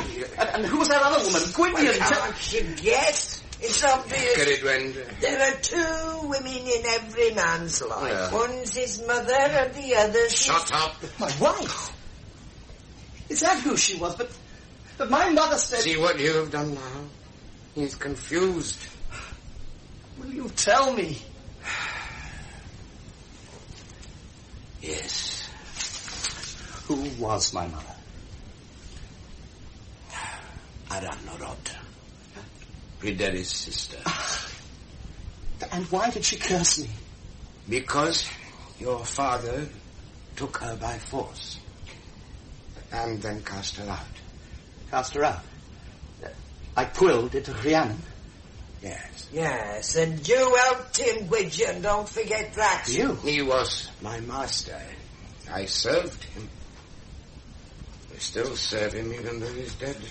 Why? Because he was the future. You are the future. The reign of Aranorod and Pryderi was a golden age. The land thrived, the rivers were full, the trees were fat with fruit. There was no disease, no want. All the lords and princes of the region swore allegiance to them. Your father, Math, among them. But from the moment he saw Aranorod, he was consumed with desire for her. Now, at first he acted in the proper manner. Math went to ask for her hand in marriage. You wish to marry my sister? Yes. Why? It would be a good marriage. For whom? For us both. I think for you more than her. I have great wealth. The land I own... The land you have is in your keeping. No one owns the land. There's much I can offer her. You can't offer her anything she doesn't already have. I can. I can offer her a husband. She doesn't need a husband. Every woman... Not my sister. Every woman, if she's to be a real woman, must have enough. Must have a husband who will give her children. Enough! Ramrod will not take you for a husband. Do you understand me? Not you, nor any man. Perhaps she ought to be allowed to answer for herself. I will. My lady. What is it that prompts you to offer me this marriage? My love for you. My deep love. Then why do you insult me? How have I? You've come to ask for my hand. But it's my brother you speak to, not me. Well, I thought... And the words you speak are an insult. To my brother and myself. I meant no insult. It was my heart that spoke. And what is in your heart, man? Look into it. And tell me what is truly there. He can't. Or won't. My lady, I ask forgiveness of you and your brother for any insult I may have given you. You have it. And give me leave to ask my question of you. You have that too. Will you marry me? Not you. Nor any man. I beg you at least to consider... Don't insult me again by asking me further. I've given you my answer. Be content with it. Are you satisfied now? It seems I'll have to be. Won't you stay with us tonight? It's a long journey back to your home. Thank you for your offer, but no. I came for one reason and one reason only. There's nothing to keep me here now. I'll return home. Her refusal wasn't the end for your father. It was only the beginning. He couldn't rest. He couldn't sleep. He was tormented by thoughts of possessing her. But for all his wealth and power, there seemed to be nothing he could do. So he came to see Gwydion, the magician, the fixer. That's right. He came to see me here, in the forest. I want her, Gwydion. I must have her. You understand? I must. It's impossible. Everything's possible. You taught me that. If you have the desire and the will, make it possible. She has refused you. Then I'll take her by force. By force? Ah. Do you know what you're saying? I know. Perhaps you don't. Rhiannon laid a destiny on both her children, that they should never marry and remain innocent. It is the magic of that destiny that has renewed the land, and from which it draws its strength. As long as they are pure, the earth shall... I don't care about the earth. I only care about her. Yourself. It's the same thing. To take her by force will mean war. A long and terrible war. You'll have to fight Pryderi. Destroy him. I will. I'll fight him and destroy him. Take his sister and rule in his place. The land will have a real king. A king who has sons, heirs to continue his line. You can't make war on Pryderi. You have sworn allegiance to him. I'll break it. And break yourself. All would turn against you. Pryderi would be certain to crush you. What am I to do then? She tears me, runs me through. There might be a way. If Pryderi were to make war on you... Why should he do that? Well, he might be tricked into it. And if he was, if he made the war and not me, he could be defeated? Possibly. Do it for me, Gwydion. Find a way. Come to me when you have a plan. And come soon. You thought of a way? Oh, of course he did. That's what he's good at. Plotting, scheming. His mind's got so many twists and turns in it, he sometimes gets lost there himself. Gwydion, if you saw what was going to happen, if you knew it was wrong... Did I say it was wrong? I don't deal in right or wrong. I deal in what is and what must be. Pryderi and Aranhorod served the earth. Through them it grew and blossomed. It was a golden age. But your father wanted to wrest the land from them, stamp his name on it, control it. But he couldn't do it alone. And so I helped him. And don't despise him. He acted according to his nature. And his blood runs in you. So does my mother's. Yes. And in that lies the hope. Get on with the story. Tell him how you tricked Pryderi into war. No, let me tell him. This Master Thips told Pryderi's herd pig. These were very special pigs given to Pryderi by his father Araun. I used magic to steal them. Don't take all the credit. I was the one who let them away. Oh. I couldn't resist me. When Pryderi discovered they had gone, he went in search of them. He found them on Math's land. Math denied the taking of them. Which was true. Pryderi called him a liar. And the war began.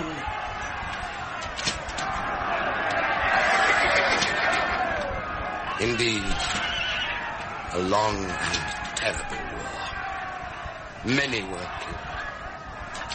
The earth was wet with their blood. The dying cried for their mothers. Crows blackened the sky. The wind was heavy with the smell of corpses. But there was no victor on either side. You promised me victory, Gwydion. Where is it? You said I'd have his death. My sword glances off him as if it's bewitched.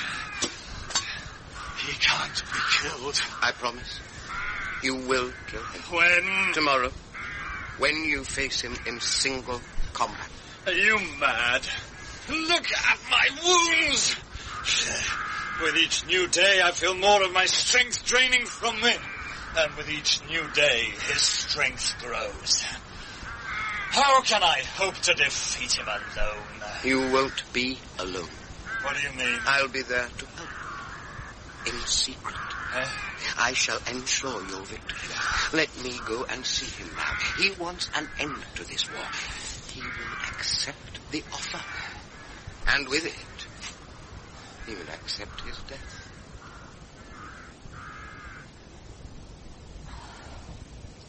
Pryderi, won't you try and sleep? I can't. I feel uneasy. Uneasy? Listen, Aranhod. How quiet it is. How still. Nothing moves. It's the middle of the night. Even so, there's usually some sound. The wind, a night bird, a man turning in his sleep. Tonight there's nothing. As if some terrible crime's been committed, some awful atrocity taking place before my eyes, here, now. But it's hidden from me. And the worst thing is the feeling I have that it's me that's doing it, that I myself am the criminal.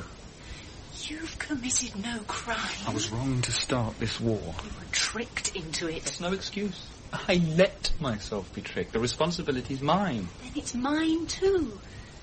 If there's guilt, we share it. Sister, I'm scared. Of Matt? He's no danger. No, of myself. Of the danger that lies in me. I keep thinking of Quill, that day in the forest. At every step he had the chance to turn back, to avoid his death. But he didn't. He kept coming straight towards us. He couldn't help himself. I felt sorry for him. He deserved to die. That we all do. It's the same for us all. We're born with our death in us and with the hope of escaping our deaths. But it seems that hope is always dashed. We ourselves throw it away as if we want to embrace death. Our lives are fixed before our birth. Who knows how far back it all goes? Is someone coming? Who is it? I don't know.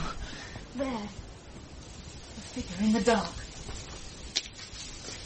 Who are you? A messenger from Lord Math. I am unarmed. What message do you have? Math wishes to end the war. He knows he can't defeat you. He knows the wrong is on his side. It is the matter of right and wrong he wishes to settle. And the only way to settle such a matter is through single combat. Your strength against his. And whoever wins. I don't believe him. It's another trick. There is no trick, my lady. This dispute is between Pryderi and Math. Why should the innocent be slaughtered because of them? The war is senseless. Let it be settled once and for all. Tomorrow. Why should Math decide this now? Why didn't he make this offer before the slaughter began? He sees defeat staring him in the face. He's afraid. No, Aranrod. He's right. It is between the two of us alone. I'll tell him you accept him. Wait. How do I know Math will keep his word? As a sign of his good faith, he will send his army home when the sun rises. You yourself can supervise their leaving. When you are satisfied, every man has gone. You then must do the same. Send all your people back. You and he alone will remain. I'll stay. I won't go back. No. You must leave. Yes, you must go, Aranrod. You know it's right, sister. Math must see that I mean to keep faith as well. Tell your master that I accept all of these conditions. I'll face him tomorrow on the field, alone. And between us we'll bring this stupid war to an end. Did Math keep his word? He did. They faced each other alone. Alone. So, my father killed Pryderi fairly. Oh, no, he didn't, did he, Gwydion? Wasn't even Math that killed him. Who was it then? The trees. The trees killed him. I remained behind after the armies had gone. On top of a hill overlooking the field where Math and Pryderi fought. I was hidden amongst a clump of trees. They fought hard, each man holding his ground. But as the day raged and the sun began to fall, Math grew weaker. With the darkening of the shadows, his strength ebbed.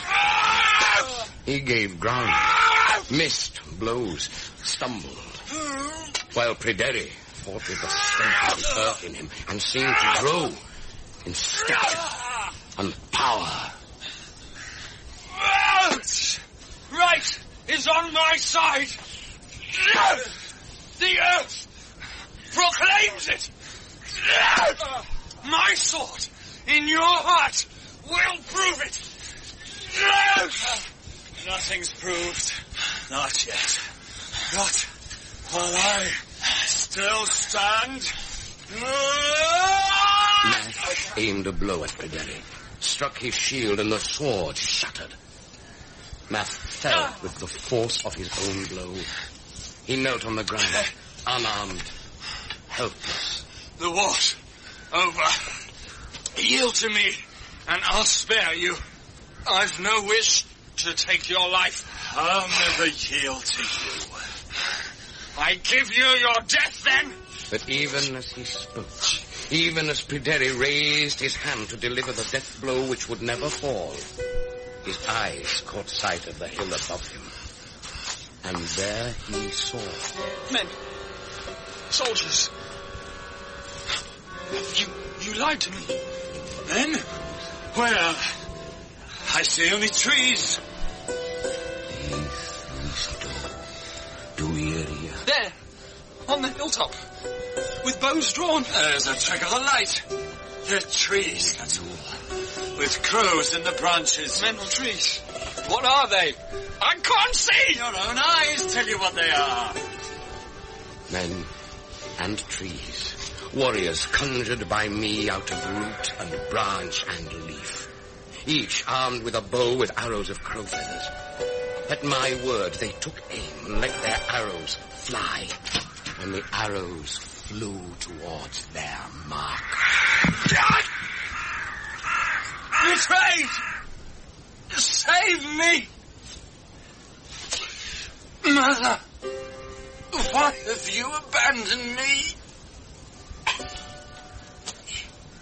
As her son cried out, Rhiannon heard only the bark of a fox. As his life ran out into the earth, she slept dreamless in her bed.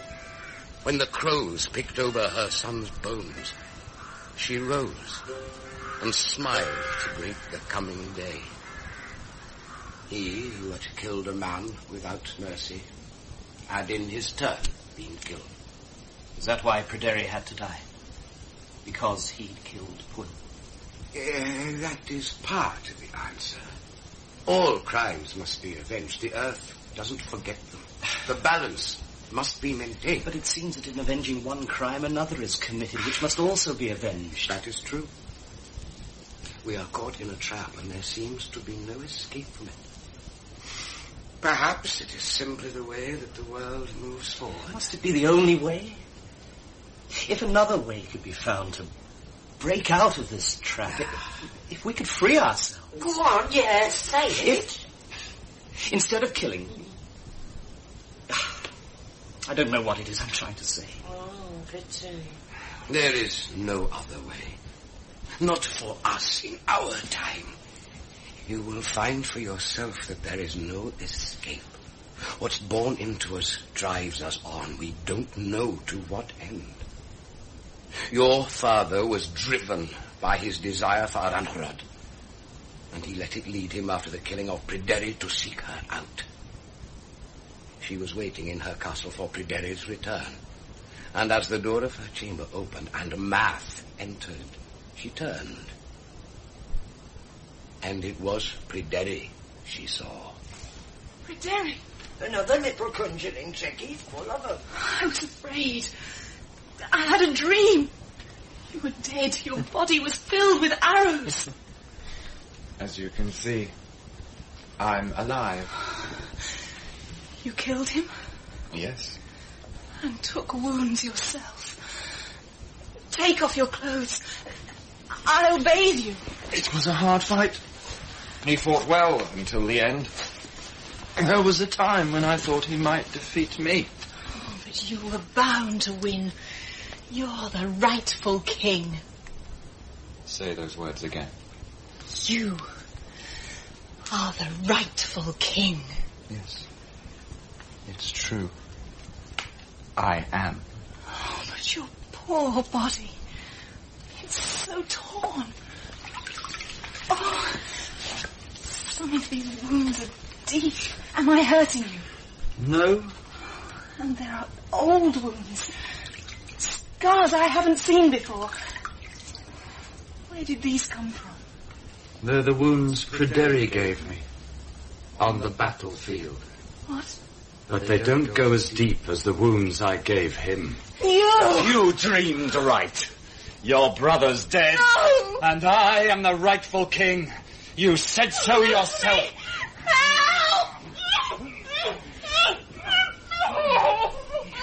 There's no use struggling. No use crying out. All are asleep. No one can hear you. We fought. He died. I am the victor. Now I've come to claim my prize. On that night, you were conceived. After Math had left her, as she lay alone, Aranhrod felt the beginnings of life stir in her, like a worm burrowing its way down into her flesh. She felt its strength, its maleness biting deep. And she cursed it. This child in me, this creature, it will live a fruitless life. His flesh will be kissed by eternal winter. The roots of a withered tree will ensnare his soul. What do you mean? You took me against my will.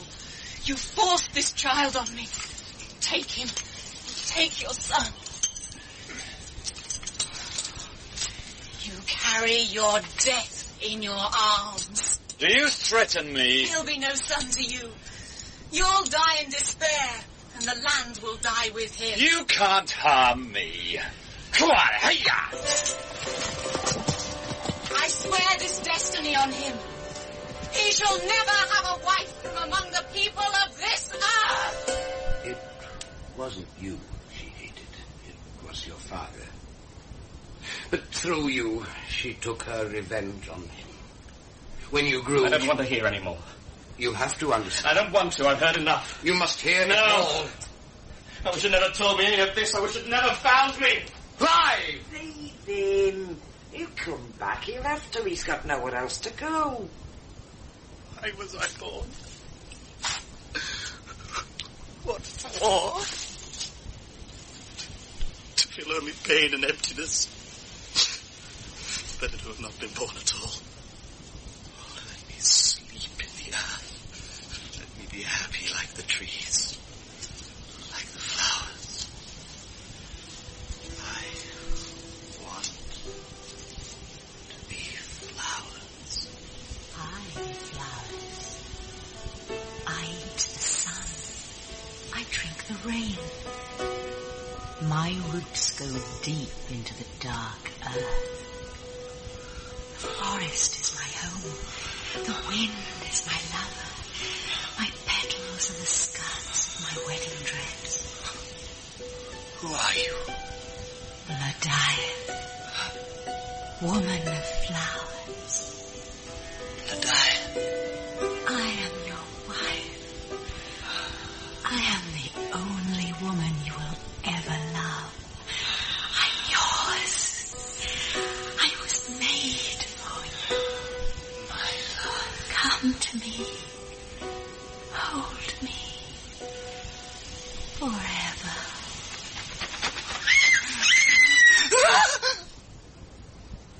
Are you ready to listen to the rest of the story? Now, time's getting on, you know. The year's turning. Yes. I'm ready. Tell me about my wife. Oh, all in good time. Ladiah? How do you know about her? Do you remember? I saw her in a dream. She spoke to me.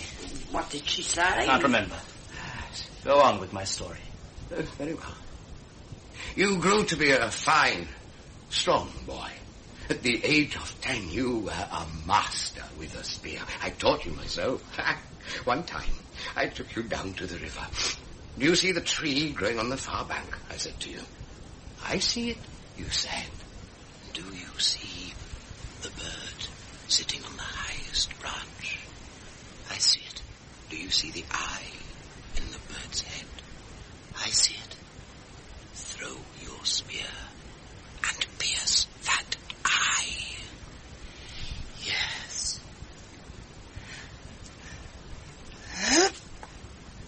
And you did. You pierced it straight through, and with such ease. It was on that day I named you Lie of the Deft Hand. Lie Lau Guffus. Why don't I remember any of this? Because in those days you lived as if in a dream. The world wasn't a real place to you. You were under your mother's curse, remember? And to the world, you were little less than... An idiot. That's what my son is. A fool. No, he is not. He learns things quickly. Look at him there. Squatting on the ground, scribbling in the earth with a stick. He is drawing. He likes to draw. He likes to read and write, to compose and recite poetry. He also likes to ride, hunt, throw a spear. I know all those things you've taught him. Then you know that he is no fool. He might as well be. What use is it all if he can't get a wife? If he fathers no sons? He skulks up here like some misshapen monster. No woman will look at him. His eyes frighten them, they say. Everything I did, the war with Pryderi, getting the crown, it was all for him, my son. Do you tell me now it was all for nothing? I don't know. It wasn't. It wasn't for nothing, Gwydion.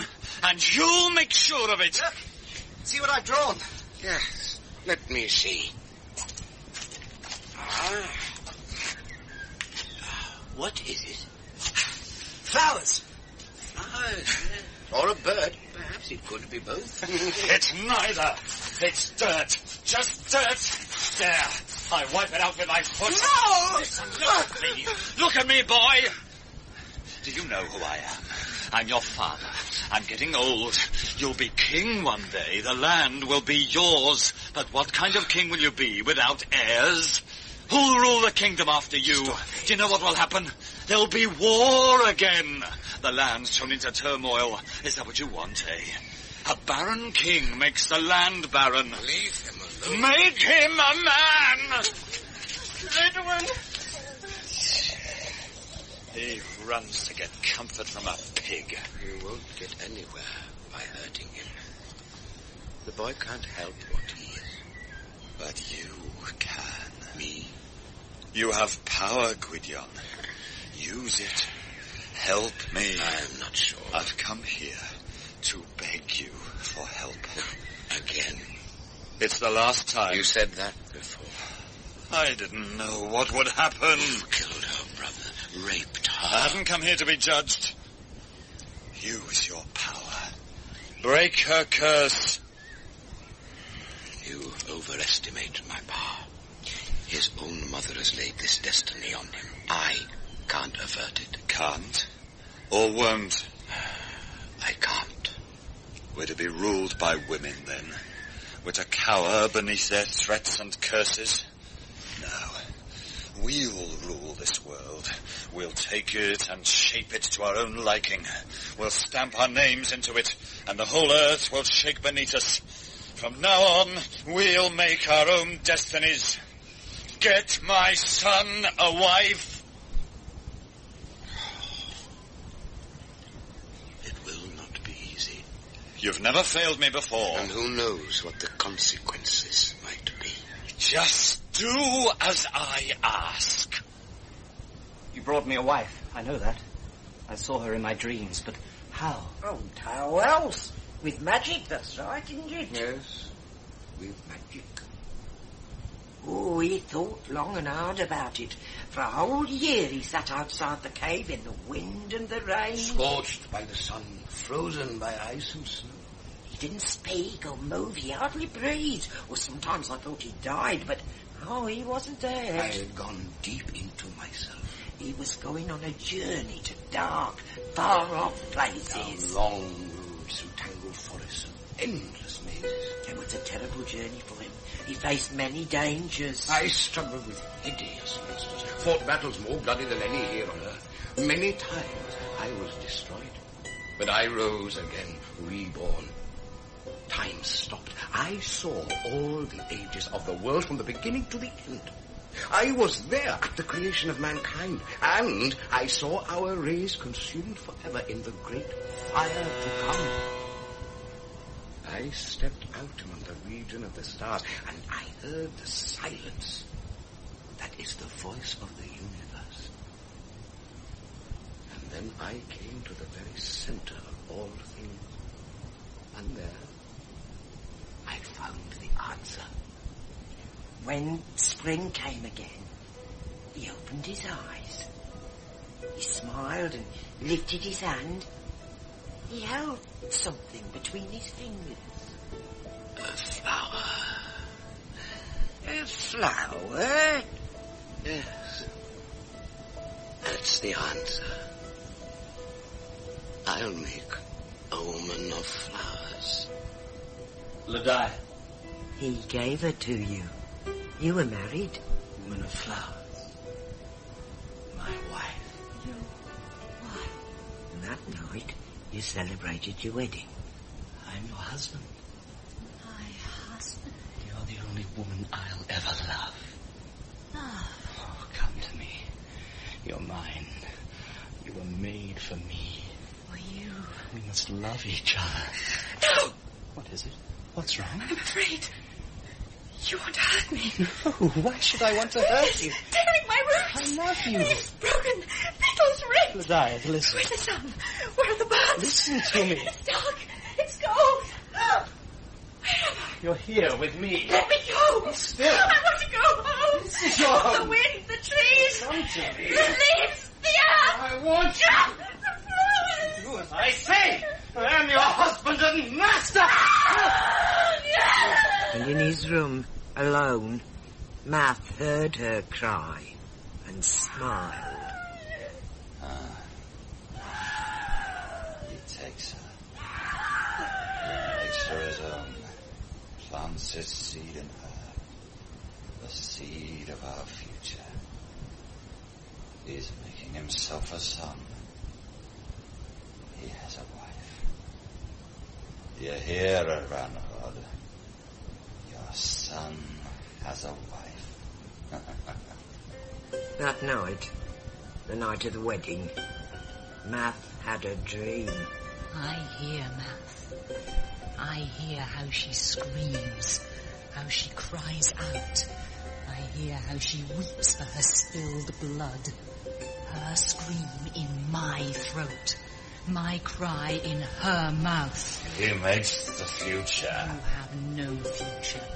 His future's dead before it's born. He has a wife. His wife's no wife. What's taken by force is no man's. Listen to her. Hear her voice. For the flax leaf shall wither.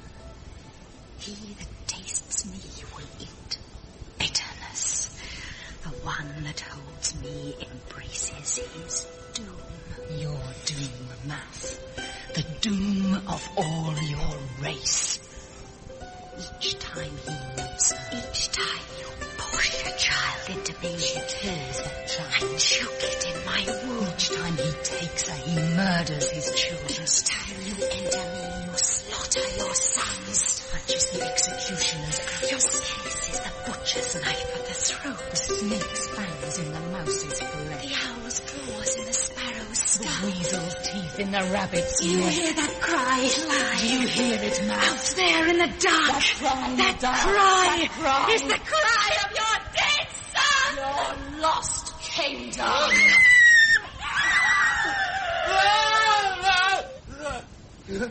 What is it?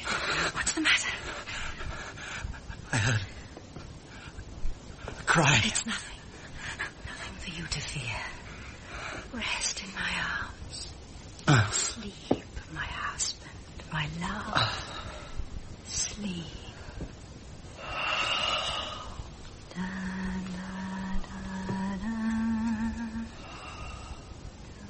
When morning came, your father was found dead.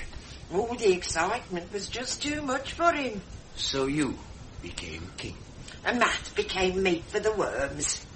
Worms that I ate. I took your father into my belly and I shat him out again on the earth. She never loved me. No. Because I struck her? Not just because of that.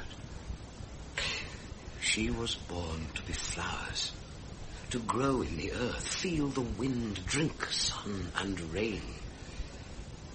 We made her flesh and blood, chained her to a human body. You made her. You brought her to me. You drew her in the ground with your stake. The idea was yours.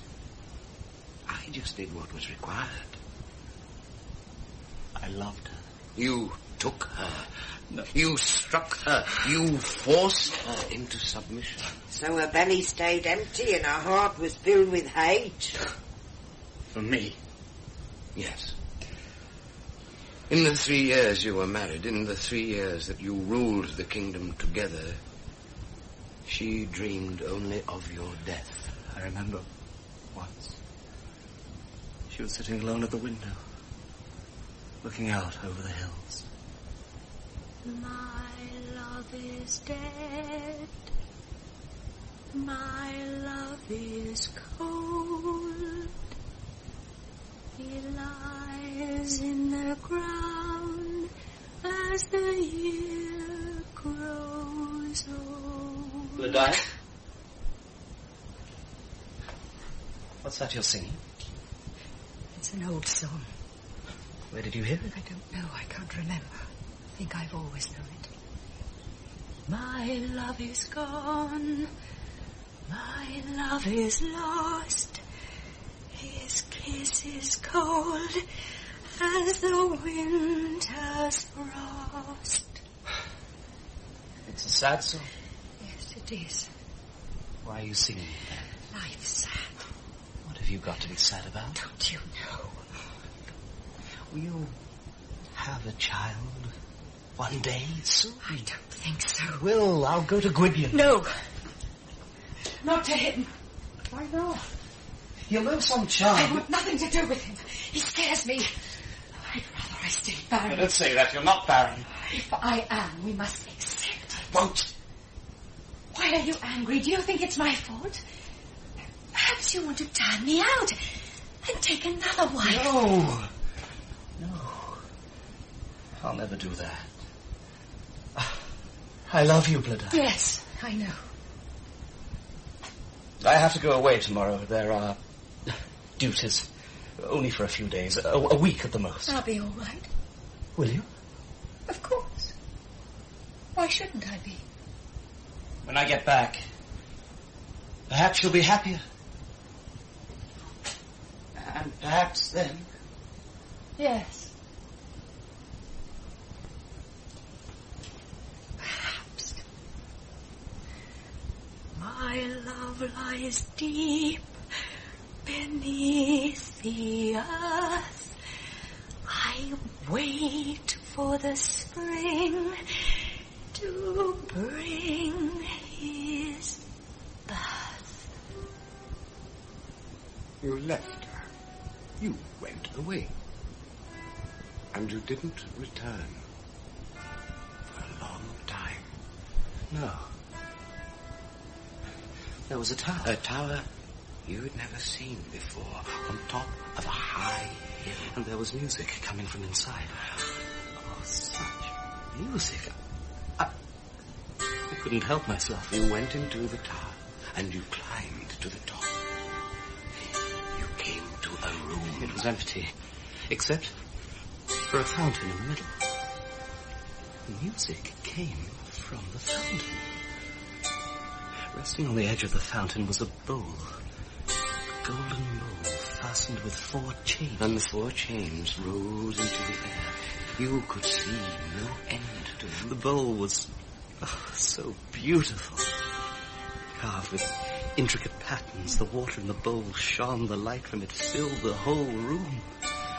I walked over to the bowl and placed my hands on and it. Your hands stuck fast to the bowl, and your feet stuck to the bowl. I couldn't move. I couldn't speak. You forgot who you were.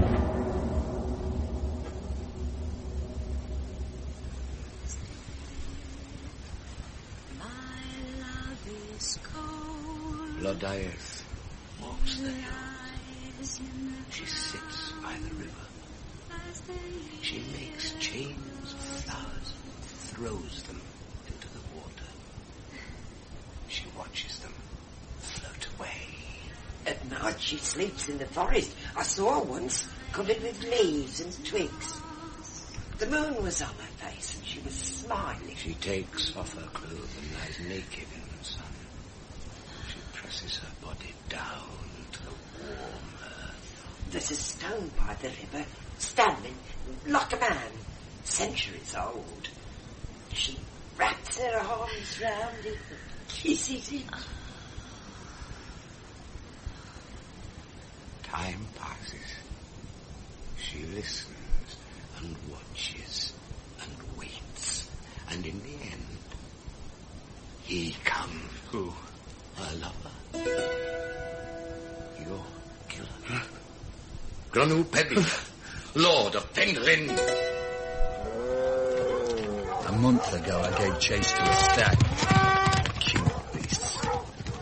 It led me far from my home, through woods, across crags and mountains. Until now, my hounds ran it to ground. A magnificent animal. It fought valiantly. I cut its throat with my knife. I was sleeping. I heard it cry. I thought... My lady? There's blood on your hands. The stag's blood. No matter how much I wash them, it won't come off.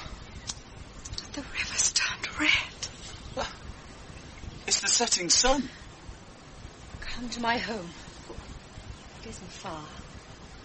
You can wash properly there. I'll soon have them. You've ridden far. I'll give you food and fresh clothing. My servants will see to your horse and your house. There's no need. You're in my kingdom. You must be my guest. I insist. She takes him by the hand and leads him to her castle. He is washed, dressed in the finest clothes. A feast is prepared for him.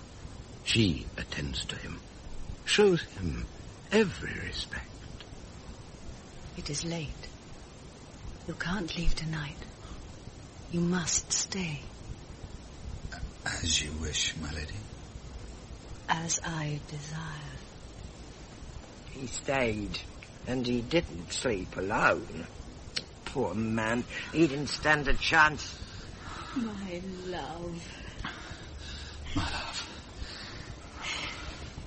You must never leave me now. Never. You belong to me.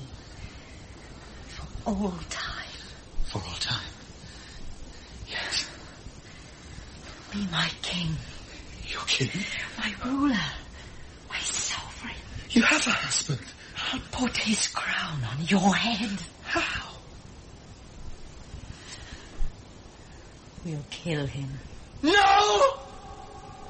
At the moment they planned your death, the golden bowl that held you cracked. The chains fell to the floor. The fountain dried up.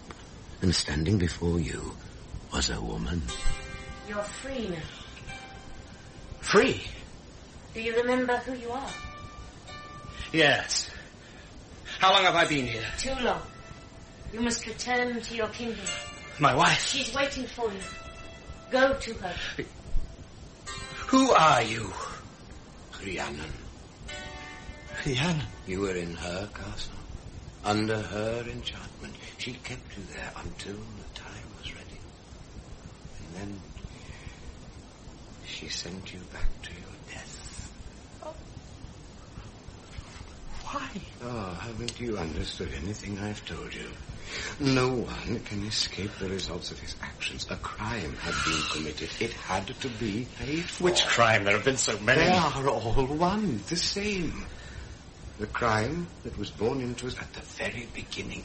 We must all atone for it. It's the old story. Sows eat their farrow and wives murder their husbands. The oldest story there is. Do you remember your death?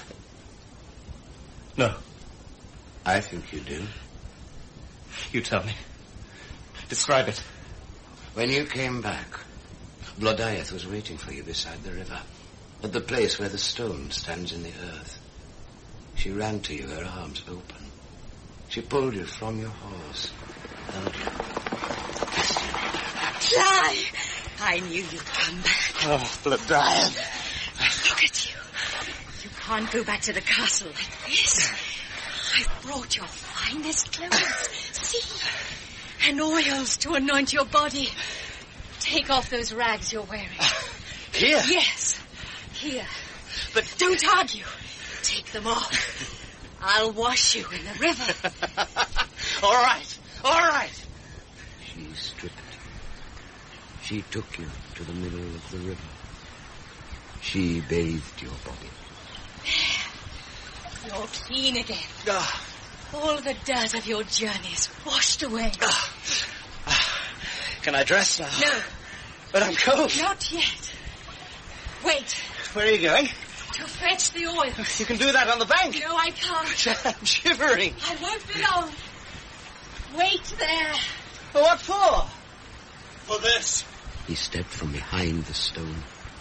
There was a spear in his hand, ash tipped with iron. He raised the spear. Now! Strike! The spear flew from his hand. It pierced your heart. Ah! With a single cry, you fell. He's dead. Is he? Yes. I'm not sure. His blood runs into the river. He's moving. No. He lies still. Let's go and see. Leave him. Come now. Gather your soldiers. Subdue the country. It's yours. You remember now? Yes. Everything. I remember everything. You became an eagle. For a whole year you lived in the wild. Until I found you and brought you back. Who found him? Until we found him. Thank you. I wish you hadn't. I wish you'd left me as I was. I was happy. Why did you bring me back to this? You have a duty to perform. You know what it is. Blood for blood. There's been enough bloodshed. Not yet. The earth needs more. I won't provide it. There's no one else. It's your destiny. I don't want it. You can't escape it. Gwydion, listen to me. I asked you once if there was a way to break out of this trap, this cycle of death and revenge. And I told you there wasn't. There is. It's simple. My blood's been shed. The crime's been paid for. The land has a king. Granu rules in my place. Let him keep the throne. Let things remain as they are. That's not possible. Why? Because they suffer. Lodayeth and Grun. They torture each other, chained together by their own guilt and pain. As long as she remains in human form, her heart will be twisted with hate. As long as he lives with the memory of your death, his spirit will cry in torment. Their suffering is on you. Only you can release them from it. By killing him? It must be done. He wants it. What about Lodayeth? Leave her to me. I'll do what I can for her. And afterwards? When it's over? Become king again.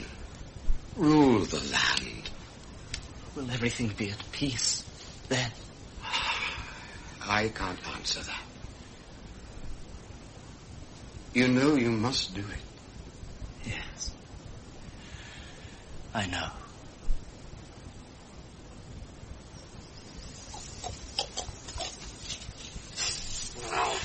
Spring. Clear skies. Wind in the leaves.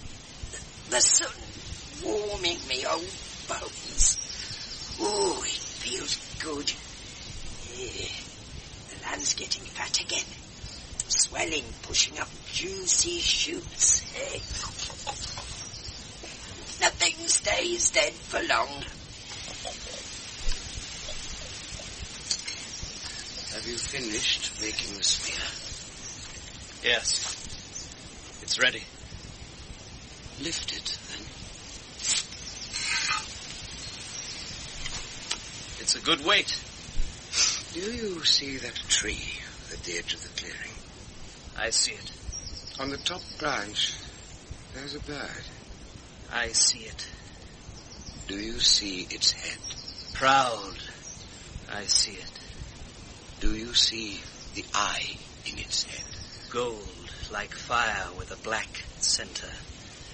I see it. Could you throw your spear and pierce the bird's eye? Easily. Shall I? No. Let it live. That spear was made for killing more than a bird. Are you ready? Yes. Then go and do what has to be done. I will.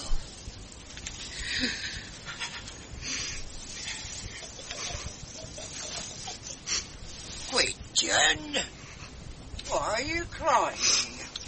I am not. There are tears in your eyes. They are not tears. Running down your cheeks, making your beard wet. My beard is not wet. You're slipping, Gwydion. You're not as good a liar as you used to be. Gwydion! Yes. It's a good day. Yes. A fine spring day. The sun's warm. It's good to be alive. Yes, it is.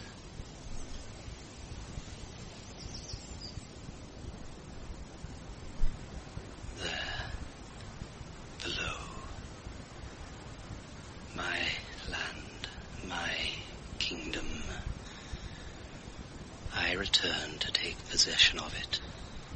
The valley, the hills beyond, the river. And there, on the bank, by the stone, I see him. He's come. He's waiting for me. Gwydion, wake up. Hey, old man, wake. Are you asleep? Or are you dead? Oh, smells like you are. No, you always smell like that. You're not going to die now, are you? You can't. You've been with me so long, I've got used to having you around. I won't let you die. Wake up! Oh, come on, wake! Oh, that's more like it. Oh, what is it? Wakey, wakey, the moon's shining. Who else did you expect? Leave me alone. No, I won't. Wake up. I've got something to tell you. I was having a lovely dream. All about a man who fell in love with a pig, I know. You can go back to it later. Listen to what I've got to say first. I don't want to. It's important. Nothing's important anymore. It's about Clive. You sent me to find out what happened. Don't you want to know how the story ends? I already know. Oh, you think you know everything. What did you send me to find out for if you already know? Get me out of the way so you could lie here and dream yourself to death? Oh, I won't let you off the hook that easy. I'm going to tell you, and you're going to listen. All right, then. Go on. Clive went back. When he got to the river, he found the other one waiting for him. Rollo Pebir, Lord of Penllyn. Yeah, that's him. He knew that Clive was returning. I put the knowledge in his head. You have to take the credit for everything, don't you? Well, anyway, there they were, the two of them. Clive on one side of the river, Gronno on the other. But Clive had his spear with him. Gronno didn't have anything. They spoke like two old friends. I knew you'd come back. I've been waiting for you. I have something of yours I wish to return. I know. Will you take it back? I'll take it. Prepare yourself, then. Is there no way out of this? No. The pattern's fixed. Will you grant me a favour? Let me place this stone between myself and the blow. I'll grant you that. Farewell, then. Brother. Farewell. So, Gronno stood behind the stone, but it didn't do him any good. Of course it didn't. Clive threw the spear. It went right through the stone, into Gronno, and come out through the back of his neck. He fell down dead without a sound. And then? Well, then, Clive went back to the castle looking for Blodaya. Oh, he searched everywhere for her, but he couldn't find her. She had gone. That's right. And I know where. Where? Well, don't you know? If I did, I wouldn't have asked. Oh, I thought you knew everything. Where is she? She's here. She's come to see you. Help me. I can't. Please. There is little I can do. You made me. You brought me to this. Changed me back to what I was. None of us can go back to what we were. Oh, help me. Oh, take away this pain. Your pain will be with you always. A flame in your eyes. A hunger in your heart. I want the trees, the wind, the light. Then go to them. Float your body on the wind. Carry the night in your voice. I was flowers.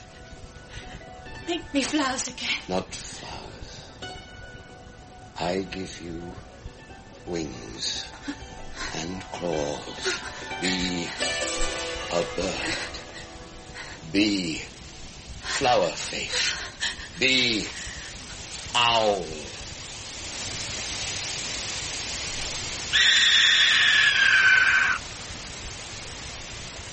She's gone. Into the trees. Into the night. For all time, hating the sun that shines on our race. Her cry will bring dread to men's dreams. It will wake them in the dark, and their flesh will creep with cold. They will feel death on their lips. I feel sorry for her. It was the best I could do, Ceridwen. My magic is all used up. Gwydion! Gwydion! It's him. Gwydion, where are you? He's come looking for you. He won't find me. Are you in there? Look. Gwydion! He's here. He can't see us. Where are you? I need you.